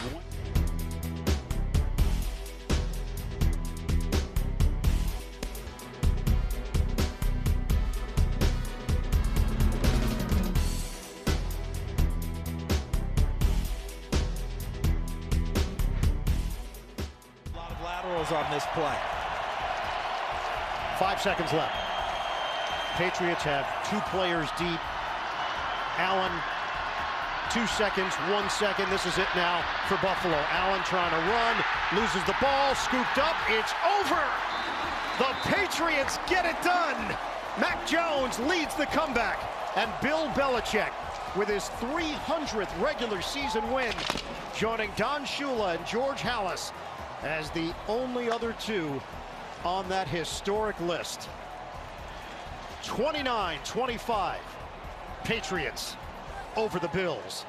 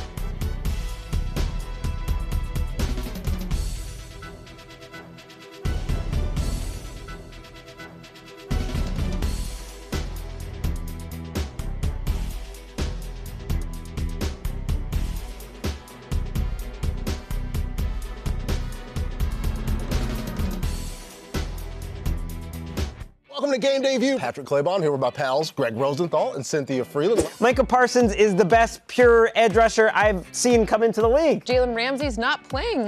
This is an opponent that they're very familiar with. So I expect big things from Mac Jones. I think the Ravens win in a close one by 1 point. Just one, which is math that I could do. Hey, that NFC North defense looked pretty darn good last night. Josh, you're breaking Cynthia's heart. You were her MVP pick, but there's still... I'm not worried.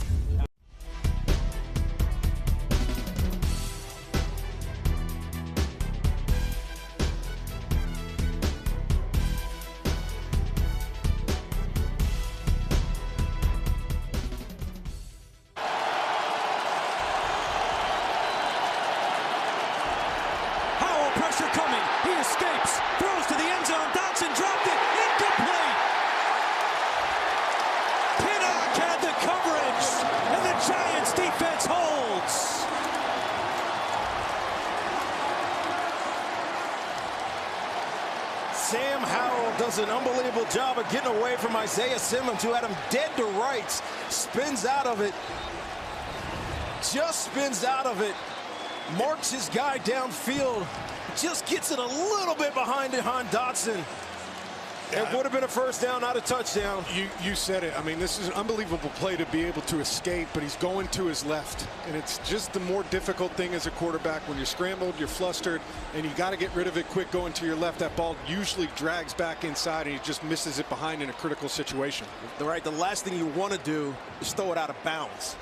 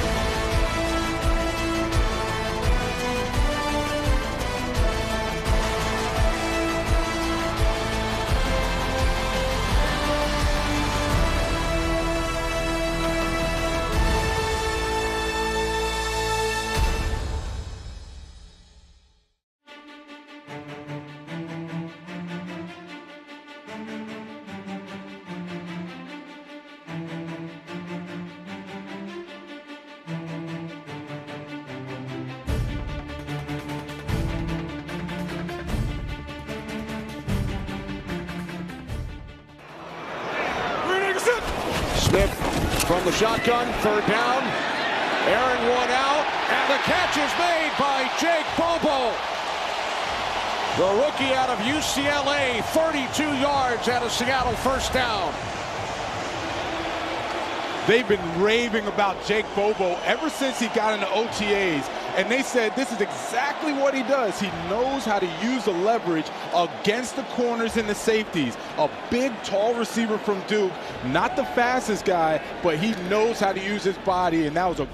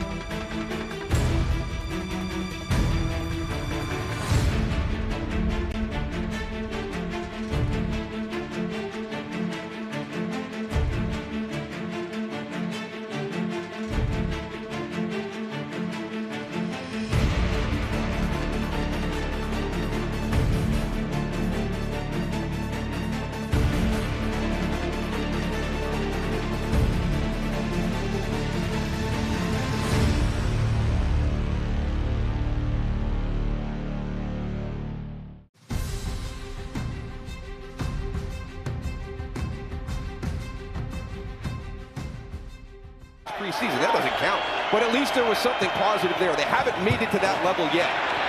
Pickett under pressure, and he goes to Pickens. And Pickens goes into Rams territory. A pickup of 17.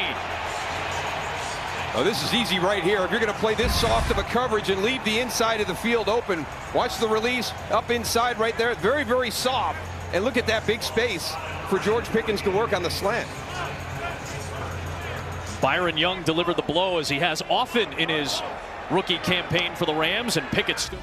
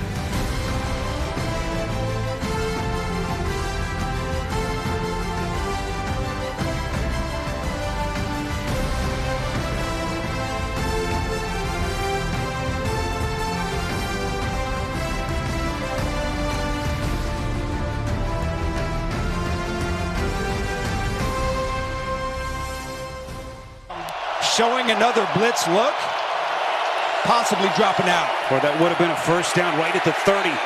Walker hit on the release, it's caught! Moore! A majestic pass by Walker, threading the needle to Moore. They pick up 30. I said he went his way through. It's become a game of attrition for the Cleveland Browns. 2-minute warning on CBS.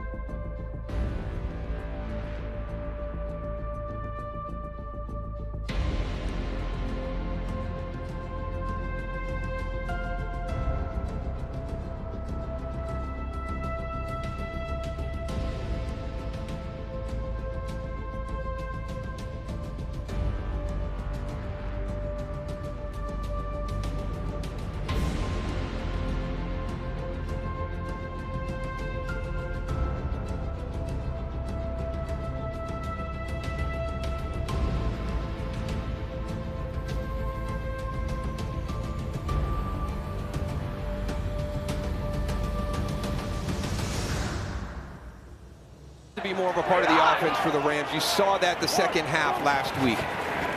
Pressure from the Steelers. Stafford over the middle. Here comes Puka Nacua with a first down and a burst out to midfield. The NFL's leading pass catcher has his 51st of the season. That's for 30 yards. Puka Nacua coming out of the slot. Look where coverage is coming from, all the way at the top. Patrick Peterson, if you've got an inside route, there is absolutely no way that Patrick Peterson is going to be able to get down and cover Puka Nacua in that situation. He was beat.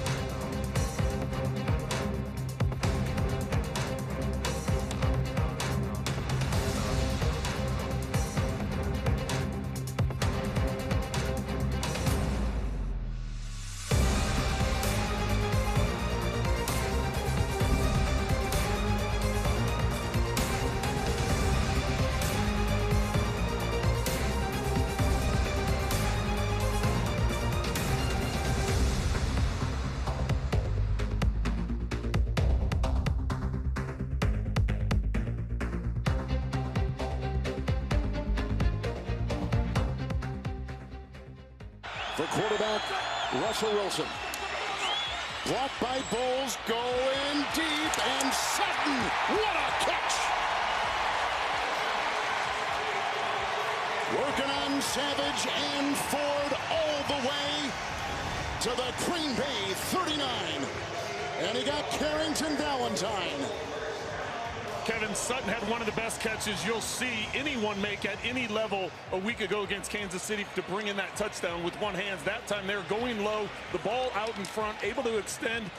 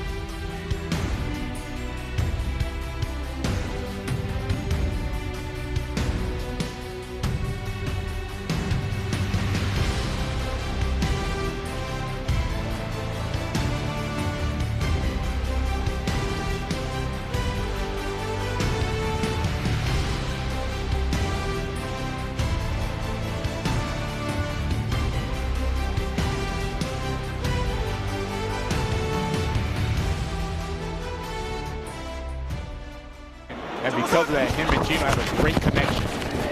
There's Walker, cuts to the outside, first down and more. Kenneth Walker still going, and finally chased down by Buda Baker. 25 yards, Kenneth Walker. Kenneth Walker is so lethal with his lateral quickness. You see how he was able to get to the corner. He surprised everyone on that Cardinals defense. They did not think he was Smith told us he could take a 2-yard run, turn it into 50. Here's Smith, fires, touchdown! It's Jackson Smith-Njigba. His first NFL TD.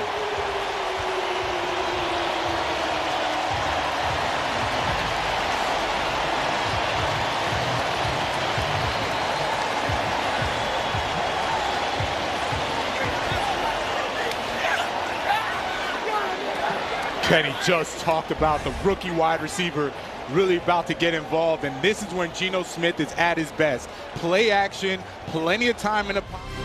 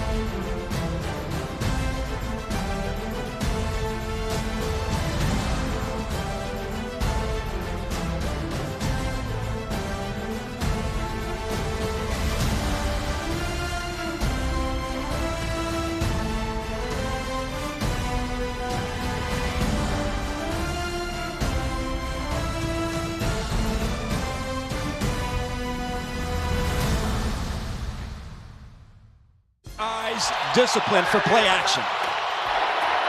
Hunt. Did he get in? Touchdown. Nick Harris once again as the fullback, opening up the hole, and Hunt bangs it in for Cleveland. They will take a look at this to confirm. Certainly from that vantage point, Hunt breaks the plane. Touchdown, Cleveland. And that's Pierre, strong launch setback as they go for 2 here to try to make this a 3-point game. Strong will not get close as Shaquille Leonard is on the tackle. We want to bring in Gene Steratore, our rules analyst. Gene, we had 2 controversial calls on the cornerback, Darrell Baker. First, the illegal contact penalty, which certainly came.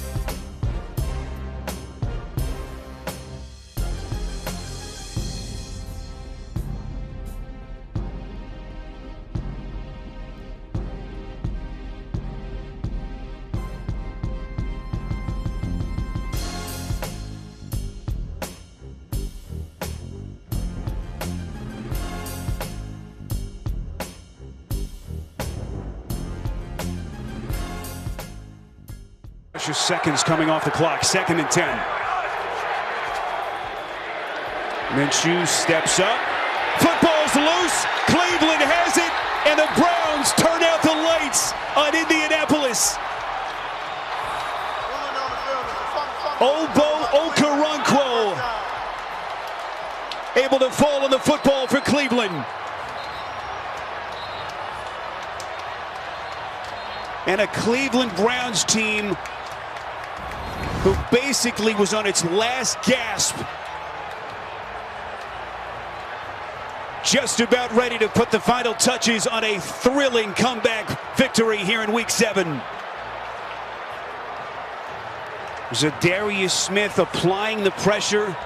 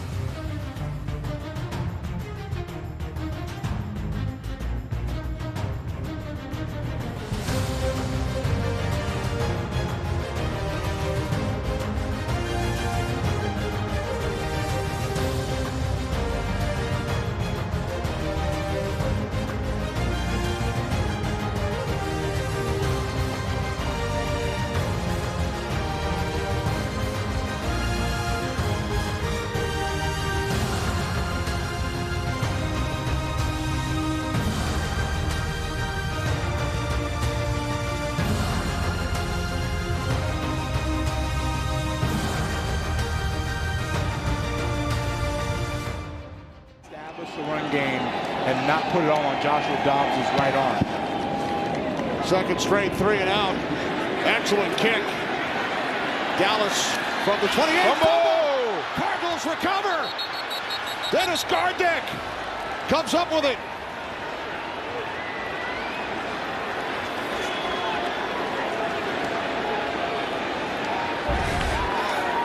DJ Dallas, the punt returner, and that's Joey Blunt. He was in the blue tank, comes back, and makes another tremendous play. He did it last week against the Rams, and of course, Dennis Gardick, their captain, right there on the ball to recover it, and that is the first fumble for the Seattle Seahawks all season long. They talked about protecting the ball, not giving it away, and when you're on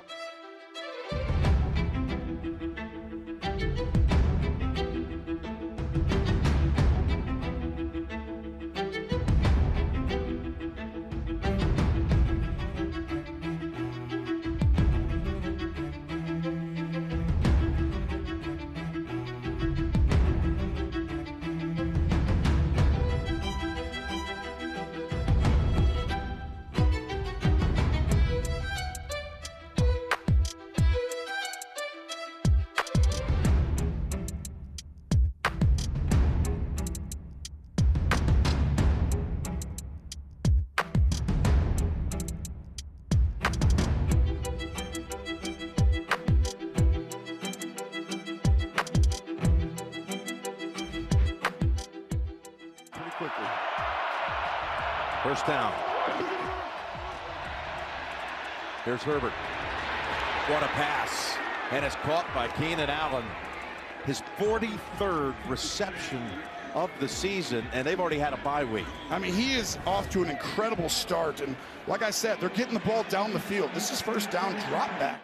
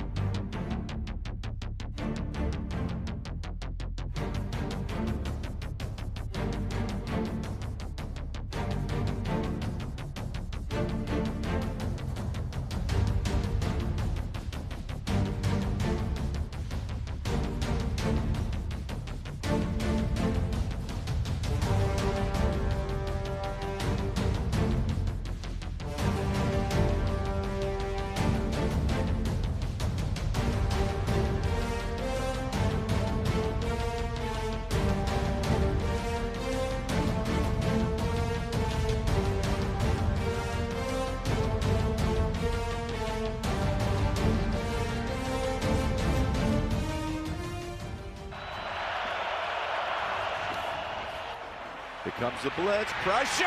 Oh, what a play by Willie Gay. Drops him all the way back near the 40-yard line. Going to move it up to about the 37. And this is where the Chiefs are doing this more and more. You're going to find a free rusher, and it's Willie Gay Jr. It's because Steve Spagnuolo, like I told you, this is a unique mix of young talent with a veteran, and they're able to use all these crazy blitzes.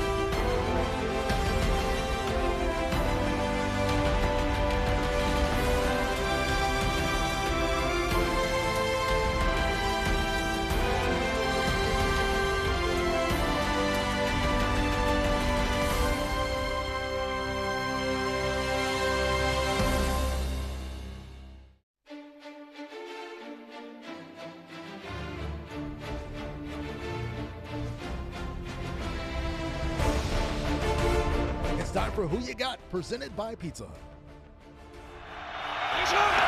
4th and 1. A fake. Jackson, room, first down, touchdown.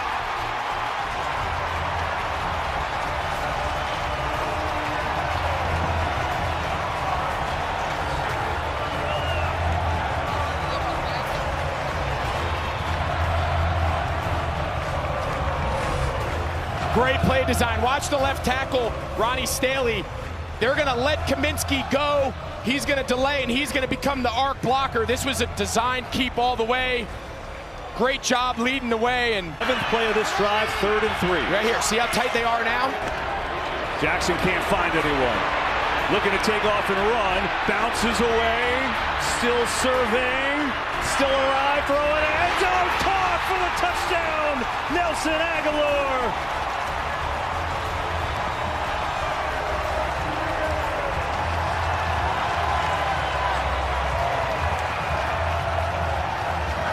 Patience as a passer. Years ago, KB, he would have been gone. He would have taken off at the first sign of trouble and turned into a runner. The entire time he's moving, he remains a passer. That's growth. That's the progress they're trying to see out of him. And this is about as good as... On the fake, looking for Andrews, has him. Mark Andrews turns upfield, looking for the end zone, diving for the pylon. He's in. Touchdown, Baltimore.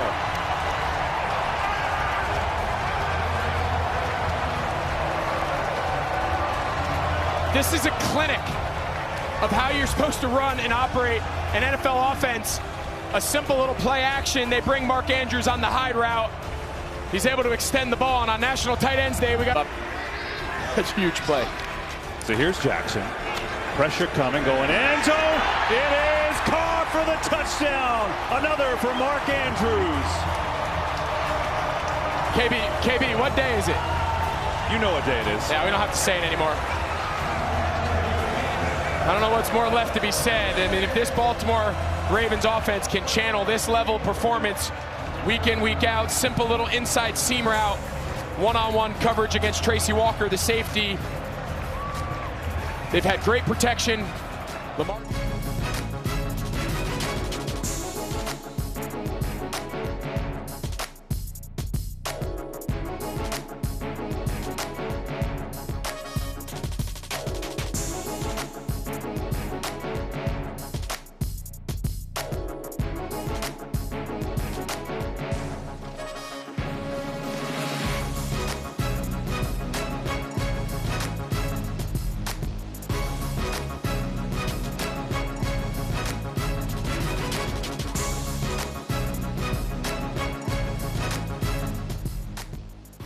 You got to trust a guy like that, and Andy Reid does. He faked the handoff to McKinnon. Wasn't there what Mahomes wanted. Pass. There he is, Valdez-Scantling. He dives, and he's in for the touchdown. Outstanding job by Valdez-Scantling of continuing to move throughout the play. He's on the entire opposite side of the field, Jim. And I want you to watch, he's down here. And because this guy has rare ability to extend plays, he's going to go ahead and allow him to go from one side of the field to the other. And that's why Patrick Mahomes is different.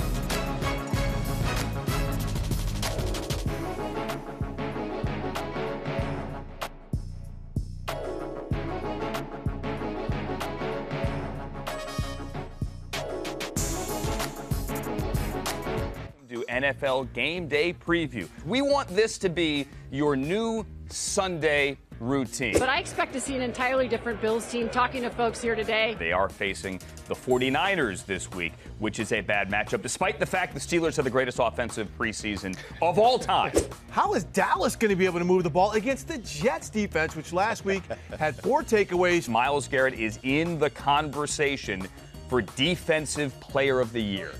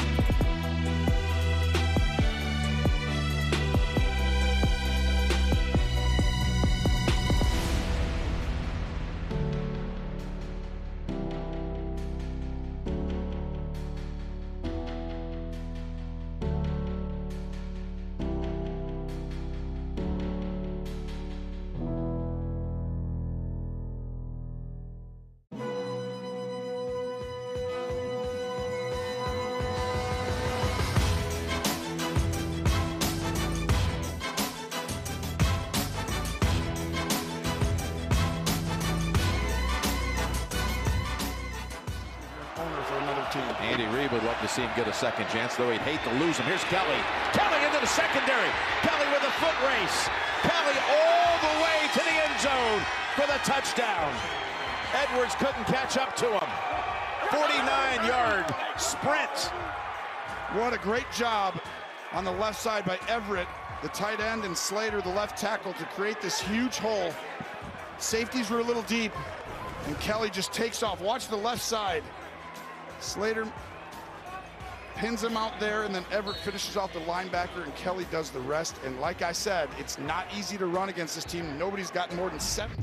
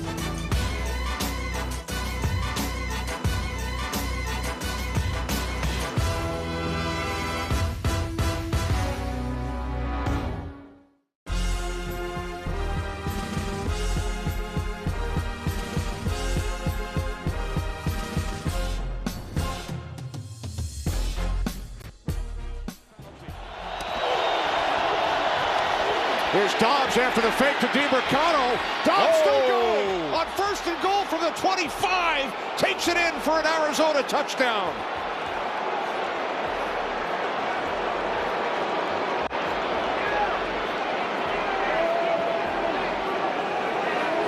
Yet another tremendous run by Joshua Dobbs. Fools everybody when he puts it in the stomach of Emari DiMercato, and he just bounces off these weak tackles by the Seattle Seahawks secondary.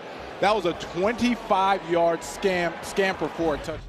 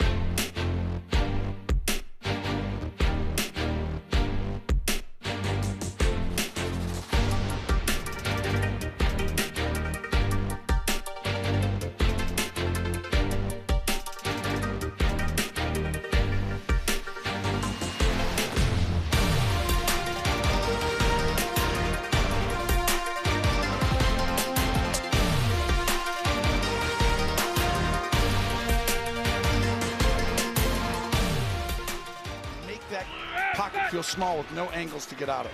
Here on 2nd and 7, steps back. He's got Kelce again. How about this? That's now 22 straight targets of Kelce from Patrick that have been completed. His last 22 throws to 87, all 22 have been caught. And he's doing this without being 100%. I mean, what Kelce's doing, he's playing through some pain with, you know, the injury. Everyone knows he was out week 1, but he's still unbelievable, even being an 80% guy. I'll never forget what we saw him do in Minnesota. Rolled an ankle, looked like a high ankle sprain, came back and was a huge factor in the second half. And there's another catch by Kelce. He's got one man to beat. Kelce tackled down at the 5-yard line. Morrow prevents the touchdown. Well, they played zone throughout most of the game, and now all of a sudden they try and go man-to-man. And here, if you're going to guard him one-on-one and allow him to go and have the whole field, you are going to lose. He will beat man-to-man coverage if it's one-on-one consistently. And your top target, Jim, you always have to win. Like 100% of the time I call it in one-on-one, and he does that. To the end zone, and back to the end zone resides Rice with the touchdown. His 3rd of his rookie season.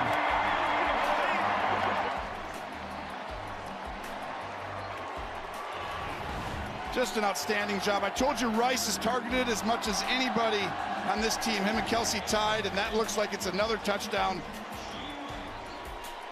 Rashee Rice getting more and more comfortable and becoming now one of Mahomes' favorite targets in just his 7th NFL.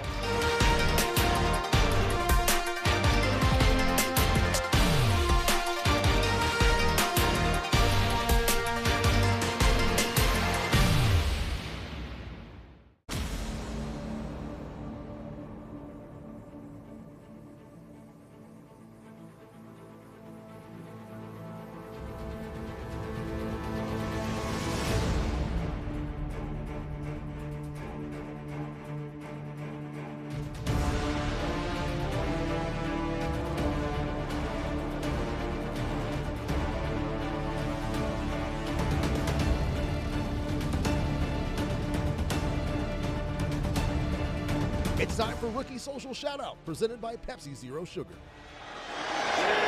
Shorten the game. They're down in 7. Bagent on the run. Throws on the sideline. The catch made by DJ Moore, able to get the feet down and out of bounds with 19 seconds to go until halftime. Well, this is a heck of a throw on the run. Now they're going to want all that time back. Right. You know what I mean? You have a huge play like that. DJ Moore understanding where to get. And Bagent just dropping that ball in perfectly. Well played by Epps. 2nd and 11 at the 29. Bagent steps up, gonna run. Bagent all the way out across the 40. That's a Bears first down. 12-yard scamper for Bagent. And he's gonna just escape Max Crosby right here off the edge. He almost gets a paw on him. Almost in his clutches. And well done. Once again, just stealing a pump, trying to freeze those defenders right there. Making it look like he's going to throw, give him a couple extra yards of wiggle room. Bagent's got to be sharp here. 3rd and goal. Bagent with time, throws it short. Foreman with the catch. Foreman to the end zone for the touchdown. And the first career touchdown pass for Tyson Bagent.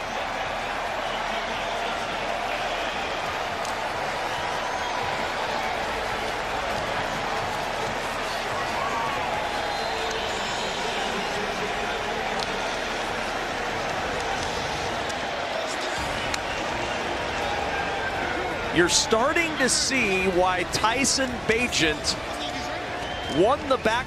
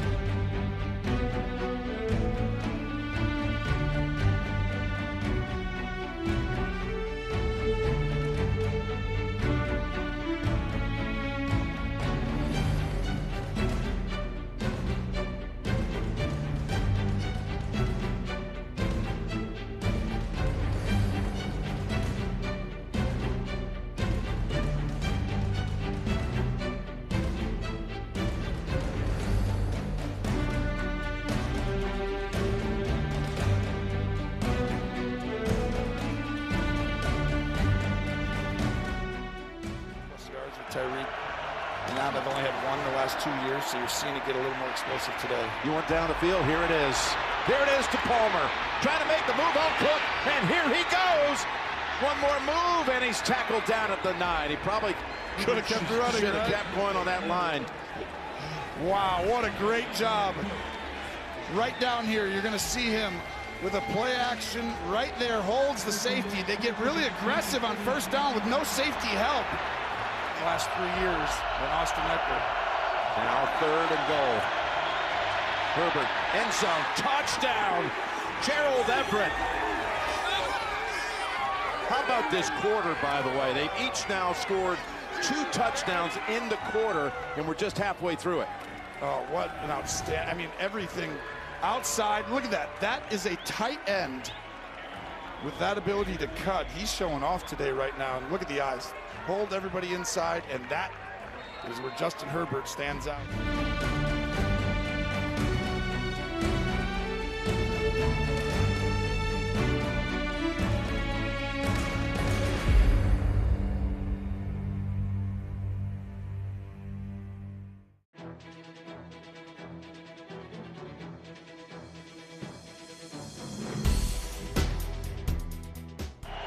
Third and 3. Stafford on the cross. It's Nakua again. And a good block down the sideline by Tutu Atwell to open it up for more yardage. Into Steeler territory on a gain of 36 for Puka Nakua. Nice eye, Adam. It was really Tutu Atwell who makes this play. Puka Nakua is going to get the crossing route, but watch number 5 adjust. He sees the completion right there. Great job. Just that little bit of contact on Joey Porter allows him to get about 12 more yards down the field. That's what makes the Rams receivers really, really good. We hit the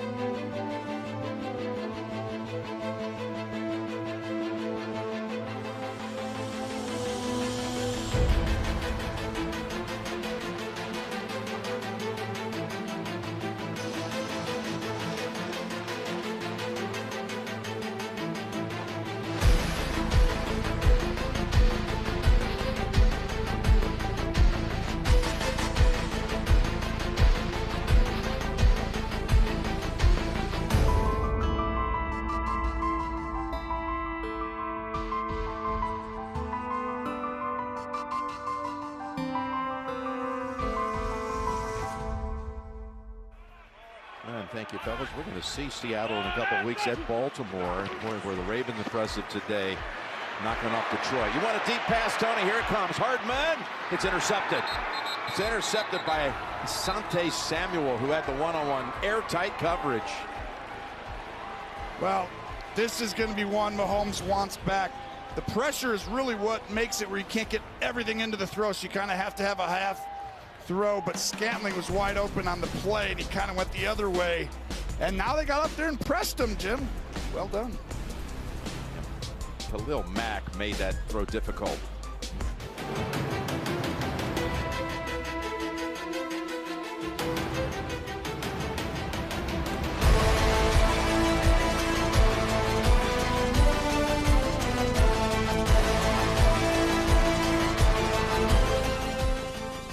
Down out of bounds first. Would have been a 16-yard gain had he completed it. Stafford had to spin away from Highsmith. Throws on the run towards the end zone. Caught! Tutu Atwell. Touchdown.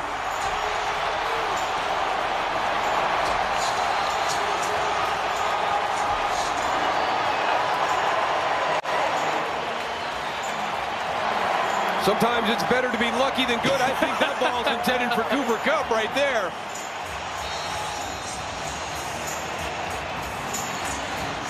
Tutu Atwell does a great job adjusting out, coming back to make that catch, but I guarantee you Matthew Stafford was eyeing up Cooper Kupp when he made that throw. You see Stafford kind of going over to Atwell.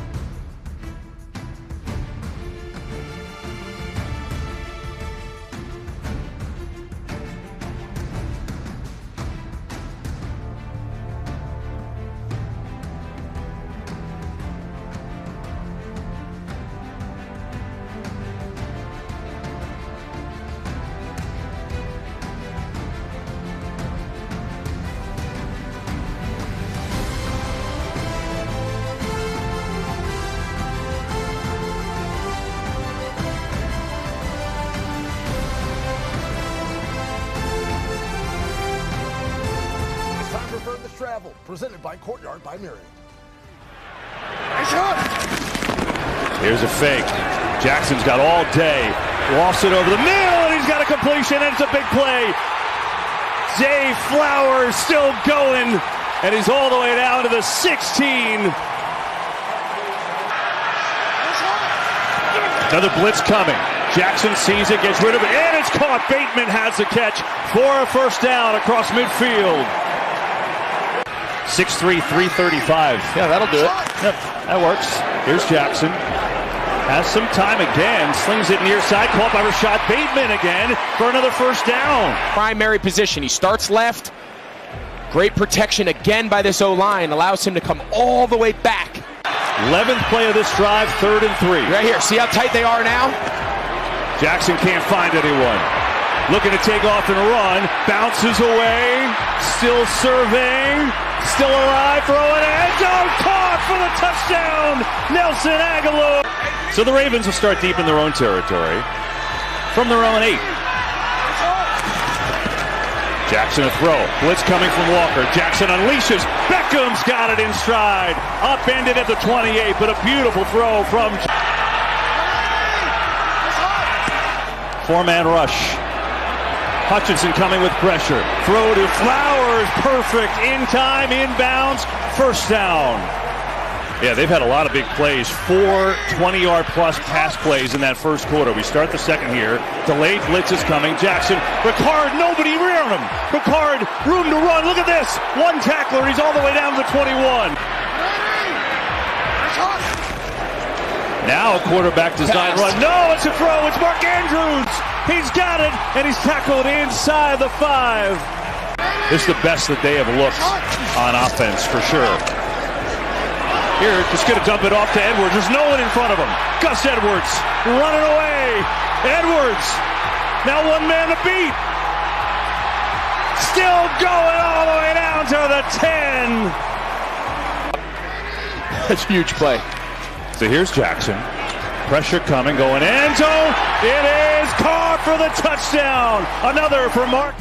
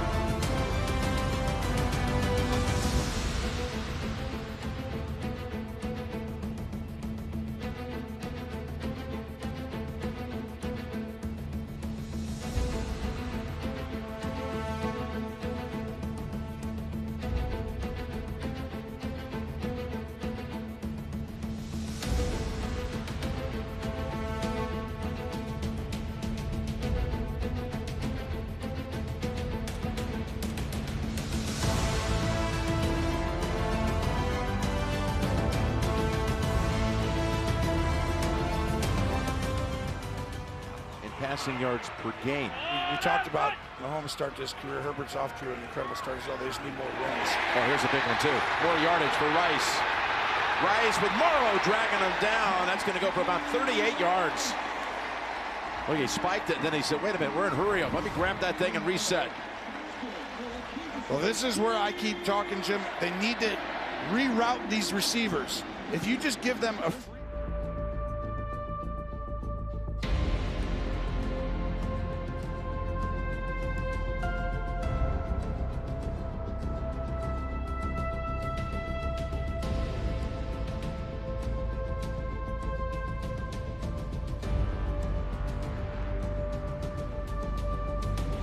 Welcome to the NFL Fantasy Football Show. It's me, your man MG Marcus Grant, joined by Michael F. Florio. I like all three of them. I actually have all three as starts this week.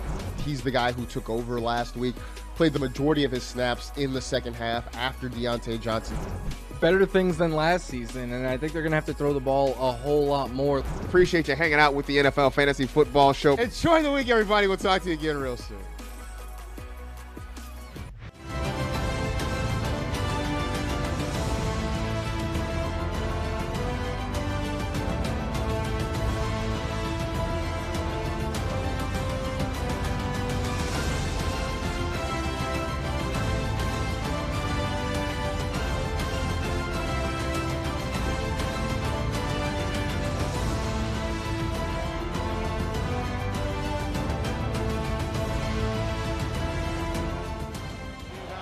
Six-yard attempt. And I'm looking at the Seahawks sitting in zone again. Take something easy up in the middle of the field. Or get sacked.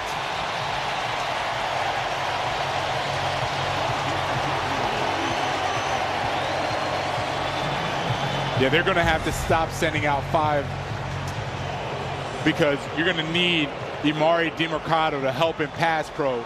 Paris Johnson right now is having a rough time with Boye Mafe, Darrell Taylor on the other side. They're giving those tackles all kinds of fit.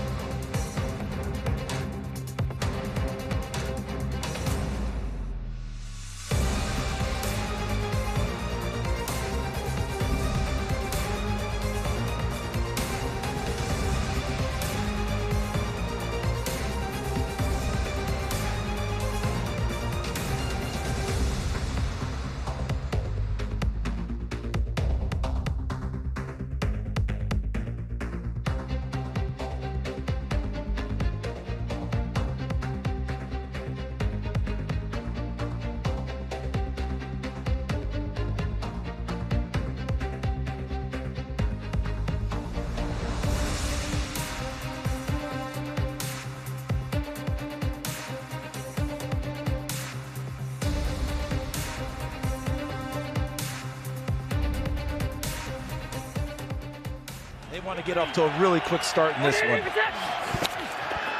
Fake the handoff. Allen on first down. Uncorks it. Intercepted. Jabril Peppers. The Bills turn it over. First play from scrimmage for Buffalo. And the Pats take over. Really good job creating that space. 7th play of the drive. It's Elliott. Trying to punch it in. Touchdown, Patriots. And they are playing well here in the early going. Jones in the pocket. Step and throw. He's got Bourne. And Bourne's got speed. Working that sideline out of bounds. Trying to find a place to get him easier passage into the secondary. 10th play of the drive. Allen. Fake. Allen is sacked. 3 Patriots get to Allen. Allen, short pass. Cook working it for the touchdown. Buffalo. James Cook, the catch and run for the score. Watch what Cook does. This takes us back to when we're kids and you're playing in the yard and the game is just simply dodge and evade. Jones looking, throws, Kendrick Bourne, he's got the angle, touchdown, Patriots.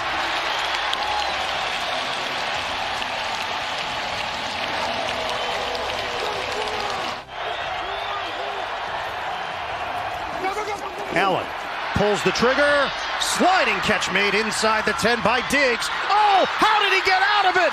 Touchdown, Buffalo. A magician. They're 2 superstars on the same play, made superstar plays. Diggs finishing it off with the presence of mind. I have not been touched. Look at that baseball slide and up before, and then shakes off the attempted tackle by J.C. Jack. 5:02 to play, 2nd and 15. Jones connects with Bourne. Oh, he loses the ball. Buffalo takes over. Patriots cough it up. Textbook play by Poyer. Bernard there on the recovery. It's a 3rd and goal inside the 1. You can still go sneak here. And they will. Allen takes it right to the goal line, and he's in. Touchdown, Buffalo. Allen operating out of the gun. Allen has the time, a fastball. Did a lot of good things today, put themselves in a fine position in the 4th, but now they trail by 3. Dump off. Stevenson still going after the catch. Stevenson works the sideline. I think Buffalo's going to bring some pressure on him right now. 3rd and 8. Jones, step and throw. Caught. Hunter Henry, first down. 2nd and goal. Jones slings it. Touchdown. Gesicki.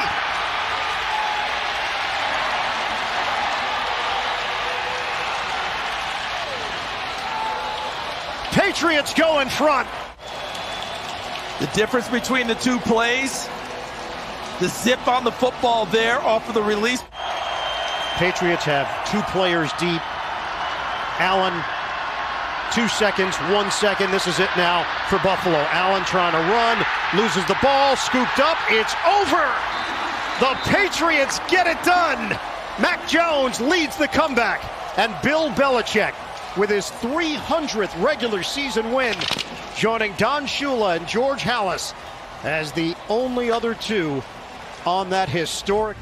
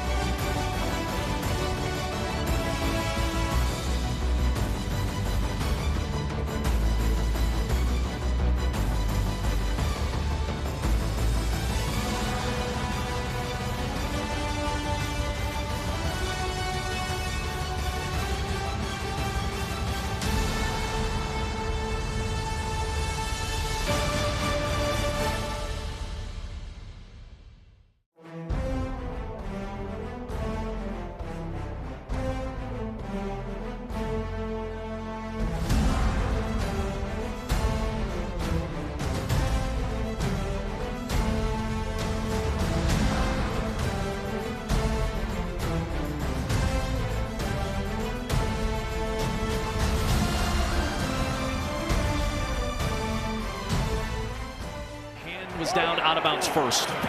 Would have been a 16-yard gain had he completed it. Stafford had to spin away from Highsmith. Throws on the run towards the end zone. Caught. Tutu Atwell. Touch.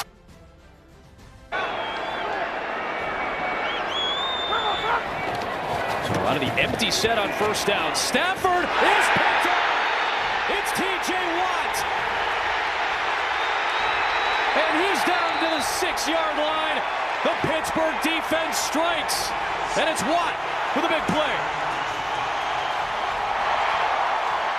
It's amazing how this defense responds to situations. We just prefaced what this half could be from a Rams perspective on offense and who comes out and makes the game-changing play to start this half. T.J. Watt, just a great job. We worry about him coming off the edge. He's out here in coverage. Watch him read this. This is unbelievable for an edge rusher. He's locked onto Matthew Stafford. He sees him trying to get it to the inside receiver, to Cooper Kupp. That is outstanding by T.J. Watt. So many. Front end working together. 2nd and 5. Dancing around. On the run, and he's able to contort and throw down to the 11-yard line for number 11, Valdez-Scantling. We were talking about Jawan Taylor. He was able to shield Khalil Mack and had a lot to do with this play. Yeah, 74. And go ahead and watch the amount of time he has. I mean, this is why they made a concerted effort and allocated the resources to improve this O-line a couple of years ago. But right now, Jim, they're number 1 in the NFL in block win rate, basically. But there's a DB. 1st and goal. Take the handoff, pass in the middle. Kelsey's reaching for the goal line. and he's shoved across. Oh, my gosh. Still waiting for the signal. I think it's a touchdown. Now they're up with arms. Touchdown, Kansas City. That was ridiculous. It's almost like, you know, that ball's going to get tipped or hit out of there. But the strong hands of Kelsey and just holding on to it and then getting pushed in at the end allows him to do a nice average dance there. I'm here better than that. And number 50 between those two, which is 4th all time between a quarterback and a tight end. It's 27 consecutive completions from Mahomes to Travis when he's been targeted, which is remarkable. And look at this. I talked about imposing the will, the offensive line on the D-line. Well, they did it right here. All the guys are there, and whoever can shoves him push across, the hardest. it's Taylor shoving him across. Let me see what you did there.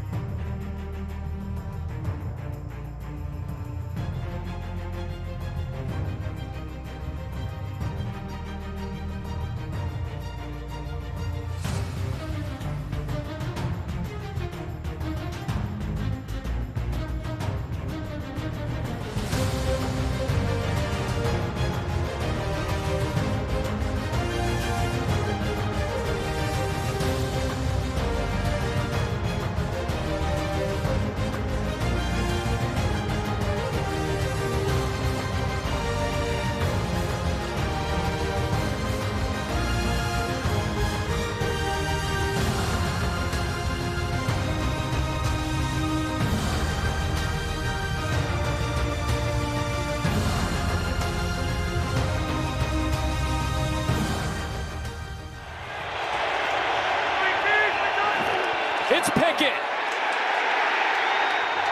It's a touchdown. Tie game.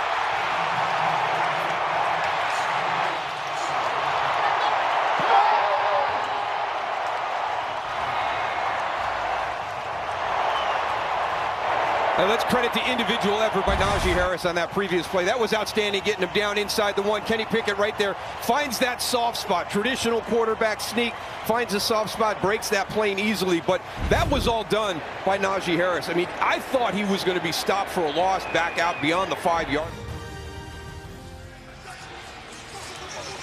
Wilson. Dan Ashworth's blocked. He got away right there from Wooden. There goes Russ.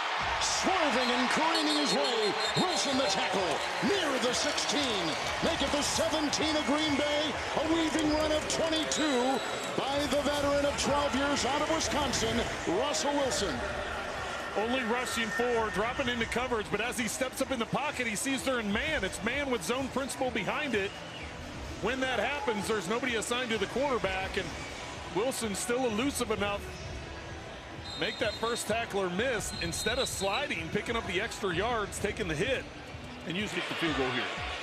35-yard try by West. Drills it. He's knocked it in from 32, 29, and that one from 35. Now with 5 seconds to go in the first half, Broncos have gotten another field goal. Again, Green Bay's defense holds them out of the end zone.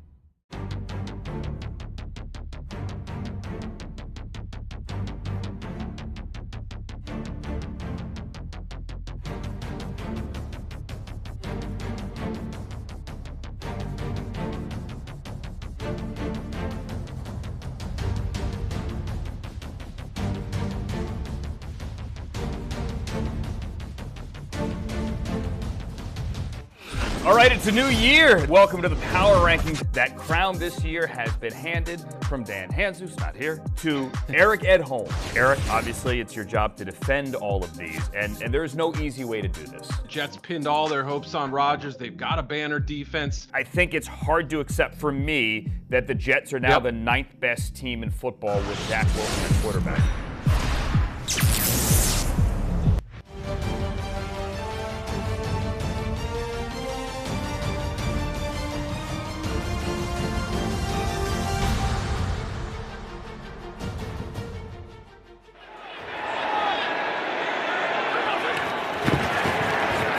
The fake. This is where Stafford's at his best. Play action. Nakua in traffic.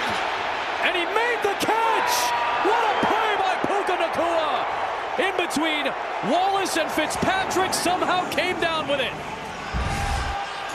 And I don't know how he got his feet down, because here comes 39, Minkah Fitzpatrick. I thought he was going to knock him out of bounds. There's one. There's two. Oh, my goodness. Mike Tomlin threw the challenge flag, hoping that the 32-yard play will be negated. Watch the right foot. Barely with the toes in the green before perhaps trailing out of bounds. Pittsburgh is challenging the ruling on the field of a completed catch.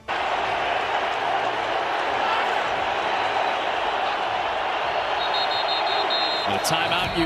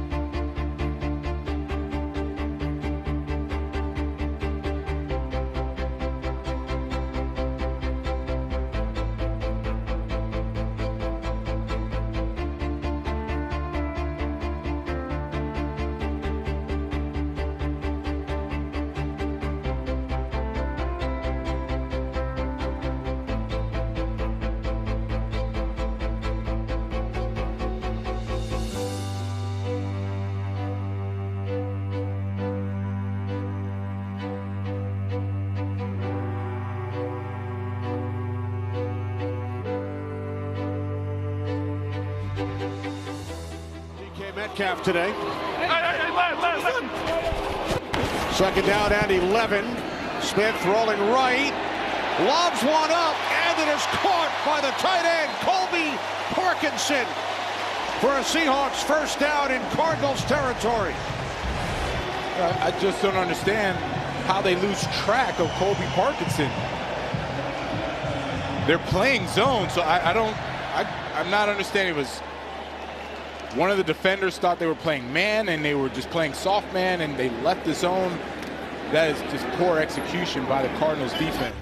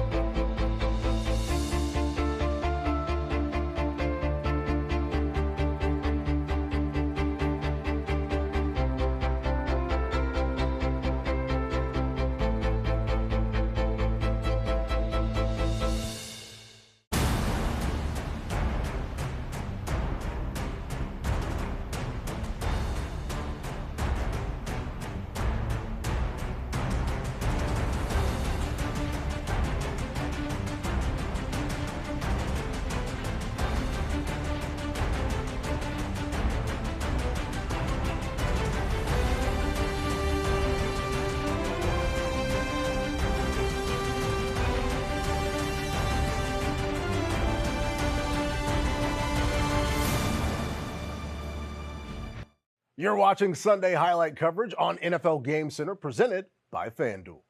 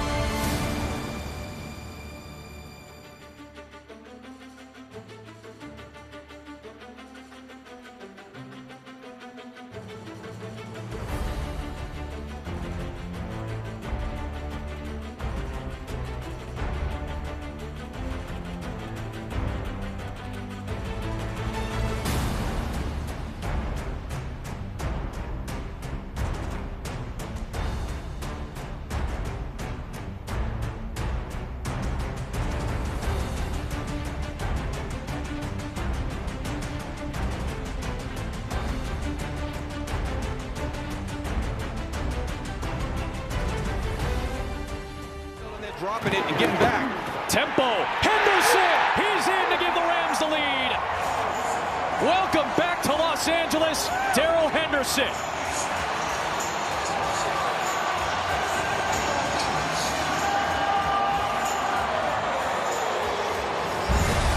Like that little change-up by Sean McVay, too, going with that tempo to try and catch that Pittsburgh defense without the opportunity to get lined up and defend. With a 5-point lead, Los Angeles will go for 2 to try to make it a 7-point advantage. Henderson out, Freeman is in.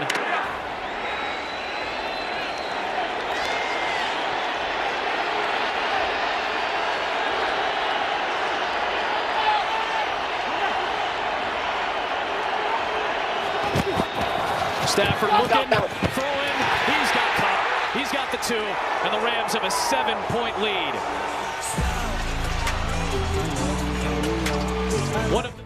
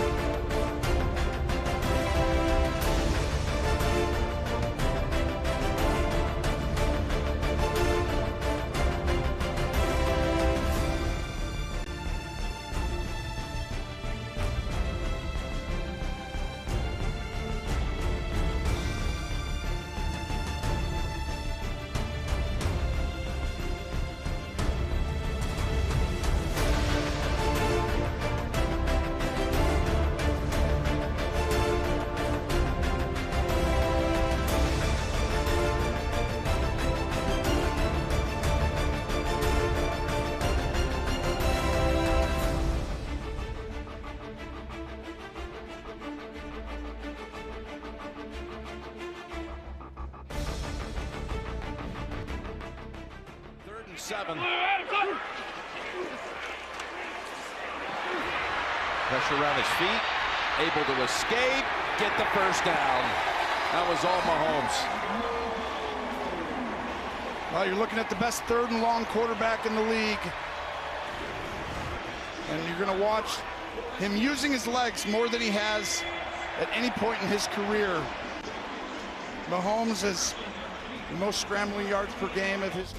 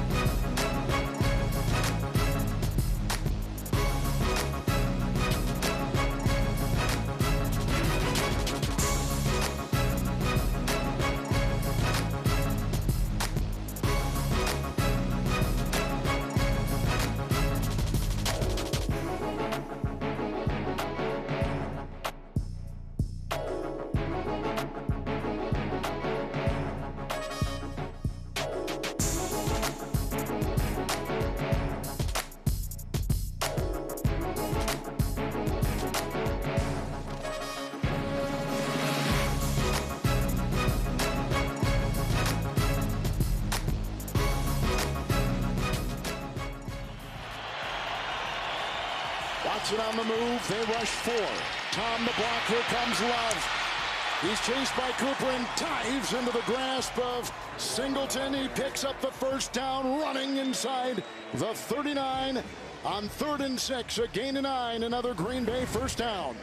Well, once again, the Broncos only rush 4 with the lane to the inside. Love steps up. He sees if he dumps it off there, he's not going to get the first down, so he decides to go for it. Just a few, right? Only 354 and looking for more and getting it. As the ball comes out, Bell dropped it, and it's recovered by Derwin James. Blake Bell made the catch. Looked like he had the first down yardage, but then coughed it up on the contact. Great adjustment by Brand. That's the head. You see him coming down, you're like, oh.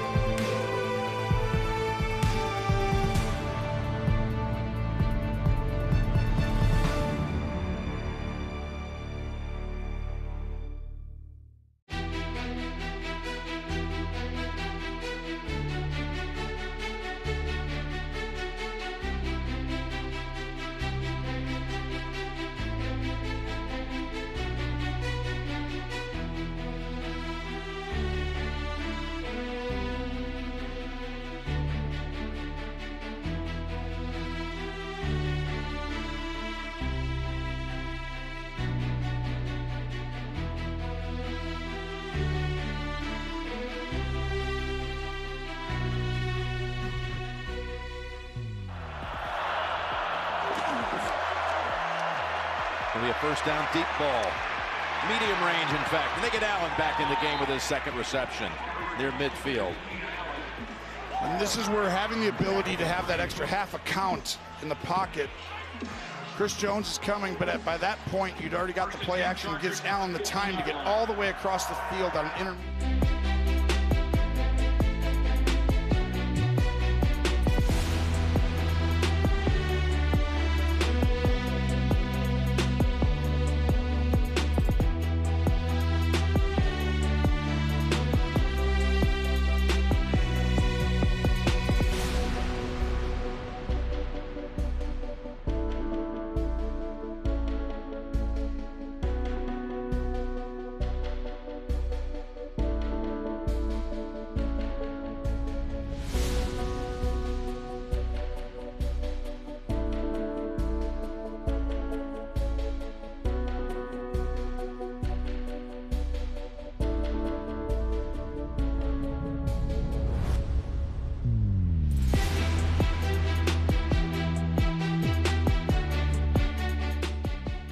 This could be the matchup. Tyler Lockett one-on-one with Starling Thomas.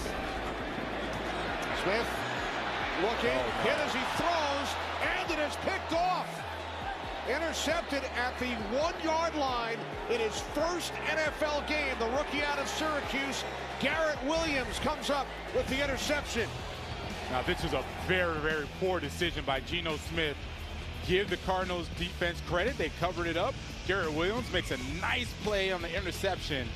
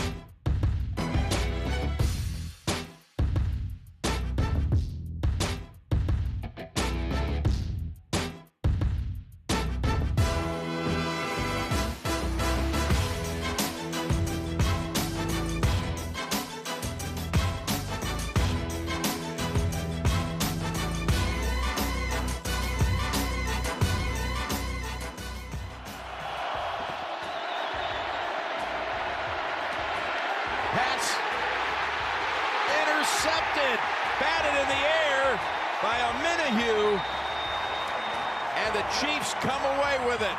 Snead has the football at the 10-yard line. Wow, and the Chiefs lead the league in batted passes with 11. Here's 12. Outstanding ability to recognize right when the quarterback's going to throw. Minihue making a huge difference.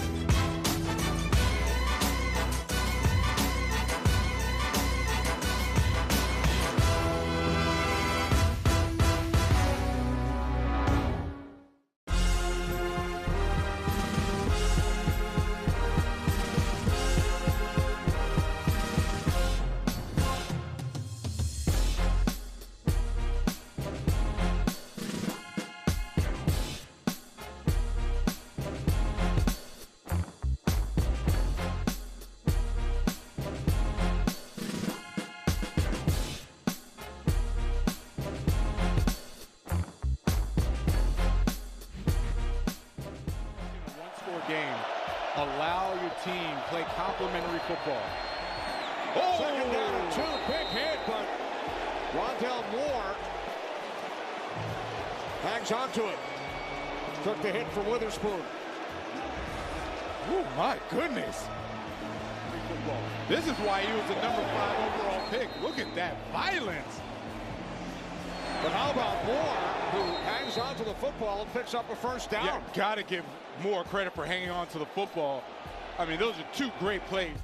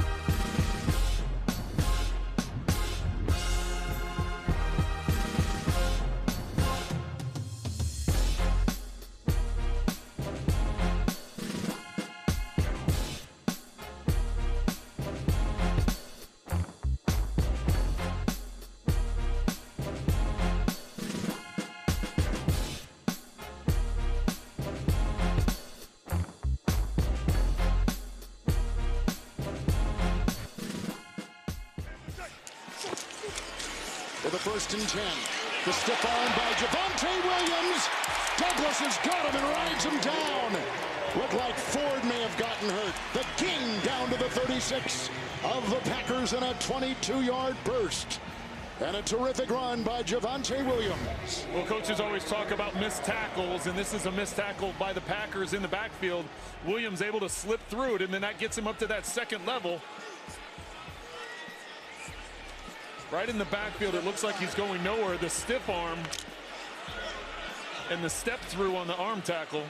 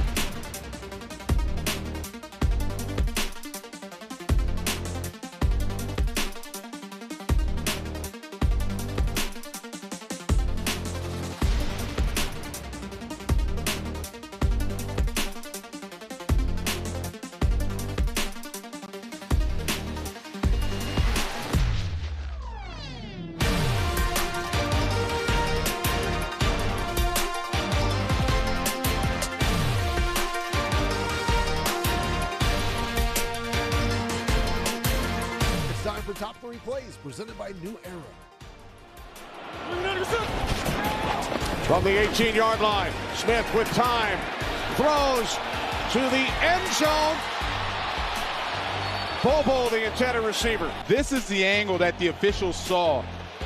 He obviously has possession. The left is down and then freeze. That's the completion. Allen pulls the trigger. Sliding catch made inside the 10 by Diggs. Oh, how did he get out of it? Touchdown, Buffalo!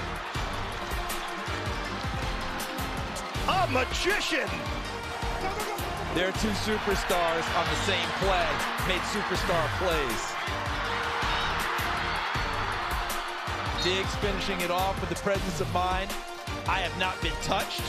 Look at that baseball slide and up before, and then shakes off the attempted tag by J.C. Jack. 11th play of this drive, 3rd and 3. Right here, see how tight they are now? Jackson can't find anyone. looking to take off and run, bounces away, still serving, still alive, throwing it, end zone, caught for the touchdown, Nelson Aguilar. Years ago, KB, he would have been gone. He would have taken off at the first sign of trouble and turned into a runner. The entire time he's moving, he remains a passer.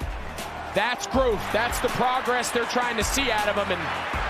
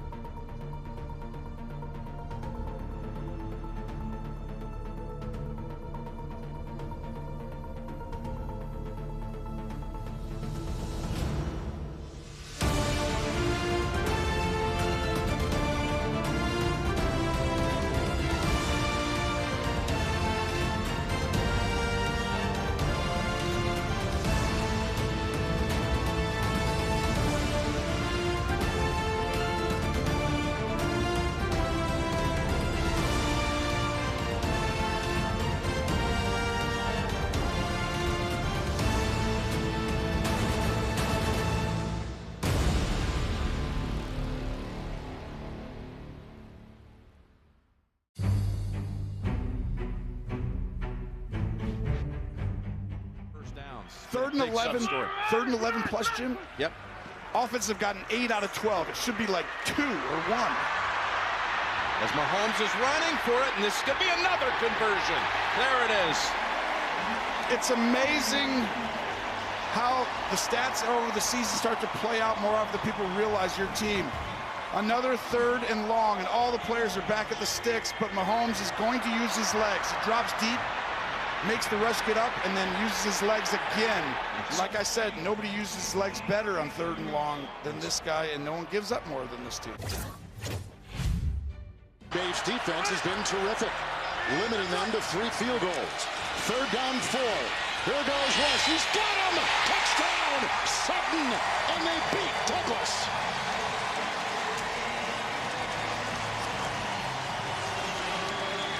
Well, this is a bunch formation. Sutton's lined up to the inside.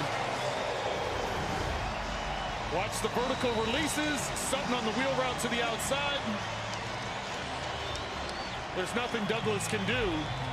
There's nothing illegal about it. Nobody went up and blocked him. It's just in man coverage. They weren't trading it off. They were sticking with their man with Sutton on the inside.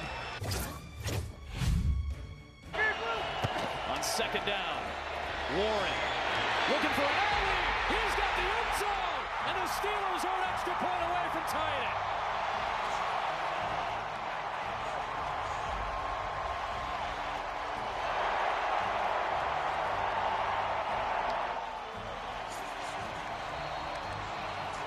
Really nice job by Isaac Seumalo. He's the guy that gets the big push. Watch 73 right here. Gets the down block, but he climbs to level 2. That really gives Jaylen Warren the opportunity right there to find that crease and get in the end zone.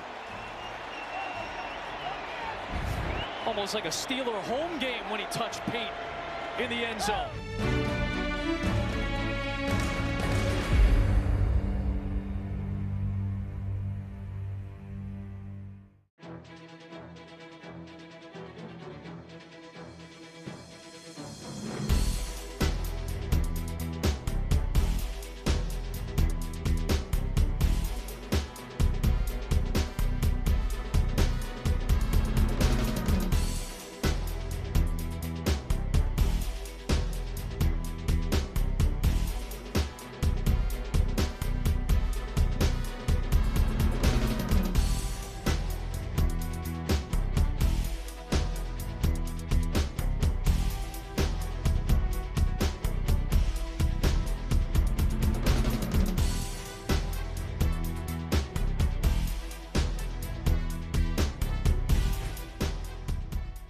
Biggest deficit by any team in the NFL in any quarter this season.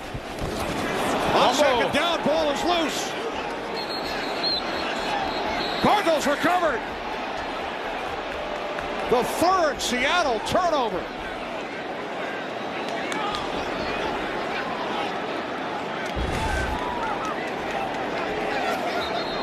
Under center. Looks like it was a clean exchange, and Gino just bobbled it.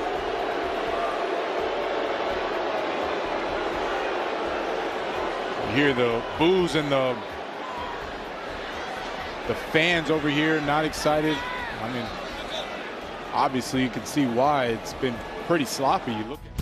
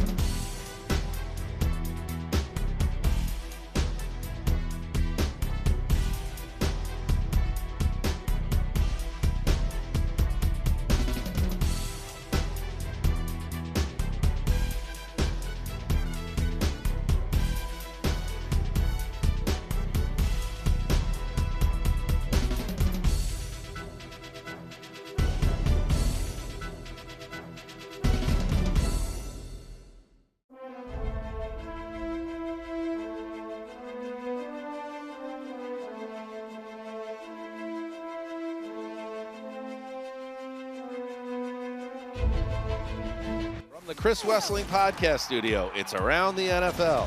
I like this game. Yeah, I know you do. Yeah, the Browns. We all know. The Browns are in The it. Falcons defense kind of looks interesting right now. He hasn't done anything in his career yet, Meg. Let's not act like he's done anything in his career yet. I know the Titans are a good run defense, but Mixon has been looking a few years younger. And Greg is looking. He's searching. I'm about to give up. Don't they have like an index or a table? I don't remember. You look like you're really trying hard.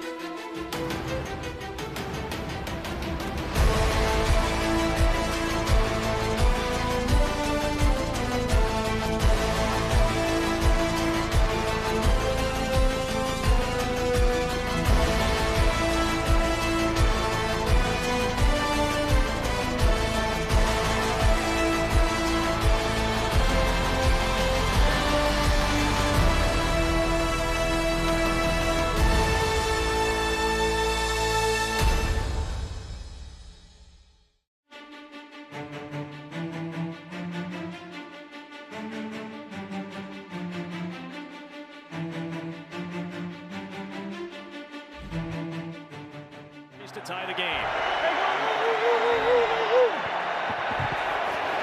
And Pickett to throw. Slant. Pickens. First down. And a spin takes him out past the 35. Russ Yeast stops him after a gain of 18 yards. And then we get flags flying.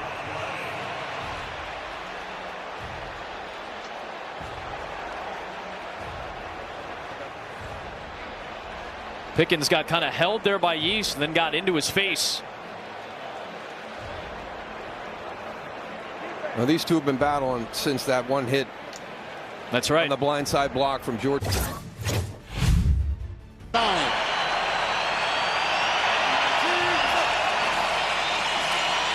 to Dillon. Blocked by Musgrave. He's got him! And it's caught at the same time. Dobbs! Tie goes to the offensive player. It's a touchdown! Well, Surtain came out of nowhere, but that is a touchdown, Kevin. 16-yard touchdown, wrestling it away. Romeo Dobbs from Surtain.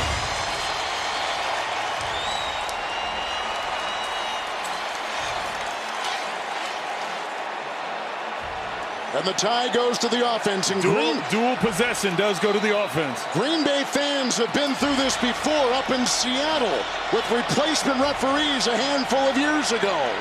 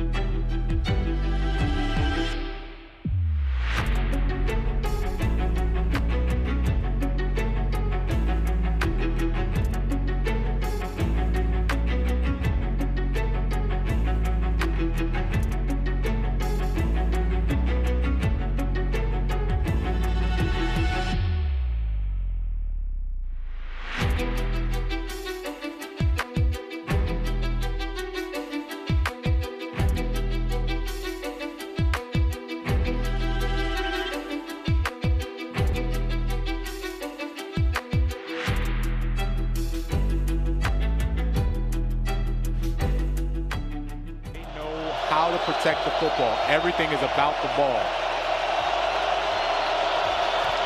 Third down at 13. Dobbs under pressure. Wrapped up. Witherspoon with another big play.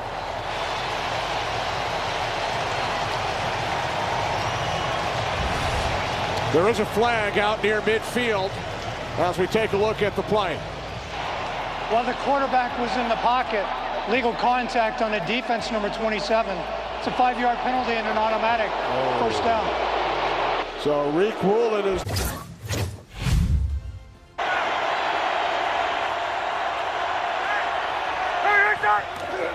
They just got the snap off. They got it to Harris. Pittsburgh's got the lead.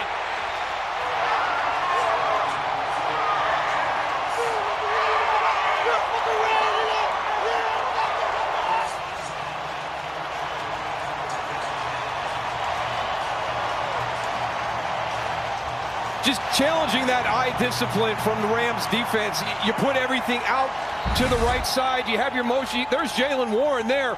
Now you're going to bring motion. You're thinking everybody's got to be going to that offensive right. And they come back with just a straight ahead dive to the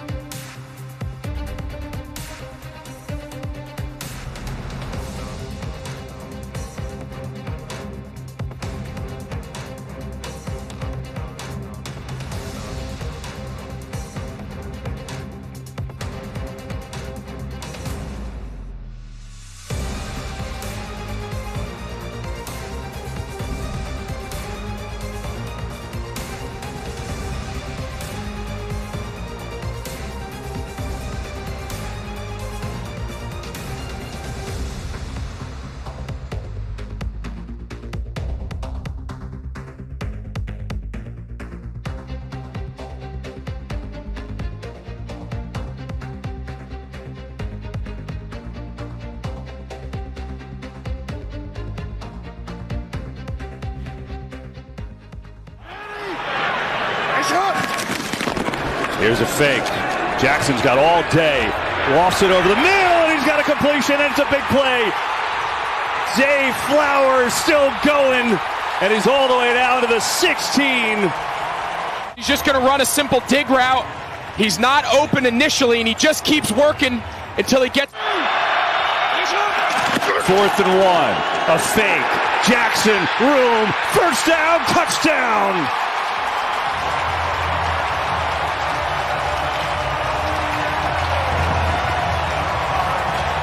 th play of this drive, 3rd and 3. Right here, see how tight they are now? Jackson can't find anyone. Looking to take off and run. Bounces away. Still serving. Still alive. Throwing it. End zone. Caught for the touchdown. Nelson Aguilar.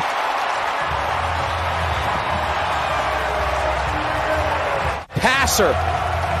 Years ago, KB, he would have been gone. He would have taken off at the first sign of trouble and turned into a runner. The entire time he's moving, he remains a passer. That's growth. That's the progress they're trying to see out of him, and this is about as good. So the Ravens will start deep in their own territory from their own 8. Jackson a throw. Blitz coming from Walker. Jackson unleashes. Beckham's got it in stride. Upended at the 28, but a beautiful throw from... 4-man rush. Hutchinson coming with pressure. Throw to Flowers. Perfect. In time. Inbounds. First down. Yeah, they've had a lot of big plays. 4 20-yard plus pass plays in that first quarter. We start the second here. Delayed blitz is coming. Jackson. Ricard. Nobody around him. Ricard. Room to run. Look at this. One tackler. He's all the way down to the 21. On the fake, looking for Andrews, has him. Mark Andrews turns upfield, looking for the end zone, diving for the pylon. He's in. Touchdown, Baltimore.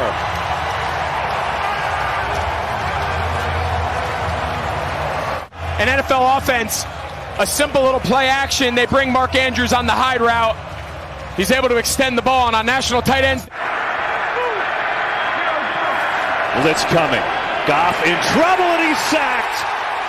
Arthur Mollett comes in from the corner spot. Here's Hill, right side again, and again big results. Hill, Joseph finally gets him down, but not until he runs his way to the 25. They brought Stanley, the left tackle. He's at right tight end. Flip it to Edwards, in for the touchdown.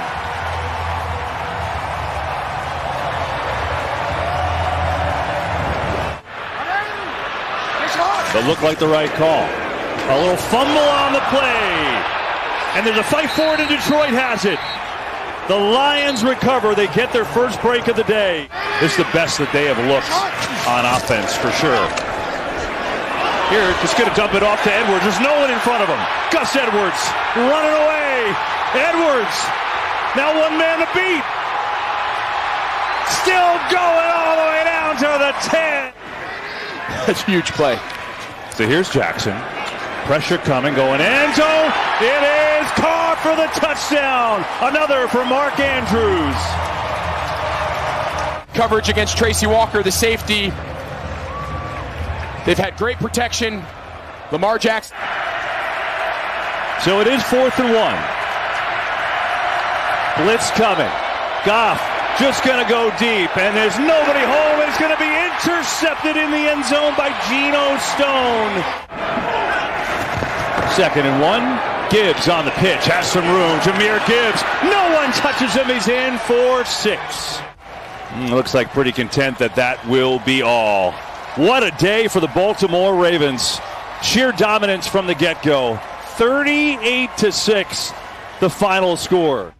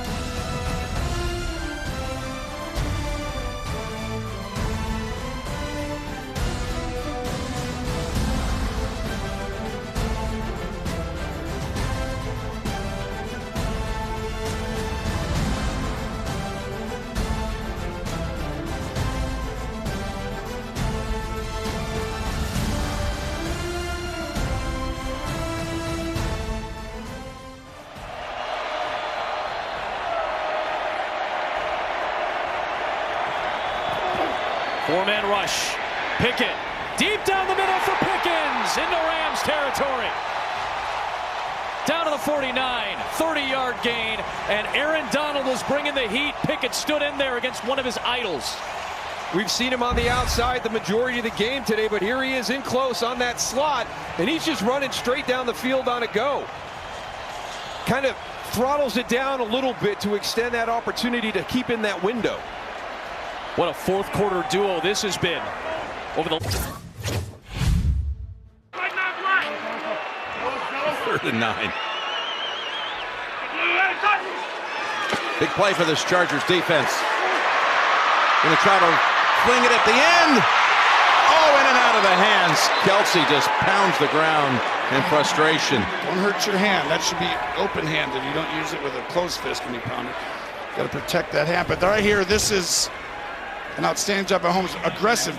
It's the same defense again, except they do it a different way with the linebackers spying, and Kelsey gets outside for the one-on-one, and that is a rare drop. That was by Taylor's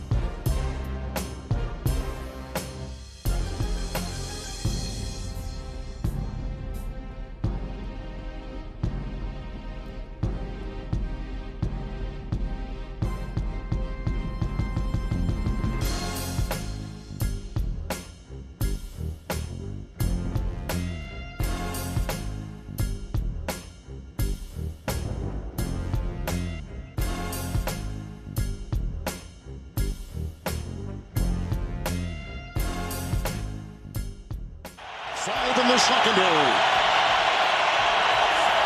Love.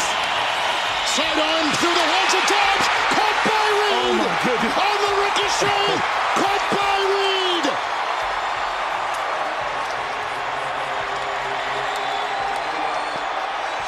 If you hadn't seen it, you would not believe it. 4-yard touchdown pass to tie the game on a ricochet. He wanted to go to Dobbs right away, but Cooper was in the passing lane. See Cooper jump up, so he tries getting him in the second window, but he's behind at that point in time because of the speed of Dobbs coming through there. He's able to get his hands on it.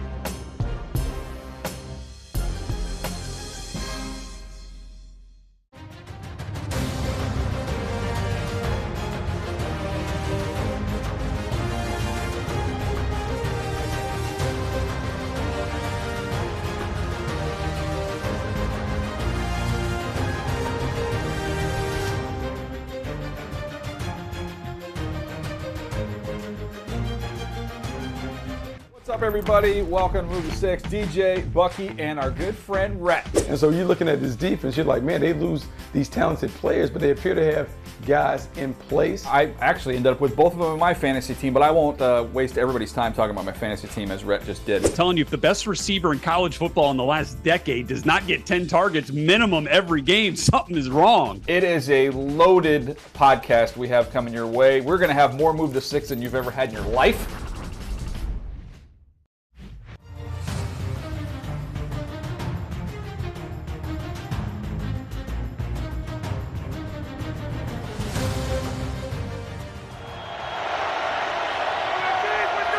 It's Pickett, the sneak, and he looks to be short initially, but did he get that ball across the line to gain? Inches could determine this game.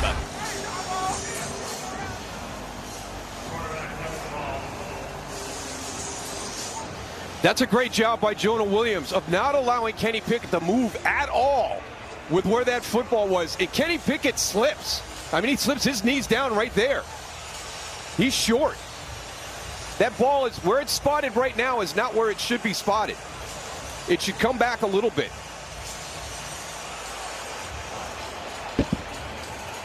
Yeah, that knee went down. And now they're going to bring the chains out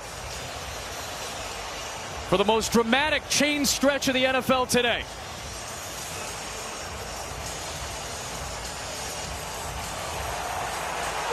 My goodness, just past the line to gain.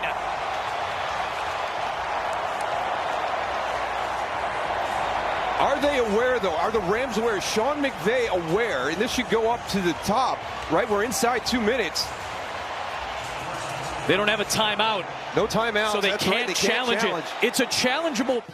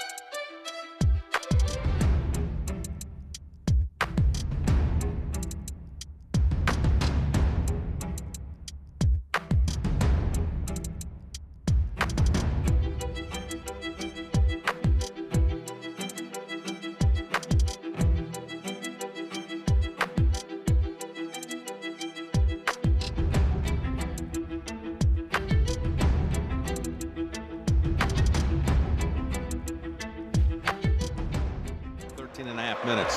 Here's Scott punting to Hardman. On a day when Dante Hall entered the Ring of Honor, can he pay tribute to him? Here he goes! It's Hardman! Hardman to the 40 and out of bounds near the 30-yard line.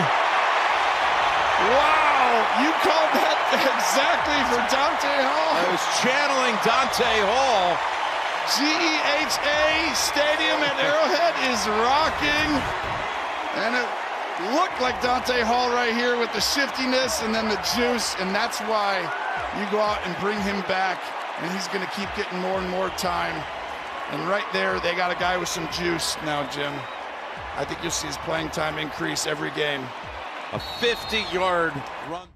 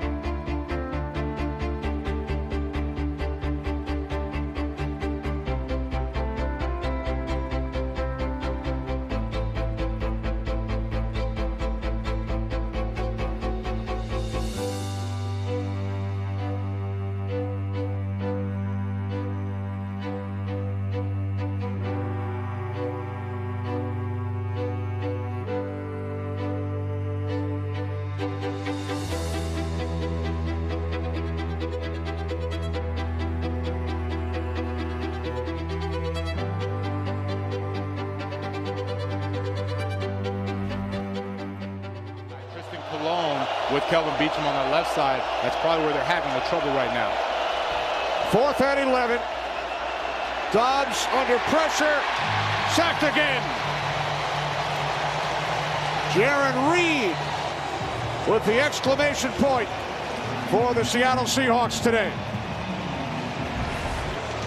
Pete Carroll's happy because they run an inside stunt. Draymond Jones mashes it all up. And Jaron Reed gets an easy sack. So the Seahawks defense finishing things. Inside of 40 seconds. And that'll do it for the Rams to fall and for the Steelers to win in Los Angeles against the Rams in the regular season for the first time and win against the Rams out west for the first time since Super Bowl 14. Great resiliency by the Pittsburgh Steelers. I mean, the Rams had an opportunity in the first half of this game to separate, and they weren't able to. And the play by T.J. Watt to start the second half. The Rams get points at the end of the first half. They're poised to come out and kind of blow this game open. And T.J. Watt.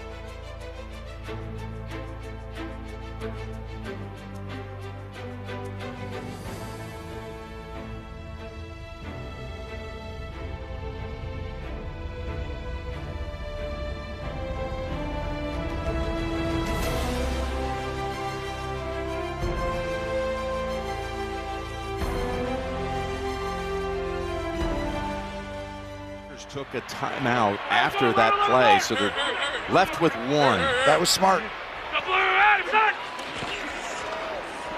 It's Pacheco getting past the wave and finding the end zone for the touchdown.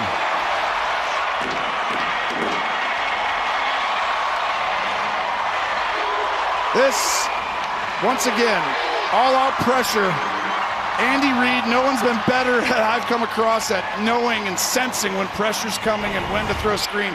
Watch Trey Smith, the right guard, 65. He's the one guy who has to make this play. He's got to do it against the fast guy and linebacker Murray. He gets out there and pushes Murray aside.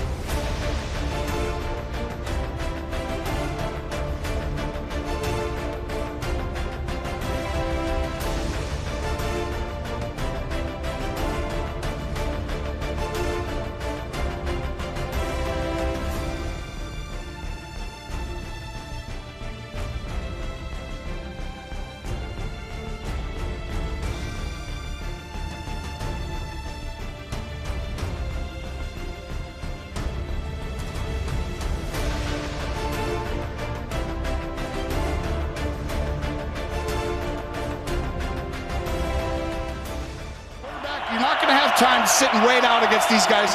Drop back, wait for one to come up, slide up, and move. Pass. What a catch. That was Palmer. Unbelievable catch. Did he finish with the football? It's a wrestling match with Snead for it. And the official.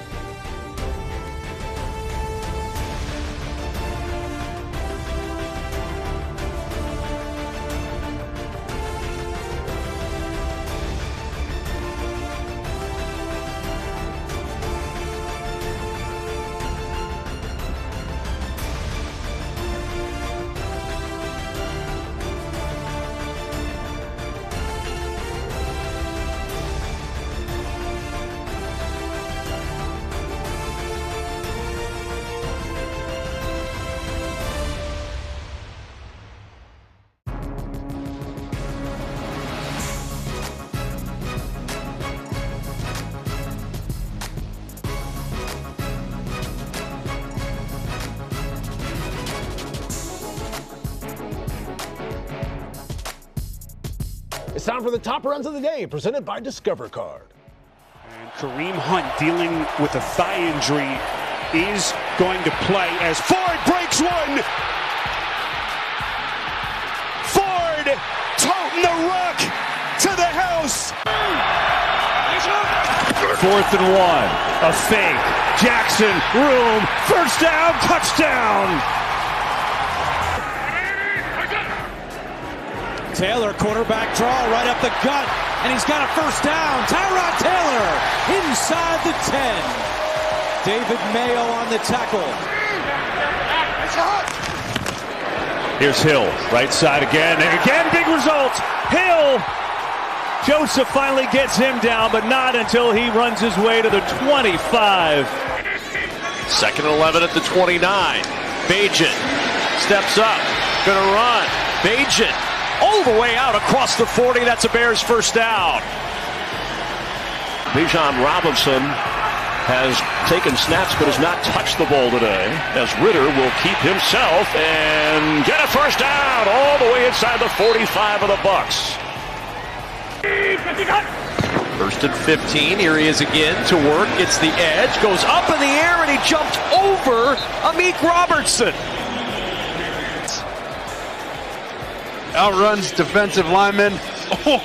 Receiver, that running back has to go back into where the help is. All of a sudden, it's 3rd and 9. Baker's going to try and run for it.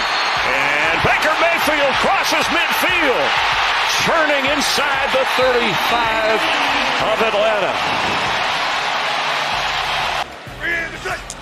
It's a 1st and 10. Williams bouncing, breaking tackles into the secondary. McDuffie brings him down. Inside the 13. Jonathan Gannon trying to be coy about Kyler Murray getting back and getting those reps. Here's DeMarcano, first down and more. DeMarcano finally forced out of bounds after crossing midfield. You should be calling in this offseason if you're an owner for another team. Andy Reid would love to see him get a second chance, though he'd hate to lose him. Here's Kelly. Kelly into the secondary. Kelly with a foot race. Kelly all the way to the end zone for the touchdown. Here's Dobbs after the fake to DeMarcano. Dobbs still going on 1st and goal from the 25. Takes it in for an Arizona touchdown. Wilson. Dan Ashworth's blocked. He got away right there from Wooden. There goes Russ. Swerving and careening his way. Russ in the tackle. Near the 16.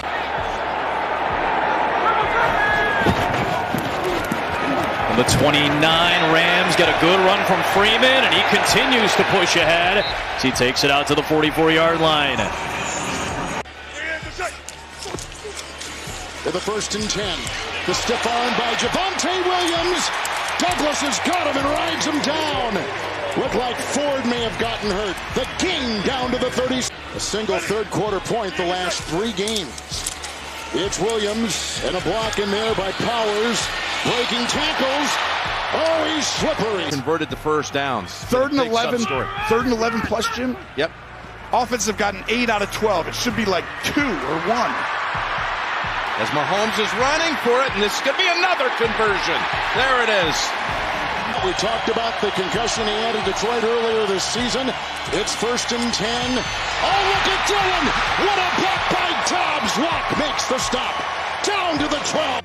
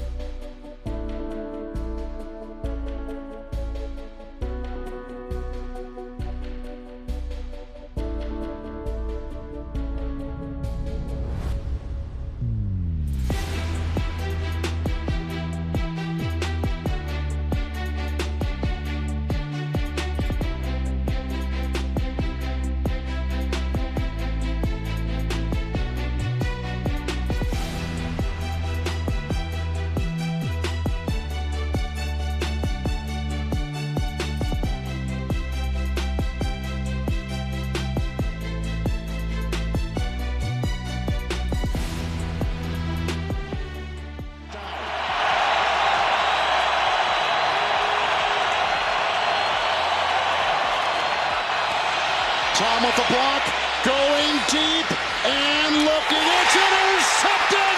It's picked off by Locke! Tackled by Kraft!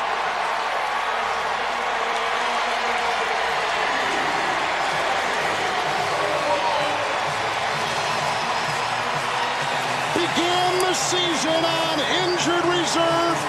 P.J. Locke comes up with a huge defensive play on his first career interception.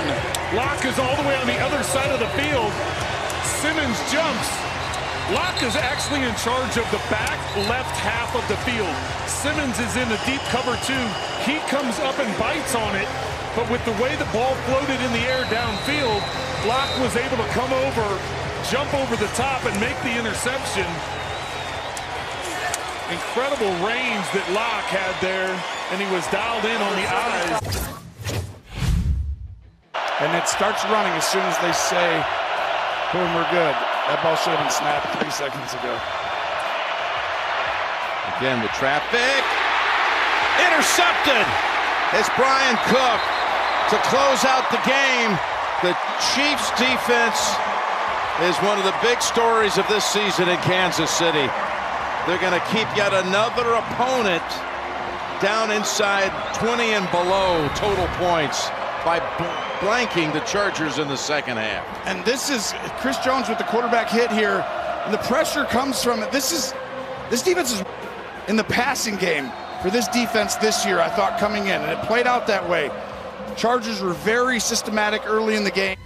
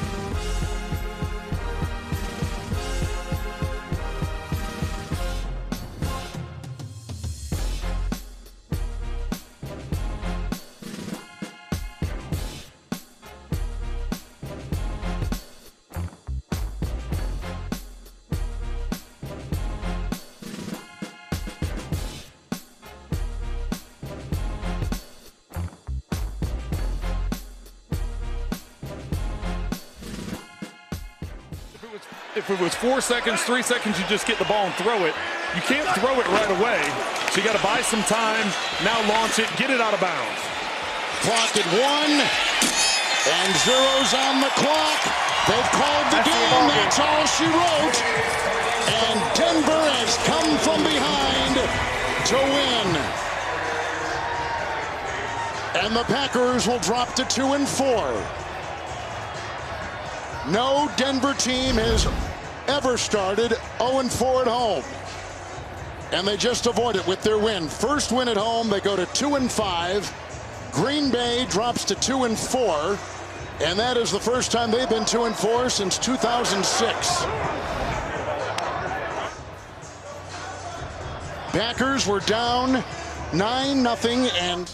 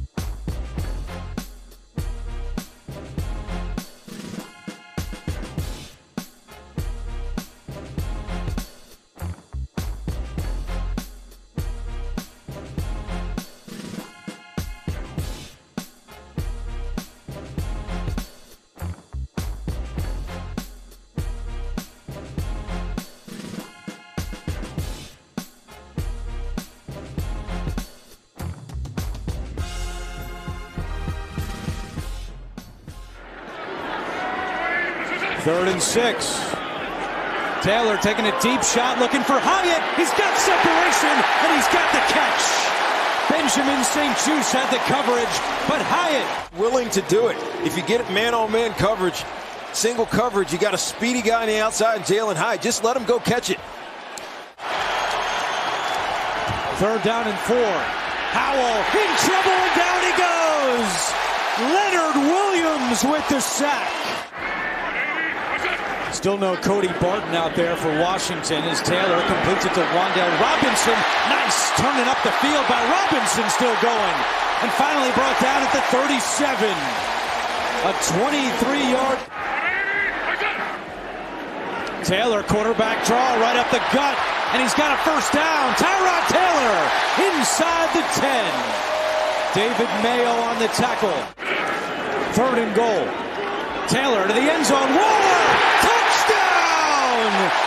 And finally, the Giants put 6 on the board. Howell on 2nd and 2, looking to take a shot. Dotson's wide open, but picked off. Deontay Banks, his 1st NFL interception.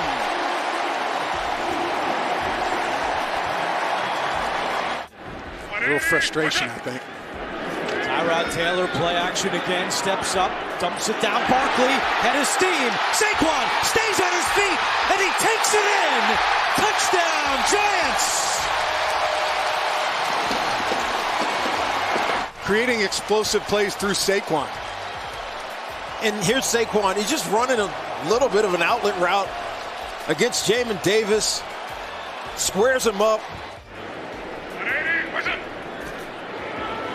Chase Young is coming, and Chase Young is able to bring Taylor down.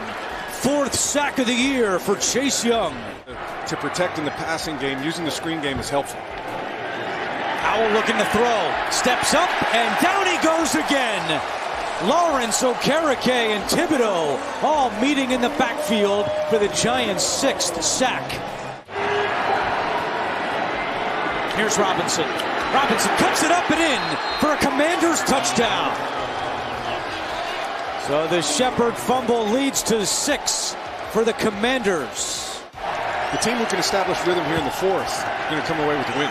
Howell looking deep down the sideline for McLaurin, takes a big hit, and he held on, and there's the flag too. McKinney hit him. Howell lofting one down the sideline, and it is caught by McLaurin. Nobody touched him, and he walks in. Touchdown, Commanders. Are they going to say he was down? Yeah, hand on the head right there. Looks like McKinney did touch his helmet. And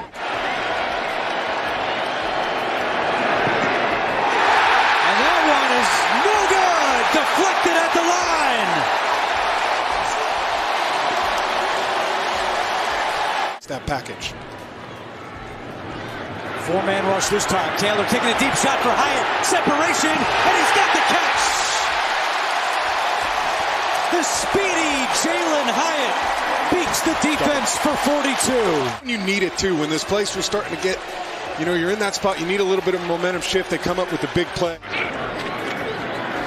Barkley again to the 8, and this is, well, now Washington is saying the ball came out and they fell on it. No signal yet from the officials, and now they do! Commanders football to Ron Payne at the bottom of the pile with the football! Let's see if we get the replay. He goes into the pile, starts to go down. The question is, was the ball out before his backside? Howell, pressure coming. He escapes, throws to the end zone. Dotson dropped it. Incomplete. Pinnock had the coverage, and the Giants defense holds. Giants were going to have to do something on 4th and 13, whether it would be take a safety or punt it away. But because of the injury and Washington being out of timeouts, as Tiki said, they reset the play clock, and the game is now over.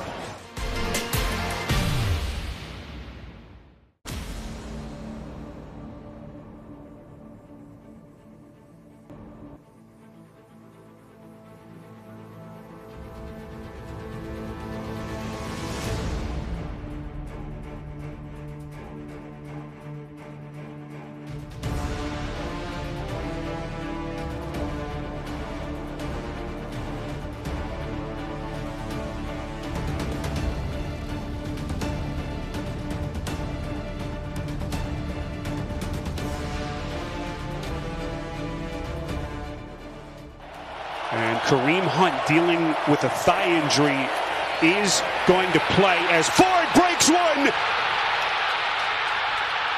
Ford toting the rock to the house. And Cleveland throws down the gauntlet at the start. Up front, the center, Posick and Joe Bitonio, the left guard, just a masterful job of getting on their blocks. And Jerome Ford is just able to turn, or they can bring in extra pressure to try to get matchups up the field. Hard snap count. Could be a free play here. You saw Garrett jump. Downs is wide open.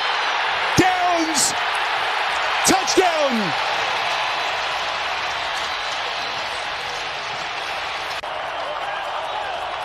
Play clock down to 0. They barely get it off. There is a flag thrown. Watson's going to throw on the run, and that pass is picked. Julian Blackman with a snatch. This is the kind of favorable third down and distance that Indy's hoping to deal with today. 3rd and 2. Fake handoff to Moss. Minshew. Minshew in.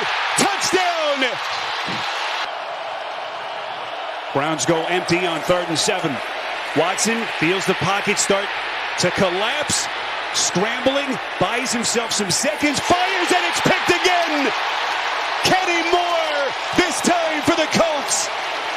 And Watson still down. As this very impressive start for Indianapolis continues, and here comes that Cleveland defense. Garrett knocked it loose. Who's got it?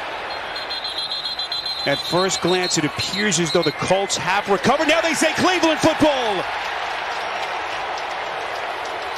Here we go.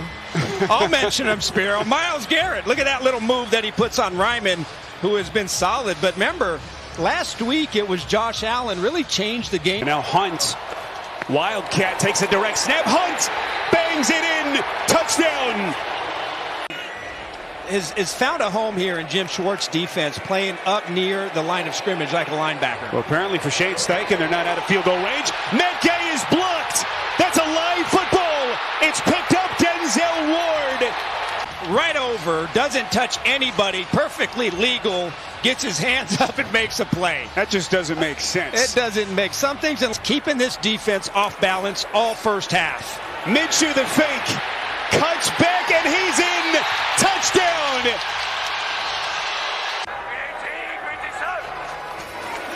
Minshew from his end zone. Here comes Garrett. Football's loose.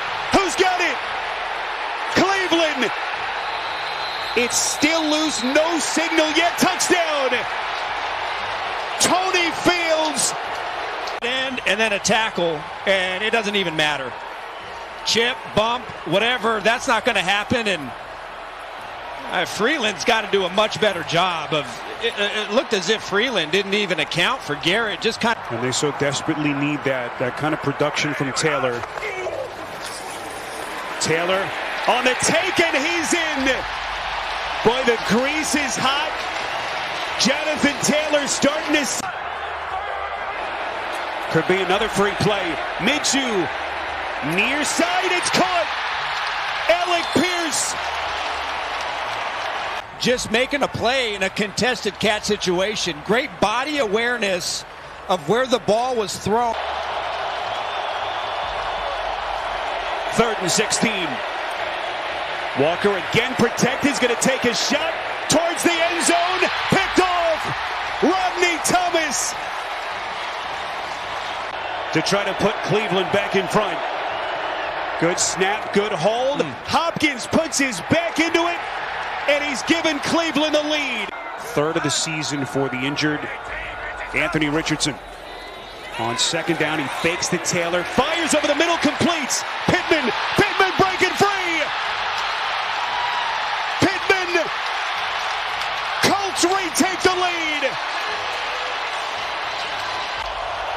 Possibly dropping out. Or that would have been a first down right at the 30.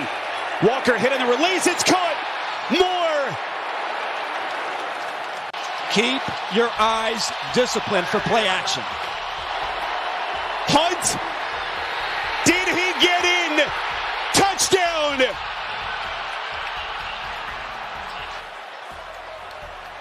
They will take a look at this to confirm. Certainly from that vantage point, Hunt breaks the plane. Touchdown, Cleveland. Victory formation for P.J. Walker, and the Cleveland Browns pull off a 1-point win.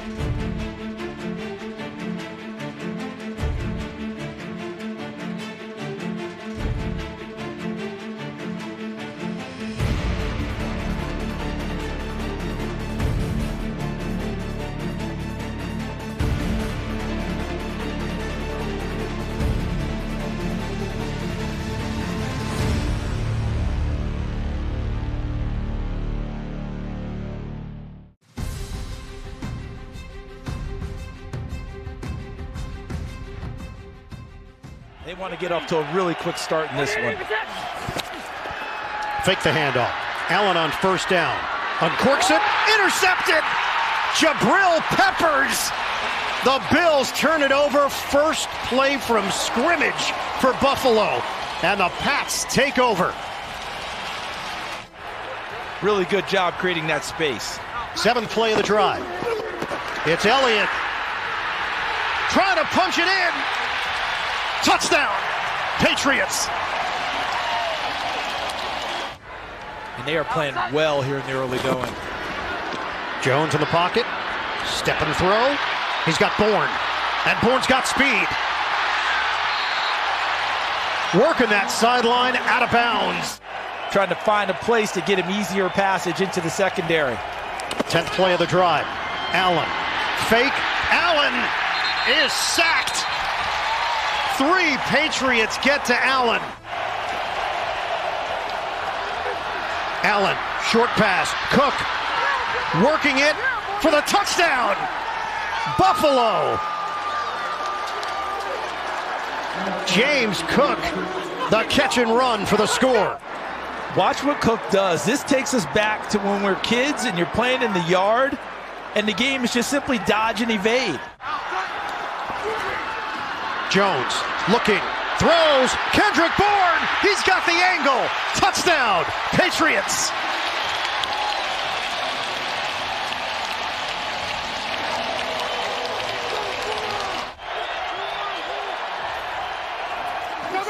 Allen pulls the trigger, sliding catch made inside the 10 by Diggs. Oh, how did he get out of it? Touchdown, Buffalo. A magician. Their 2 superstars on the same play made superstar plays. Diggs finishing it off with the presence of mind. I have not been touched. Look at that baseball slide and up before, and then shakes off the attempted tackle by J.C. Jack. 5:02 to play, 2nd and 15. Jones connects with Bourne. Oh, he loses the ball. Buffalo takes over. Patriots cough it up. Textbook play by Poyer. Bernard there on the recovery. It's a 3rd and goal inside the 1. You can still go sneak here. And they will. Allen takes it right to the goal line, and he's in. Touchdown, Buffalo. Allen operating out of the gun. Allen has the time, a fastball. Did a lot of good things today, put themselves in a fine position in the 4th, but now they trail by 3. Dump off. Stevenson still going after the catch. Stevenson works the sideline. I think Buffalo's going to bring some pressure on him right now. 3rd and 8. Jones, step and throw. Caught. Hunter Henry, first down. 2nd and goal. Jones slings it. Touchdown. Gesicki.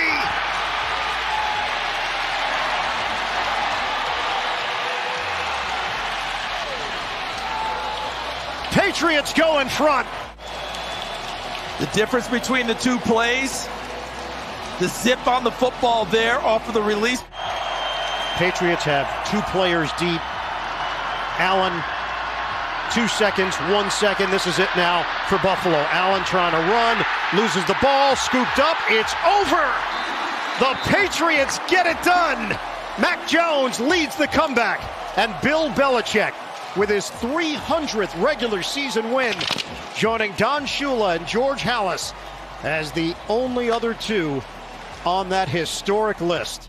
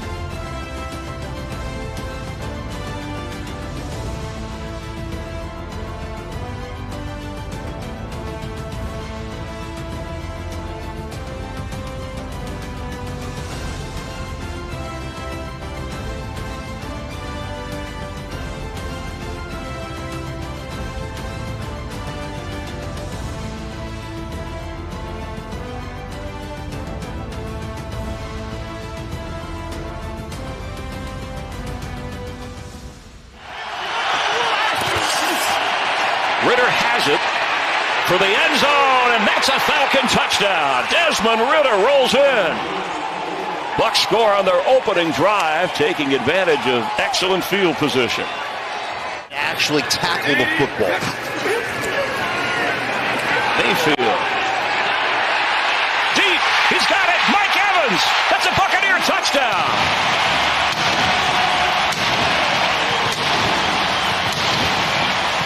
They're trying to manage him, get him in space, use him in that way. Ritter well protected. The throw. How did that get between Kyle Pitts? Oh, that in. Wow. There's my guy. That's a little around the back. Goodness. No. A one-arm grab behind. Leads all rookies in scrimmage yards, but they fake, and Ritter is going to go deep. Way deep, and hauled in. Scotty Miller, the former Buck, at the Tampa Bay 20. On the double move, right here is Scotty Miller. You're getting on the Carlton right there. Carlton Davis, and you got that little double move, and one thing Scotty Miller's always been able to do. Ritter. Ball's out. Loose. And the Buccaneers have it. Ruled as a fumble. Jamel Dean recovers for Tampa Bay. Keyshawn Vaughn is in at running back. The pitch to Devin Tompkins. Falcons are ready for that. Although he spins out of it, and the ball is loose inside the 30. And the Falcons are indicating that they've come up with it, but we'll wait for the officials. But Cale London came away with it. Snap the tie here. Ball's loose. And it looks like the Bucs are on it. Ritter could not get it back. Tampa Bay with a takeaway. Bijan Robinson has taken snaps but has not touched the ball today, as Ritter will keep himself and get a first down all the way inside the 45 of the Bucs. Algier the back. Hodge in motion. Here comes again. Ritter's going to try to outrun, and on the move, wide open, Tyler Algier tries to put a move on down the sideline and drags the defender Ryan Neal all the way inside the 45 of the Bucs. What a play by Desmond Ridder. Ritter keeps Desmond Ridder. Can he get two today? It's a touchback fumble, no touchdown. Yeah, you can see it right there. Winfield never giving up, and that ball is loose before it crosses the goal line. 14 catches last two games coming in. Mayfield to throw, and intercepted. Richie Grant with the takeaway for the Falcons. It's been all about defense today. Receiver, that running back has to go back into where the help is. All of a sudden, it's 3rd and 9. Baker's going to try and run for it. And Baker Mayfield crosses midfield, churning inside the 35 of Atlanta.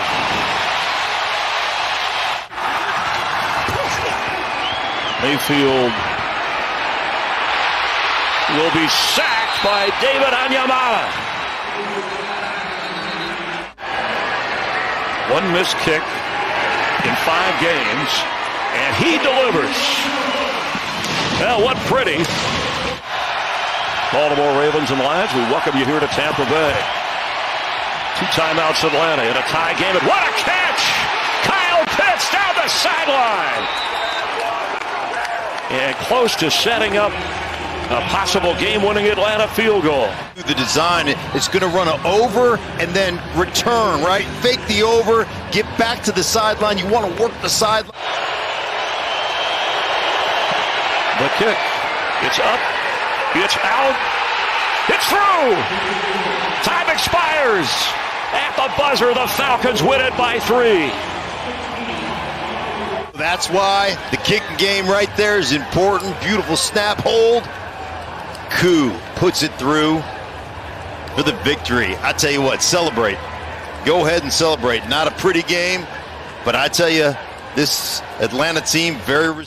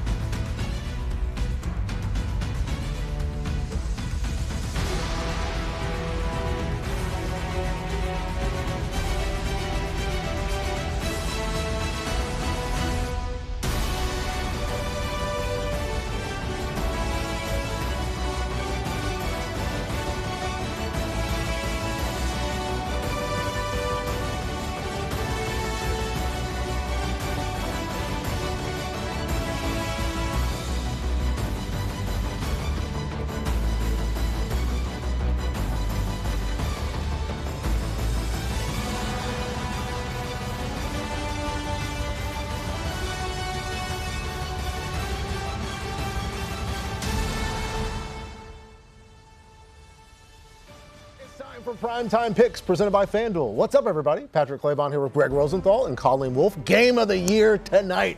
The Eagles and the Dolphins. And with Colleen here, we have to have her pick the Eagles game first. What are we doing? Okay, so you guys aren't going to invite me on this show and have me not pick the Philadelphia Eagles. It's not in my DNA. I can't do it, but also I believe that the Eagles are going to win this game 30-27. They're going to be in their Kelly Greens. There's no way that they can lose that game in prime time with their threads on that are so gorgeous. Also, the fact that they get Lane Johnson back, Darius Slay, Dallas Goedert, Jalen Carter. Woo. This team is going to be ready for the Dolphins, especially coming off that awful game against the Jets. I don't even want to talk about it, guys. On to the next week. And if they don't, the city will fold in on itself. It's just implode. What is a better way, though, to get over a tough loss than beating America's darling, the Dolphins? 30-27 is my score. I copied Colleen. Copying is underrated, kids. You can do it if you want. How about the Eagles go ahead and copy, as long as you're copying off someone smart. If you're not cheating, you're not trying. Right, and so what do the Eagles do? They watch last week's game against the Panthers, and they run the ball like crazy. Panthers, Dolphins. I don't think a lot of America watched that. You know who was running through the Dolphins defense? His name was Chuba Hubbard. I think DeAndre Swift can get that done. I think Lane Johnson, Jordan Mailata, all these big guys up front get back to what the Eagles were doing so well in the first few weeks of the season and just pound the rock, try to slow the game down. Jalen Hurts near the goal line, also one of the best threats in the league. And so I think it's going to be a score fest, but I think the Eagles win. I am with you on both of those fronts, Greg. I've got a score fest as well. I think the Eagles are going to win. But before any Fins fans get upset, I think they score 28 points. I just think the Eagles get 29 and they get the win at home. If the game's at Hard Rock, I probably feel a little bit different. But I want to talk about where the issues have been in Philadelphia this year to me, and that's on the defensive side of the ball. And a lot of it is it's just hard to duplicate the success that they had in 2022. But then you look at the fact that they are not very good. They're in the bottom half of the league in terms of defending the pass when there is pressure. That means the guys up front are getting home. The coverage is just not where it once was. Maybe that's because CJ is playing for the Lions right now. Maybe they should have tried That's your guy. Try to find a way to keep him on the roster. But I do think good team, two good teams. Somebody has to win. I think it's the Birds. Let's take a look at tonight's FanDuel same game parlay. Here are your options. Jalen Waddle's an anytime touchdown score and going over 60 receiving yards. Tua going over 1.5 passing touchdowns. And Jalen Hurts having over 40 rushing yards. Enjoy the game, everybody.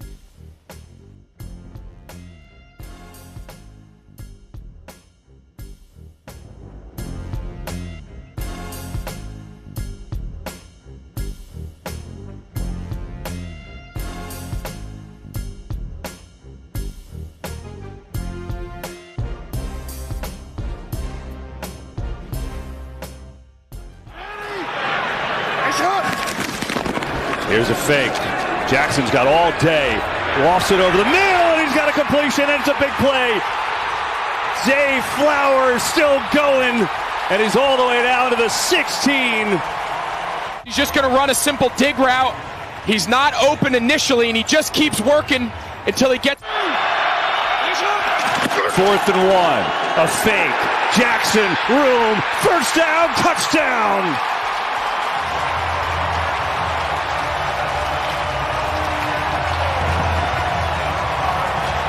11th play of this drive, 3rd and 3. Right here, see how tight they are now?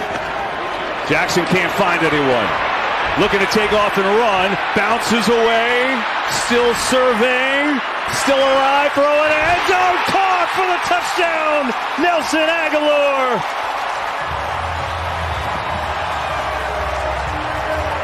Passer.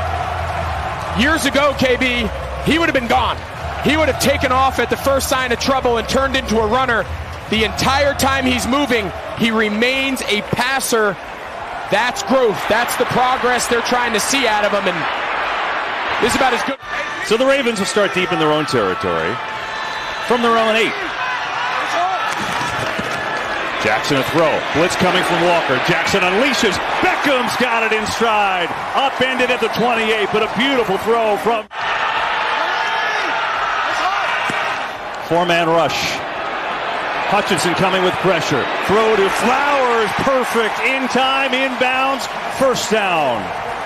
Yeah, they've had a lot of big plays. 4 20-yard plus pass plays in that first quarter. We start the second here. Delayed blitz is coming. Jackson. Ricard. Nobody around him. Ricard. Room to run. Look at this. One tackler. He's all the way down to the 21. On the fake, looking for Andrews, has him. Mark Andrews turns upfield, looking for the end zone, diving for the pylon. He's in. Touchdown, Baltimore.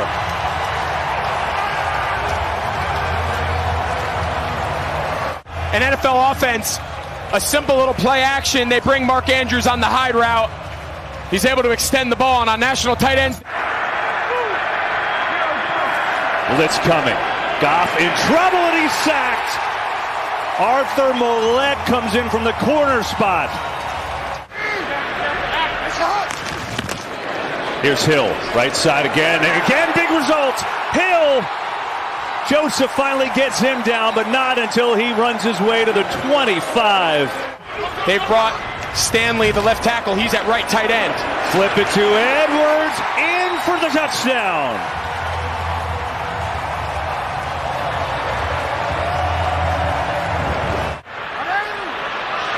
That looked like the right call.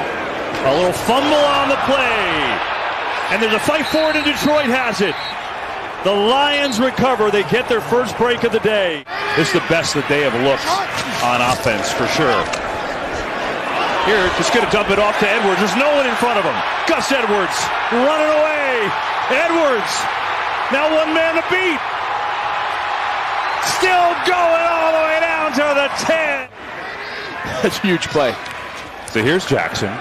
Pressure coming, going end zone. It is caught for the touchdown. Another for Mark Andrews. Coverage against Tracy Walker, the safety. They've had great protection. Lamar Jackson. So it is 4th and 1. Blitz coming. Goff just going to go deep, and there's nobody home. It's going to be intercepted in the end zone by Geno Stone. 2nd and 1. Gibbs on the pitch, has some room. Jahmyr Gibbs, no one touches him. He's in for 6. Looks like pretty content that will be all. What a day for the Baltimore Ravens. Sheer dominance from the get-go. 38-6, the final.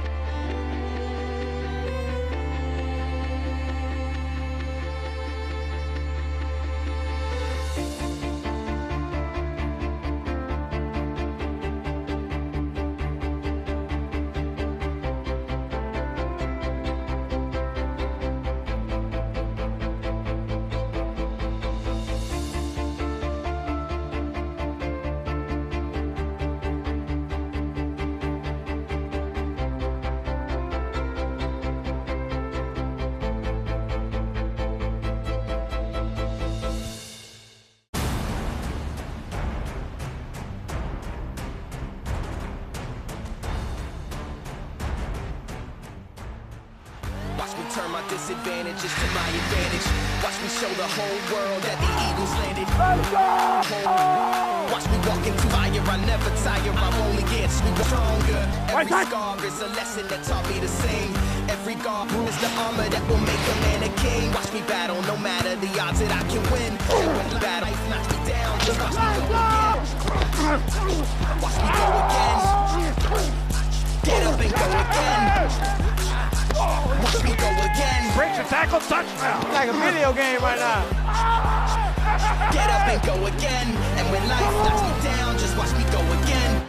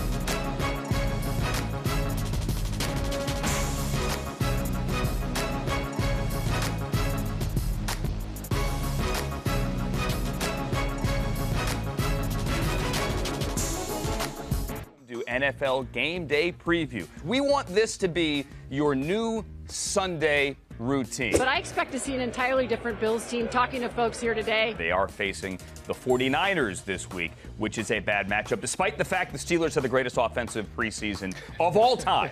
How is Dallas going to be able to move the ball against the Jets defense, which last week had 4 takeaways? Myles Garrett is in the conversation for Defensive Player of the Year.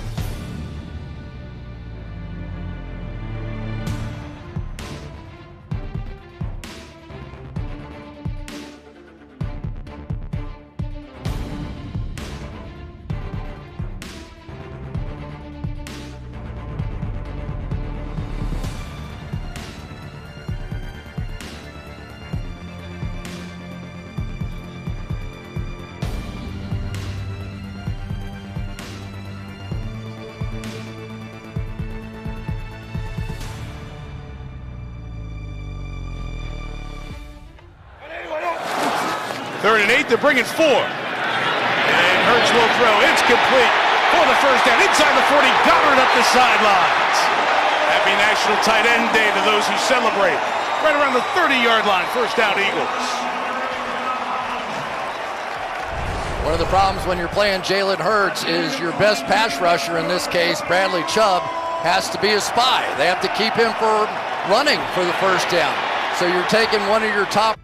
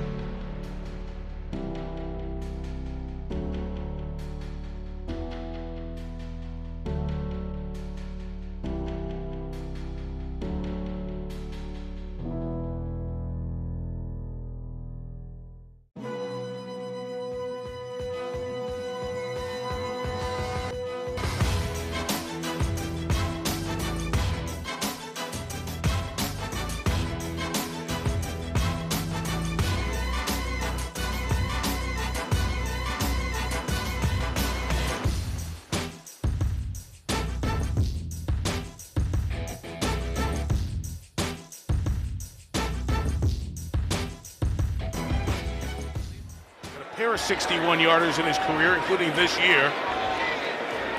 Missed one from the left hash from 37 yards. It's a short one, 24 yards, and after that miss last week, he puts up the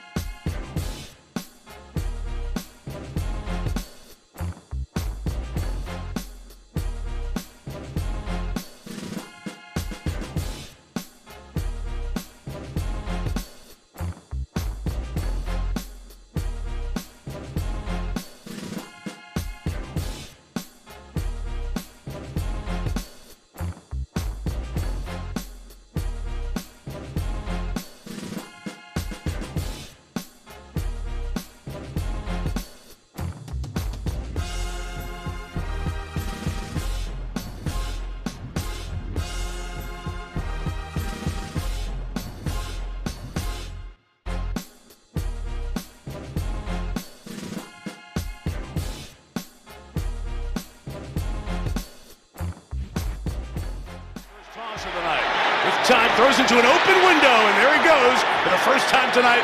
Tyreek Hill catching a first down for the Dolphins out to the 43.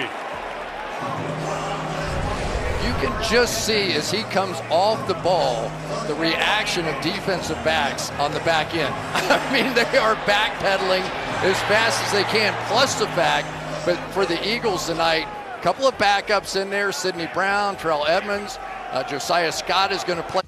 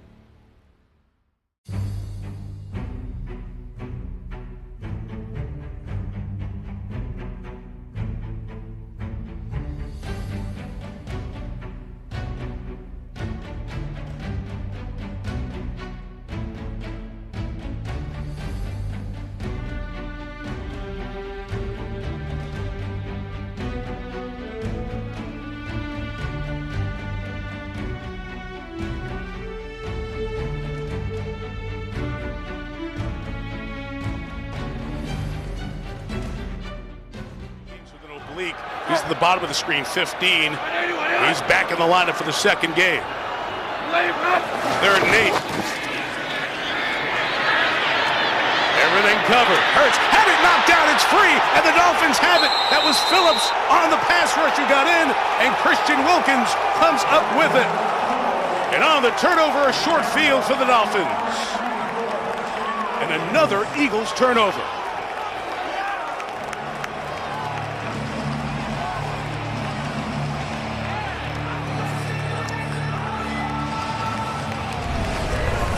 Jalen has been bailing a good bit of the time out to the right. His best plays come inside the pocket. It's literally impossible, though, to watch that fumble inside the pocket and not think a little bit about the Super Bowl. That was the only bad play he had in the Super Bowl, just too loose with it there. I think Bradley Chubb's hand might have gotten on it first before Jalen Phillips as they met.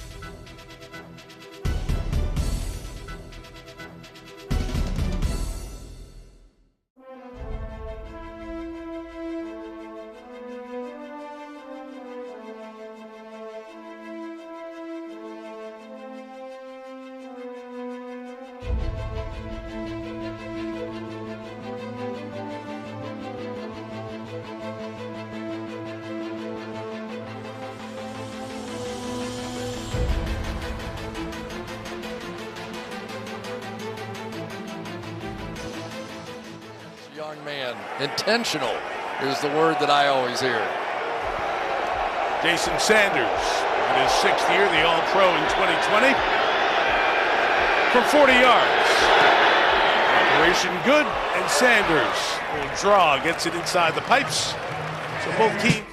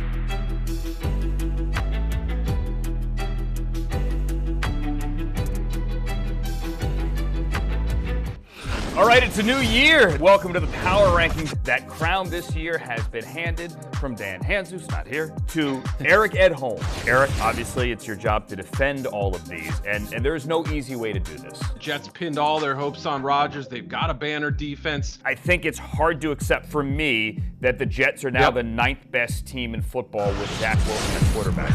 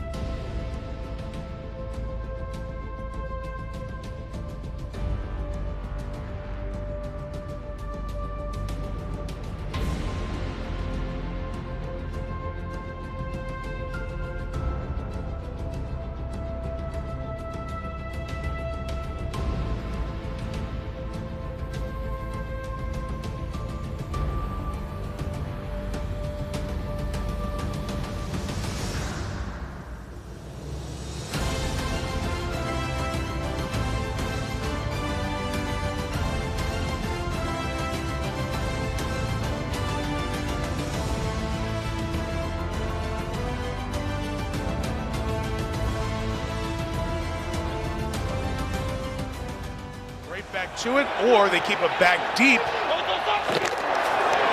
as the push comes, and those strong legs of Jalen Hurts carried to the first down at the 35-yard line. You know, they kind of take that play personally around here, don't they?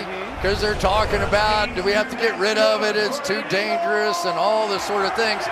And we asked Jalen about it, and he said, that's all he can do.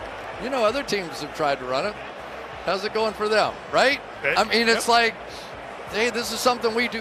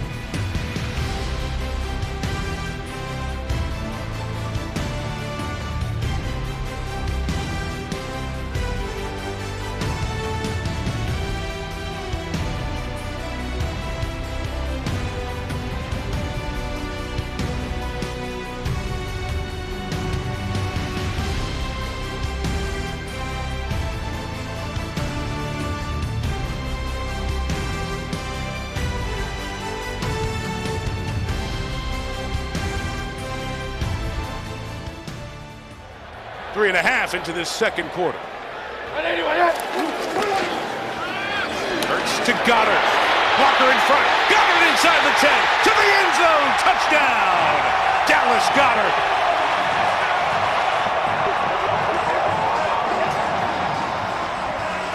The tackle, Jordan Mailata, paved the path, and Goddard gives the Eagles the lead.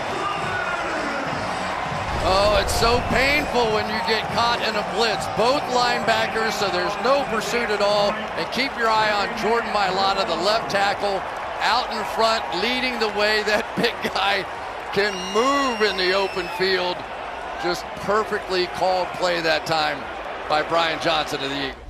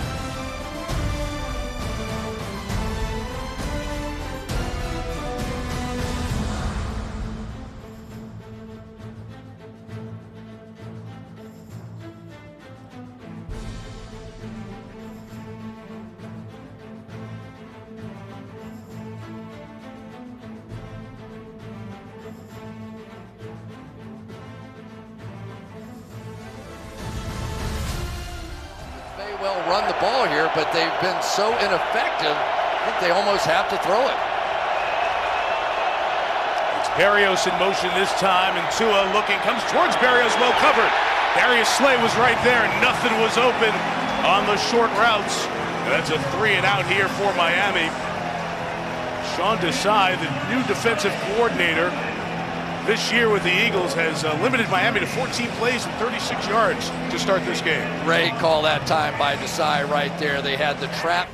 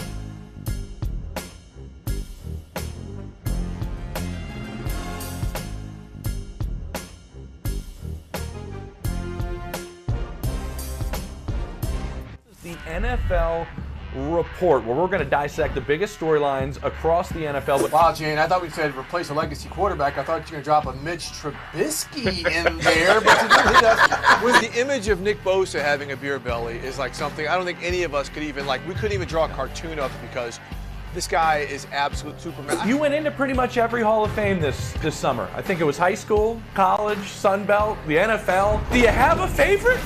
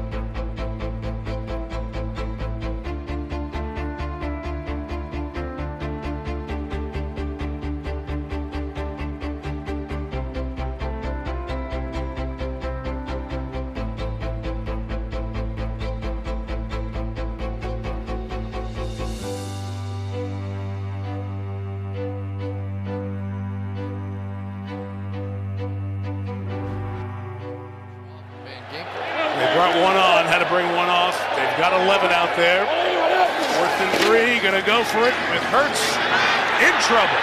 Chased by Chubb, escaping right, and throws, open is Brown! In for the touchdown!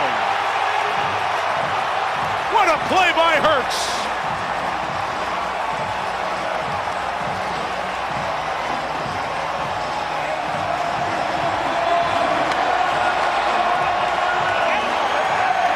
Check the replay, make sure he broke the plane before the knee came down.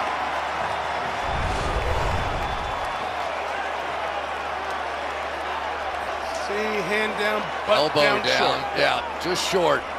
But if anything personifies. After further review, the receiver was down short of the goal line.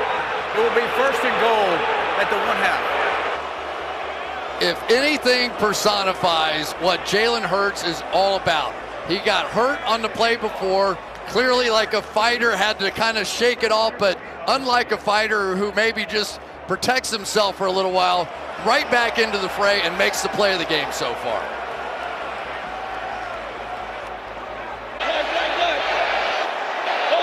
From the 1, Hurts pushing forward.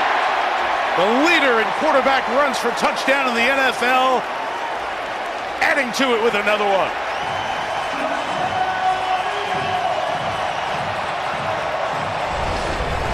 Watch the patience here of Jalen Hurts. He's not going crazy. He knows the push is coming, right? And you got guys jumping over the top. What is that going to do? It doesn't do anything.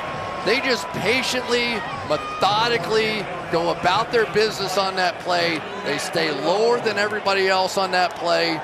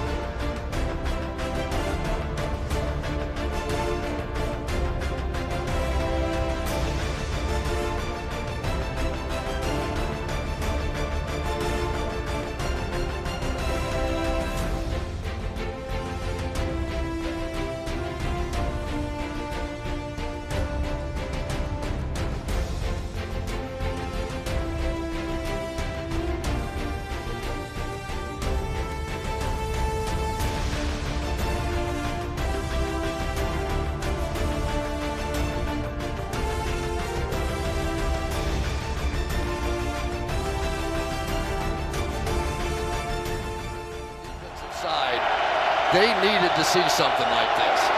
From the 20. Tua protected, firing deep downfield, and it is, oh, what a second foot down by Wilson. Cedric Wilson got the second foot down just over midfield in Eagles territory at the 2-minute warning. Big gain of 30 yards. Cedric Wilson at the 2-minute warning gives the Dolphins some life.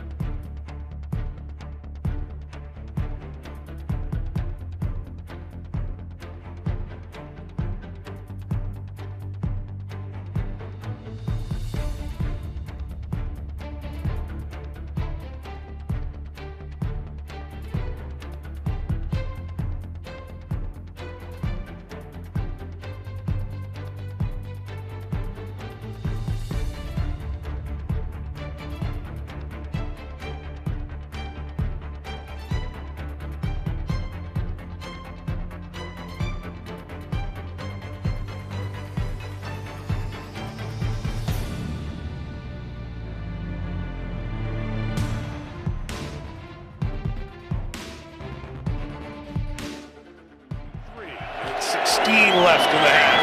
Tua throwing again. Tyreek to the 29-yard line. And a first down on the gain of 15. I do enjoy watching Tua throw the ball. Won a lot of Super Bowls doing exactly this. Hitting that back foot, not letting the defender react in time at all. And you see what the speed of Tyreek Hill does. It just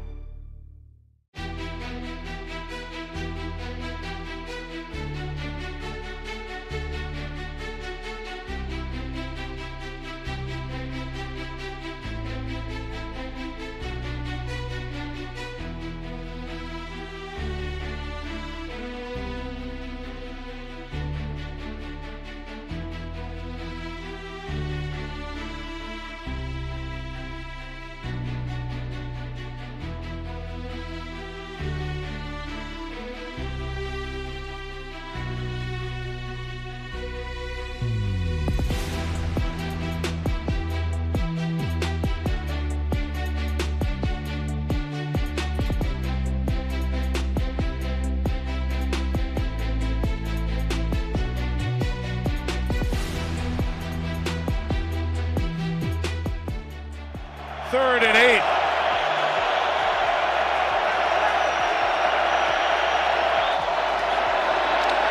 Tua fires left side for the end zone. Tyreek Hill touchdown. The timing of Tua and Tyreek do it again, and Miami gets back in it at 17-9. It's one thing to beat one of the best cornerbacks in football in James Bradbury. This was double coverage. He had support from the safety. They were going to bracket him, and he ran right past both of them. Terrell Edmonds as well. He's played for a long time with Pittsburgh. There is no way to calculate what it's like to play.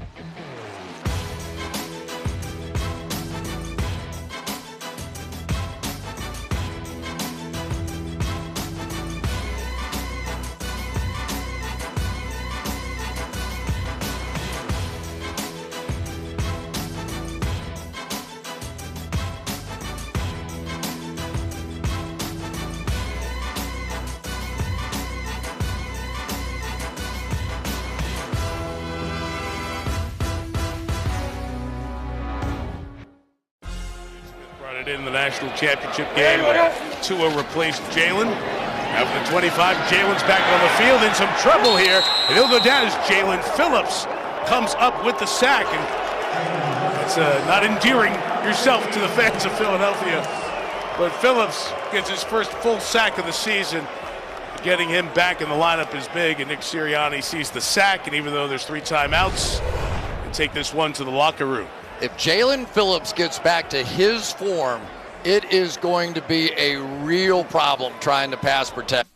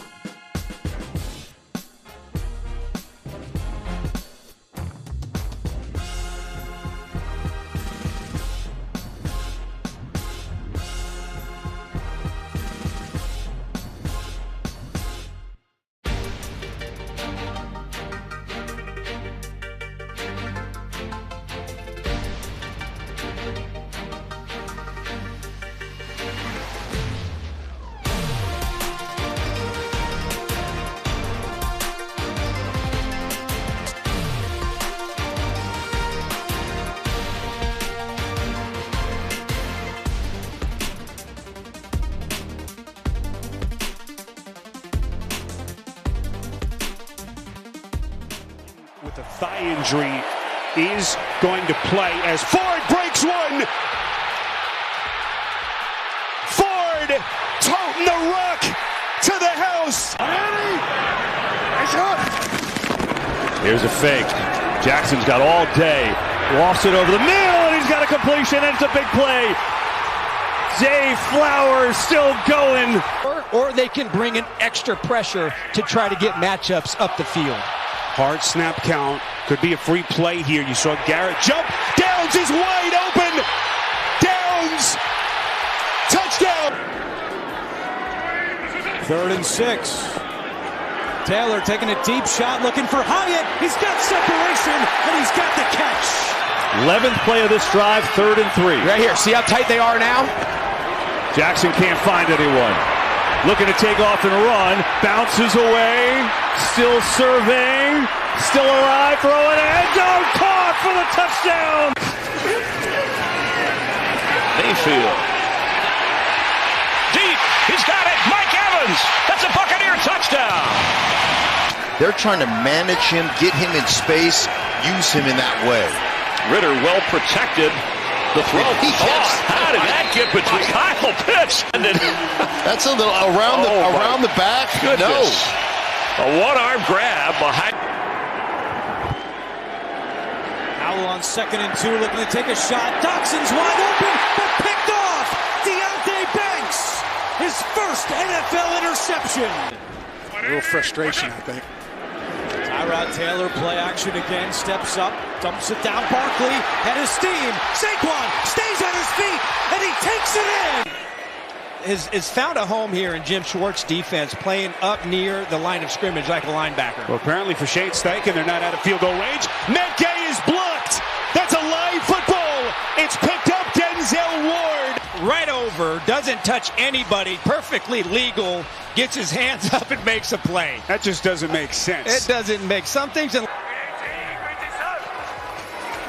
Minshew from his end zone. Here comes Garrett. Football's loose. Who's got it? Cleveland. It's still loose. No signal yet. Touchdown. And then a tackle, and it doesn't even matter. Chip, bump, whatever, that's not going to happen, and Freeland's got to do a much better job. This is the best that they have looked on offense, for sure. Here, just going to dump it off to Edwards. There's no one in front of him. Gus Edwards running away. Edwards, now one man to beat. Still going all the way down to the 10. Allen pulls the trigger. Sliding catch made inside the 10 by Diggs. Oh, how did he get out of it? Touchdown! The team who can establish rhythm here in the 4th is going to come away with the win. Howell looking deep down the sideline for McLaurin. Takes a big hit. We haven't seen that much today. Can't wait too much longer. Those quick outs to the sidelines won't suffice. Hoyer's long pass of the day is 15 yards, and it's intercepted. Picked off by Jalen Johnson. Johnson, untouched. Could be another free play. Minshew, near side, it's caught. That package. 4-man rush this time. Taylor taking a deep shot for Hyatt. Separation, and he's got the catch. 2nd and goal. Jones swings it. Touchdown! Gesicki! The kick. It's up. It's out. It's through. Time expires. Anthony Richardson on 2nd down. He fakes to Taylor. Fires over the middle. Completes. Pittman breaking free. Pittman. Colts retake the lead. For quarterback Russell Wilson. Blocked by Bowles, going deep, and Sutton, what a catch! Green Bay 39, and he got Carrington Valentine. Keep your eyes disciplined for play action. Hunt, did he get in? Touchdown!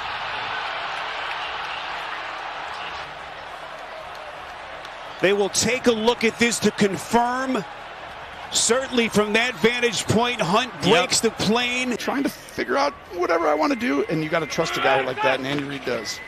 He faked a handoff to McKinnon. Wasn't there what Mahomes wanted. Pass. There he is, Valdez-Scantling. He dives. You should be calling in his offseason if you're an owner for another team. Andy Reid would love to see him get a second chance, though he'd hate to lose him. Here's Kelly.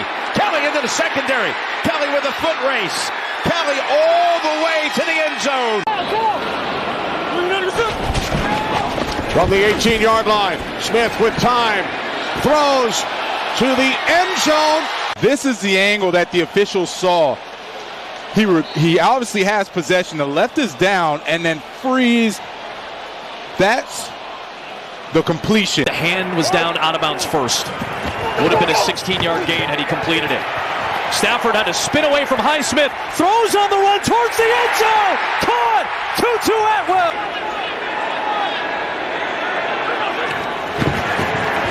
Off the fake. This is where Stafford's at his best. Play action. Nacua in traffic. And he made the catch. What a play by Puka Nacua. How he got his feet down, because here comes 39, Minkah Fitzpatrick. I thought he was going to knock him out of bounds. There's one. In a one-score game, allow your team play complementary football. Oh! Second down and 2. Big hit, but Rondell Moore. Fake to Dillon. Blocked by Musgrave. He's got him! And it's caught at the same time. Dobbs. Tie goes to the offensive play.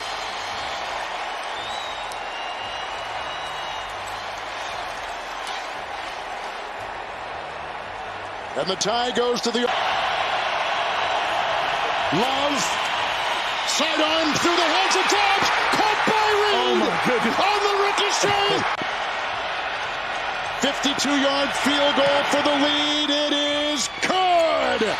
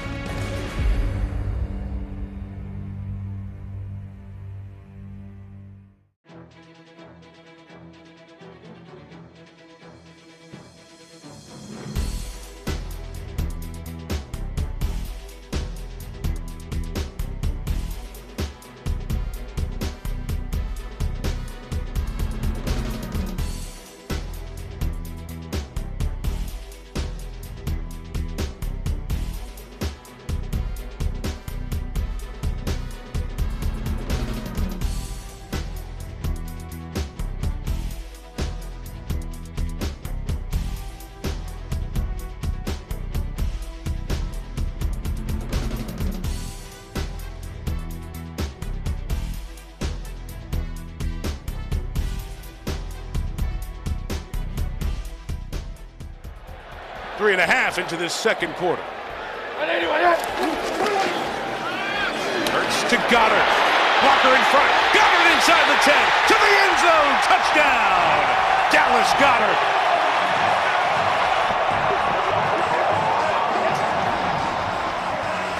The tackle, Jordan Mailata, paved the path, and Goddard gives the Eagles the lead. Oh, it's so painful when you get caught in a blitz. Both linebackers, so there's no pursuit at all. And keep your eye on Jordan Mailata, the left tackle, out in front, leading the way. That big guy can move in the open field. Just perfectly called play that time by Brian Johnson of the Eagles. From the one, Hurts pushing forward. The leader in quarterback runs for touchdown in the NFL, adding to it with another one.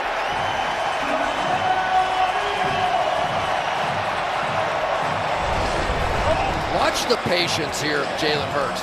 He's not going crazy. He knows the push is coming, right? And you got guys jumping over the top. What is that going to do? It doesn't do anything. They just patiently, methodically go about their business on that play. They stay lower than everybody else on that play. Situationally as the year goes on. 3rd and 8.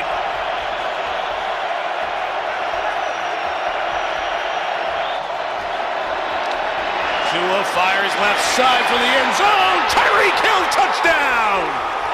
The timing of Tua and Tyreek do it again, and Miami gets back in it at 17-9.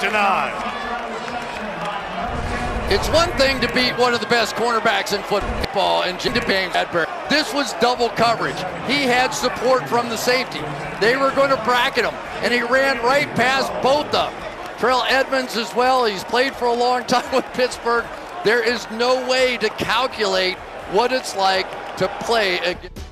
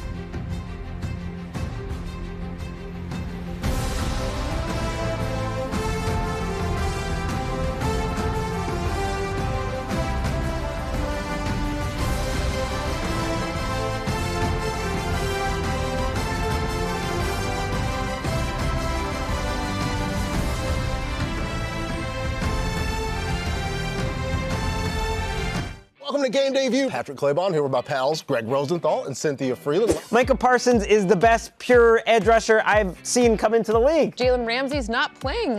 This is an opponent that they're very familiar with. So I expect big things from Mac Jones. I think the Ravens win in a close one by 1 point. Just one, which is math that I could do. Hey, that NFC North defense looked pretty darn good last night. Josh, you're breaking Cynthia's heart. You were her MVP pick, but there's still... I'm not worried. I'm not worried, bro.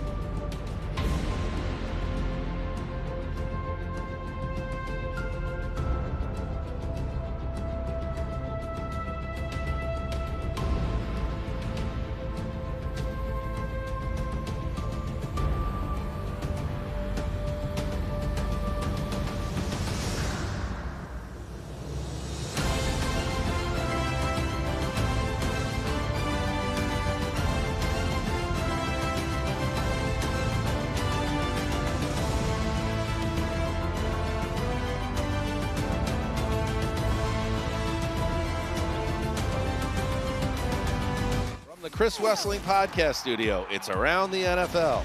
I like this game. Yeah, I know you do. Yeah, the Browns we all are know. in. The Browns are Well, in the it. Falcons defense kind of looks interesting right now. He hasn't done anything in his career yet, Meg. Let's not act like he's done anything in his career yet. I know the Titans are a good run defense, but Mixon has been looking a few years younger. And Greg is looking. He's searching. I'm about to give up. Don't they have like an index or a table? I don't remember. You look like you're really trying hard.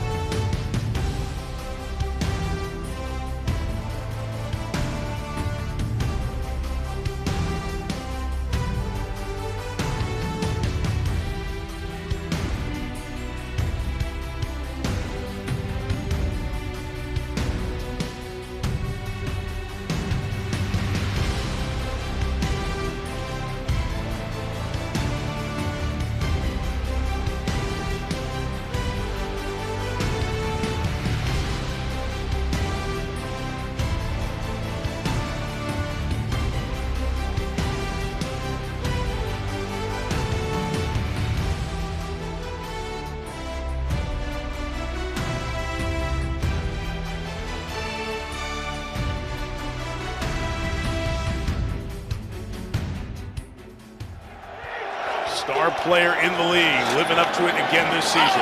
Raheem Mostert got to the edge. Mostert across midfield into Eagles territory, running hard to the 43-yard line. So that running game, absent in the first half, coming to life here with a gain of 21.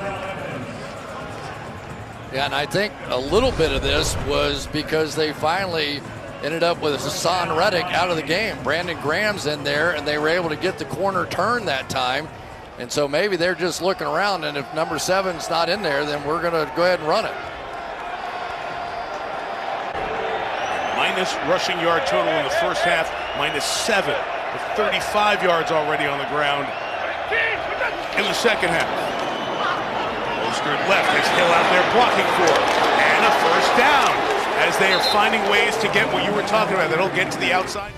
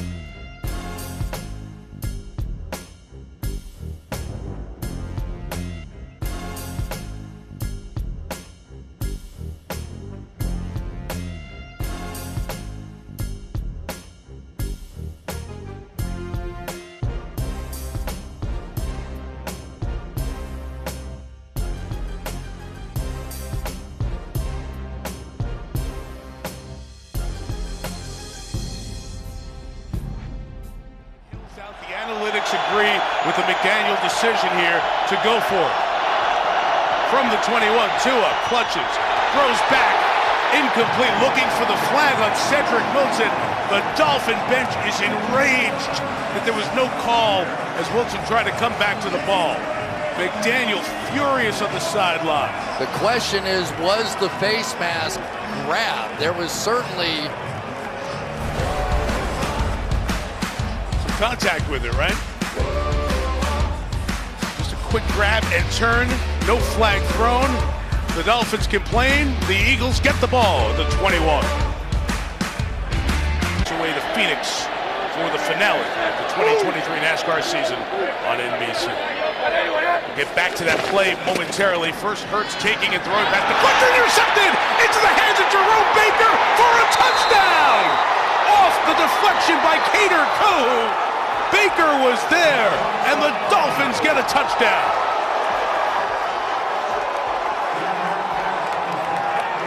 So Cater Kohu, who is used to being in the slot, and what do the slots typically do?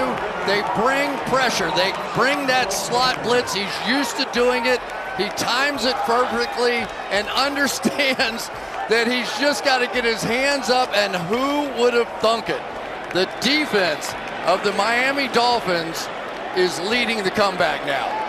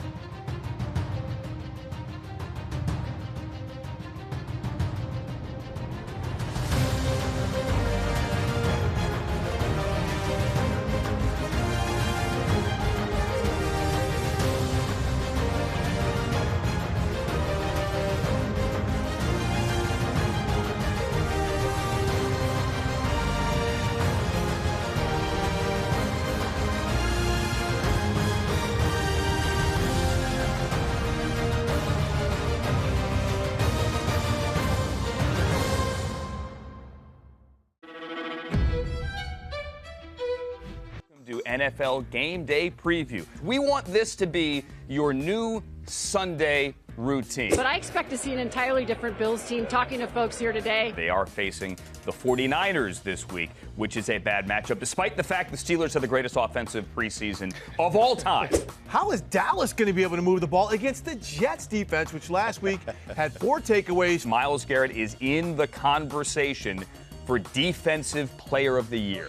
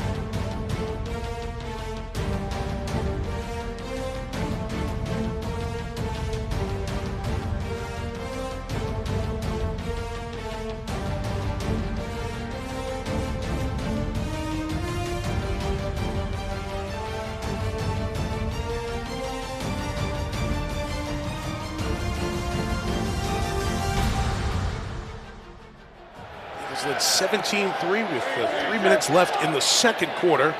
And that's evaporated here. The Hurts turnovers continue to be a story. First down. Hurts throws on the run. It is complete for the first down inside the 40-yard line as he connects with Devontae Smith. And the plays that are really eating up this Miami defense are the ones in which Jalen Hurts is buying a little bit of time, forcing these defenders to cover that extra second and a half. Because Jalen Hurts is going to move around in the pocket, and he at least presented that he can run and will run.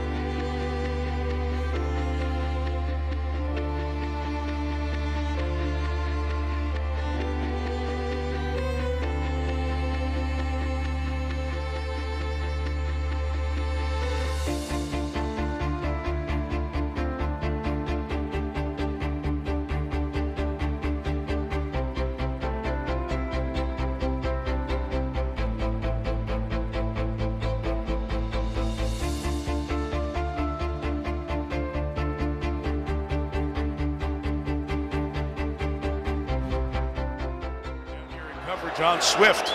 It looks like some man coverage. 7. Here is Hurts firing right. Got it again. First down. Ball comes out after he's on the ground. At the 14-yard line, Dallas Goedert keeps the drive going. Those safeties start dropping down. Really great read that time by Jalen Hurts to understand once they start getting down in this area that you've got the one-on-one, you go with the crosser across the field, and Dallas Goedert has been a major factor in this game. For Dallas. Final half minute of this third quarter. Eagles trying to retake the lead. Hurts. Complete. Where the tackle is Brown. To the end zone. Touchdown. Philadelphia.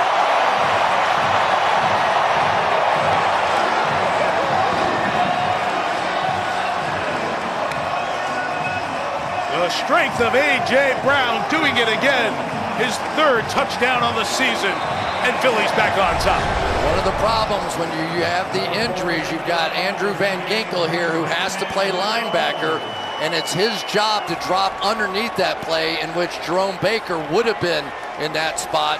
And once again, A.J. Brown is too big, too strong.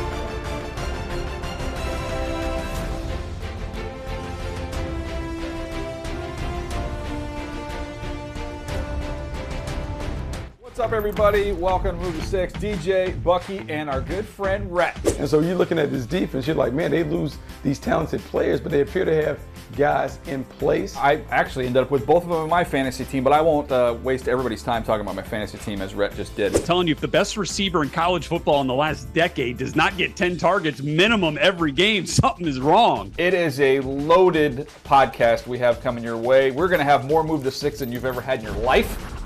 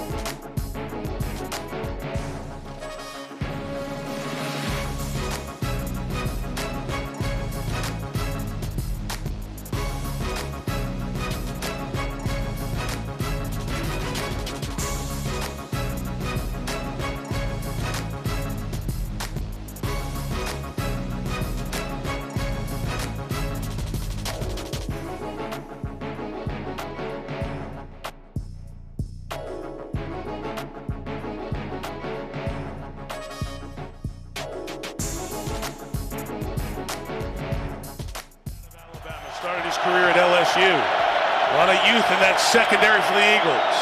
3rd and 12, Tua throwing. Timing is perfect. Complete to Waddle at the 45-yard line. Marked right now as a first down, and it is. They're moving the chains. There's good and bad with what the Eagles are doing here. Obviously, a lot of space, and so you're going to bring in some cuts on the back end. But because they're being a little cautious with the safeties, and they should be, Terrell Edmunds is playing back, and he's having to deal with all that speed.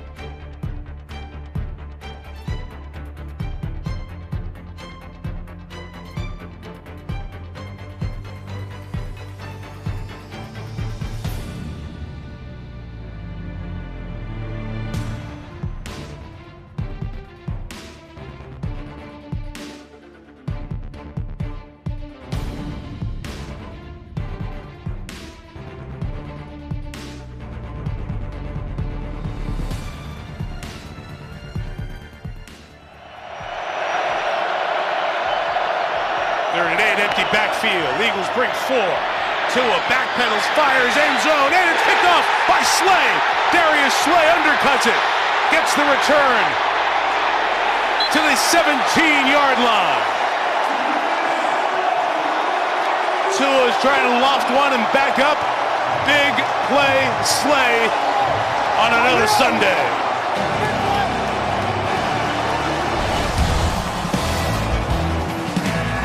Comes up with the pick of the pass intended for Raheem Mostert. Eagles ball inside their own 20.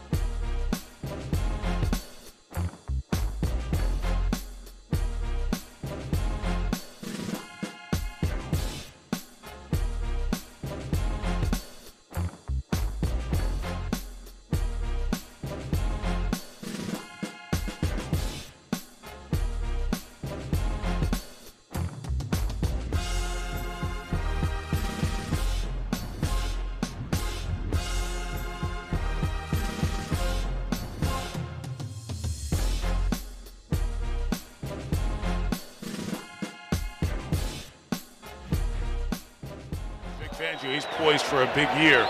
3rd and 7, big play here for this Miami defense. Backfield, Fins bring 5, and throws complete. Brown stretching and rolling. This is a close mark 2. It looks short. Did he get the credit for the roll, though? Let's see. When he came down. He landed his backside. They're not going to check. Quick, they're back in BS territory. Brotherly shove, that is. Everybody's in there, and it's a first down. And they keep the drive going. Let's take a look. His knee never hit down. Right there where the elbow hit is where it would have been marked. But, you know, Mike, the one thing...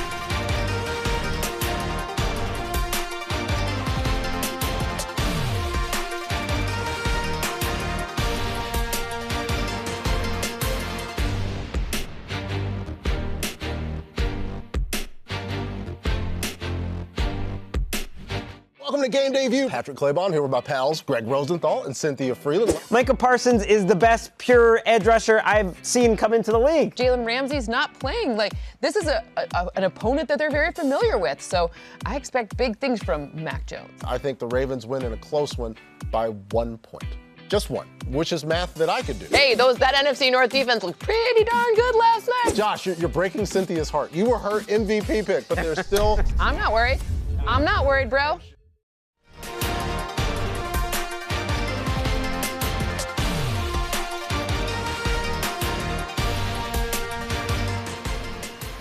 Miami 10, huge difference in the game. 5:45 to go. Hurts a first down throw, hit as he throws for Brown downfield, and Jake got it at the 10-yard line between Kohu and Elliott.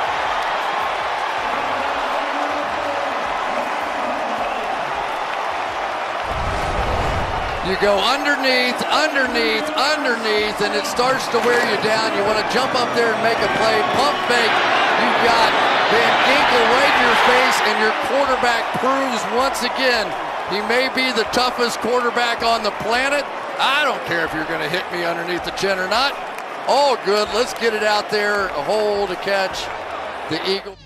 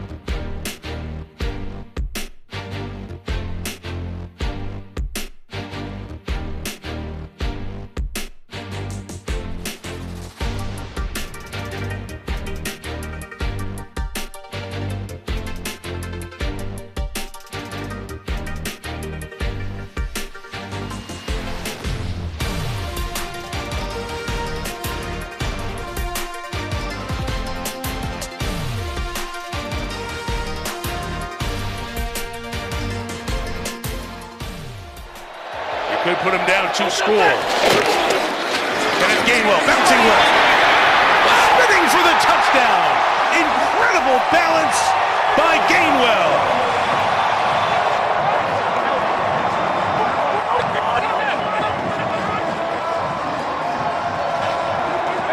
Pretty sweet looking for his first rushing touchdown of the year. I'm just saying, with all the power and grit and ugliness of that drive, for it to end with that spin move somehow feels appropriate. Put the cherry on top for the Philadelphia Eagles. What a drive.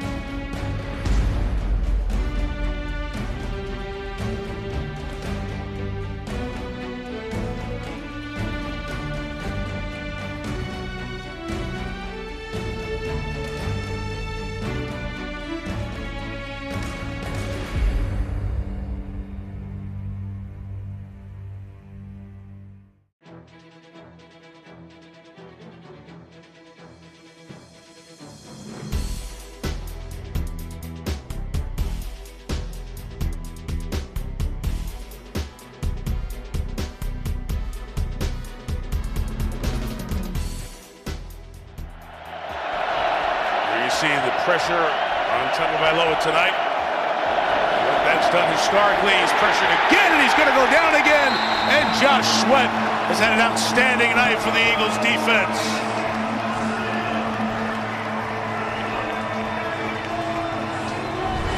Just too much. Got the backup tackle in there, and Kendall Lamb. You'll see the inside move.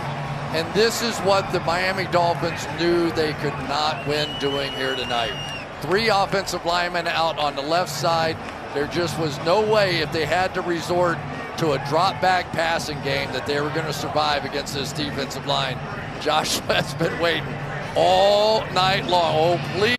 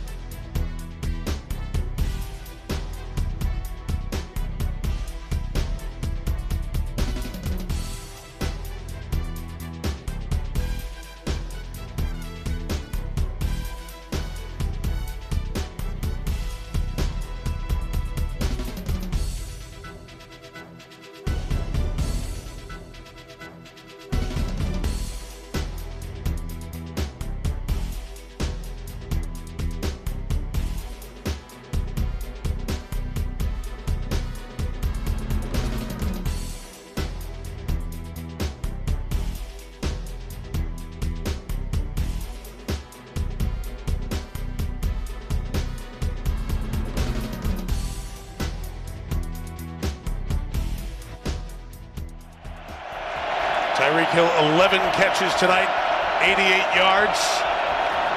4th and 10, Tua looking that way and throwing short.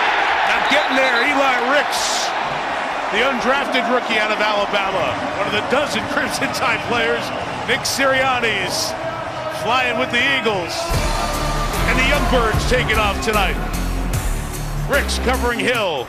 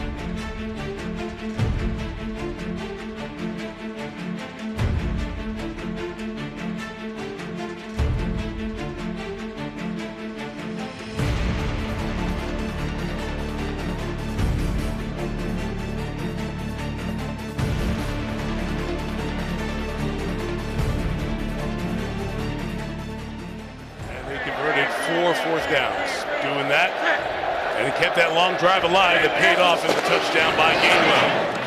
And Swift's got some blocking. Swift accelerates inside the 10. DeAndre Swift down at the 6-yard line.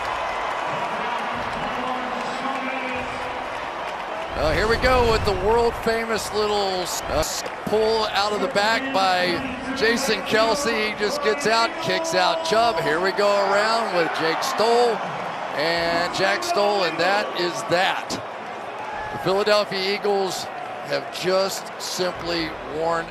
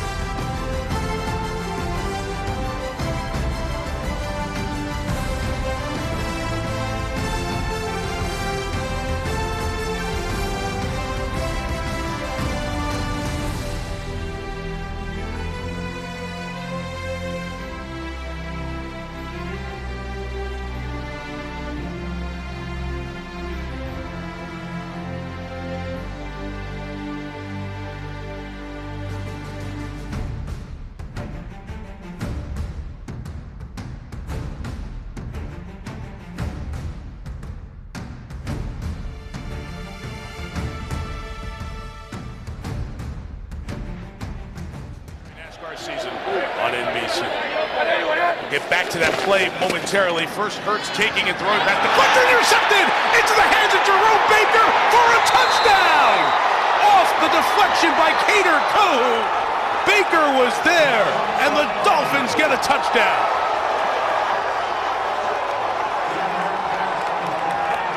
So Kader Kohou, who is used to being in the slot, and what do the slots typically do? They bring pressure. They bring that slot blitz. He's used to doing it. He times it perfectly and understands that he's just got to get his hands up, and who would have thunk it? The defense of the Miami Dolphins is leading the comeback now. Raised for Dallas. Final half minute of this third quarter. Eagles try to retake the lead. Hurts. Complete. Where the tackle is Brown. To the end zone. Touchdown. Philadelphia.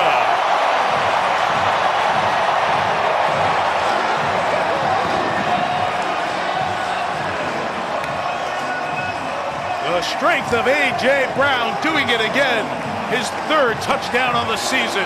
And Philly's back on top. One of the problems when you have the injuries, you've got Andrew Van Ginkel here who has to play linebacker, and it's his job to drop underneath that play in which Jerome Baker would have been in that spot. And once again, A.J. Brown is too big, too strong. His team, no penalties tonight. Miami 10. Huge difference in the game. 5:45 to go. Hurts a first down throw. Hit as he throws for Brown downfield. A.J.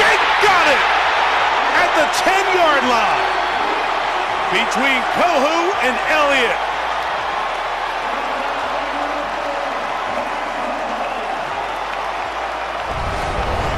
You go underneath, underneath, underneath, and it starts to wear you down. You want to jump up there and make a play. Pump fake. You've got Van Ginkel right in your face, and your quarterback proves once again he may be the toughest quarterback on the planet, I don't care if you're going to hit me underneath the chin or not. Oh, good. Let's get it out there. A hole to catch the Eagle. It's gone for 6.5 minutes. You could put him down 2 scores. Kenneth Gainwell bouncing left. Spinning for the touchdown.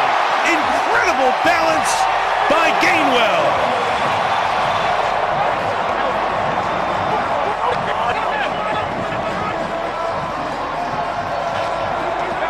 Pretty sweet looking for his first rushing touchdown of the year. I'm just saying, with all the power and grit and ugliness of that drive, for it to end with that spin move somehow feels appropriate.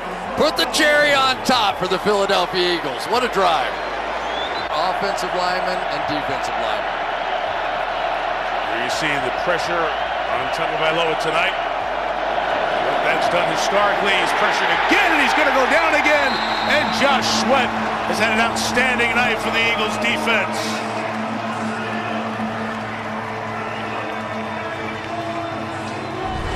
Just too much. Got the backup tackle in there and Kendall Lamb. You'll see the inside move. And this is what the Miami Dolphins knew they could not win doing here tonight. 3 offensive linemen out on the left side. There just was no way, if they had to resort to a drop back passing game, that they were going to survive against this defensive line. Josh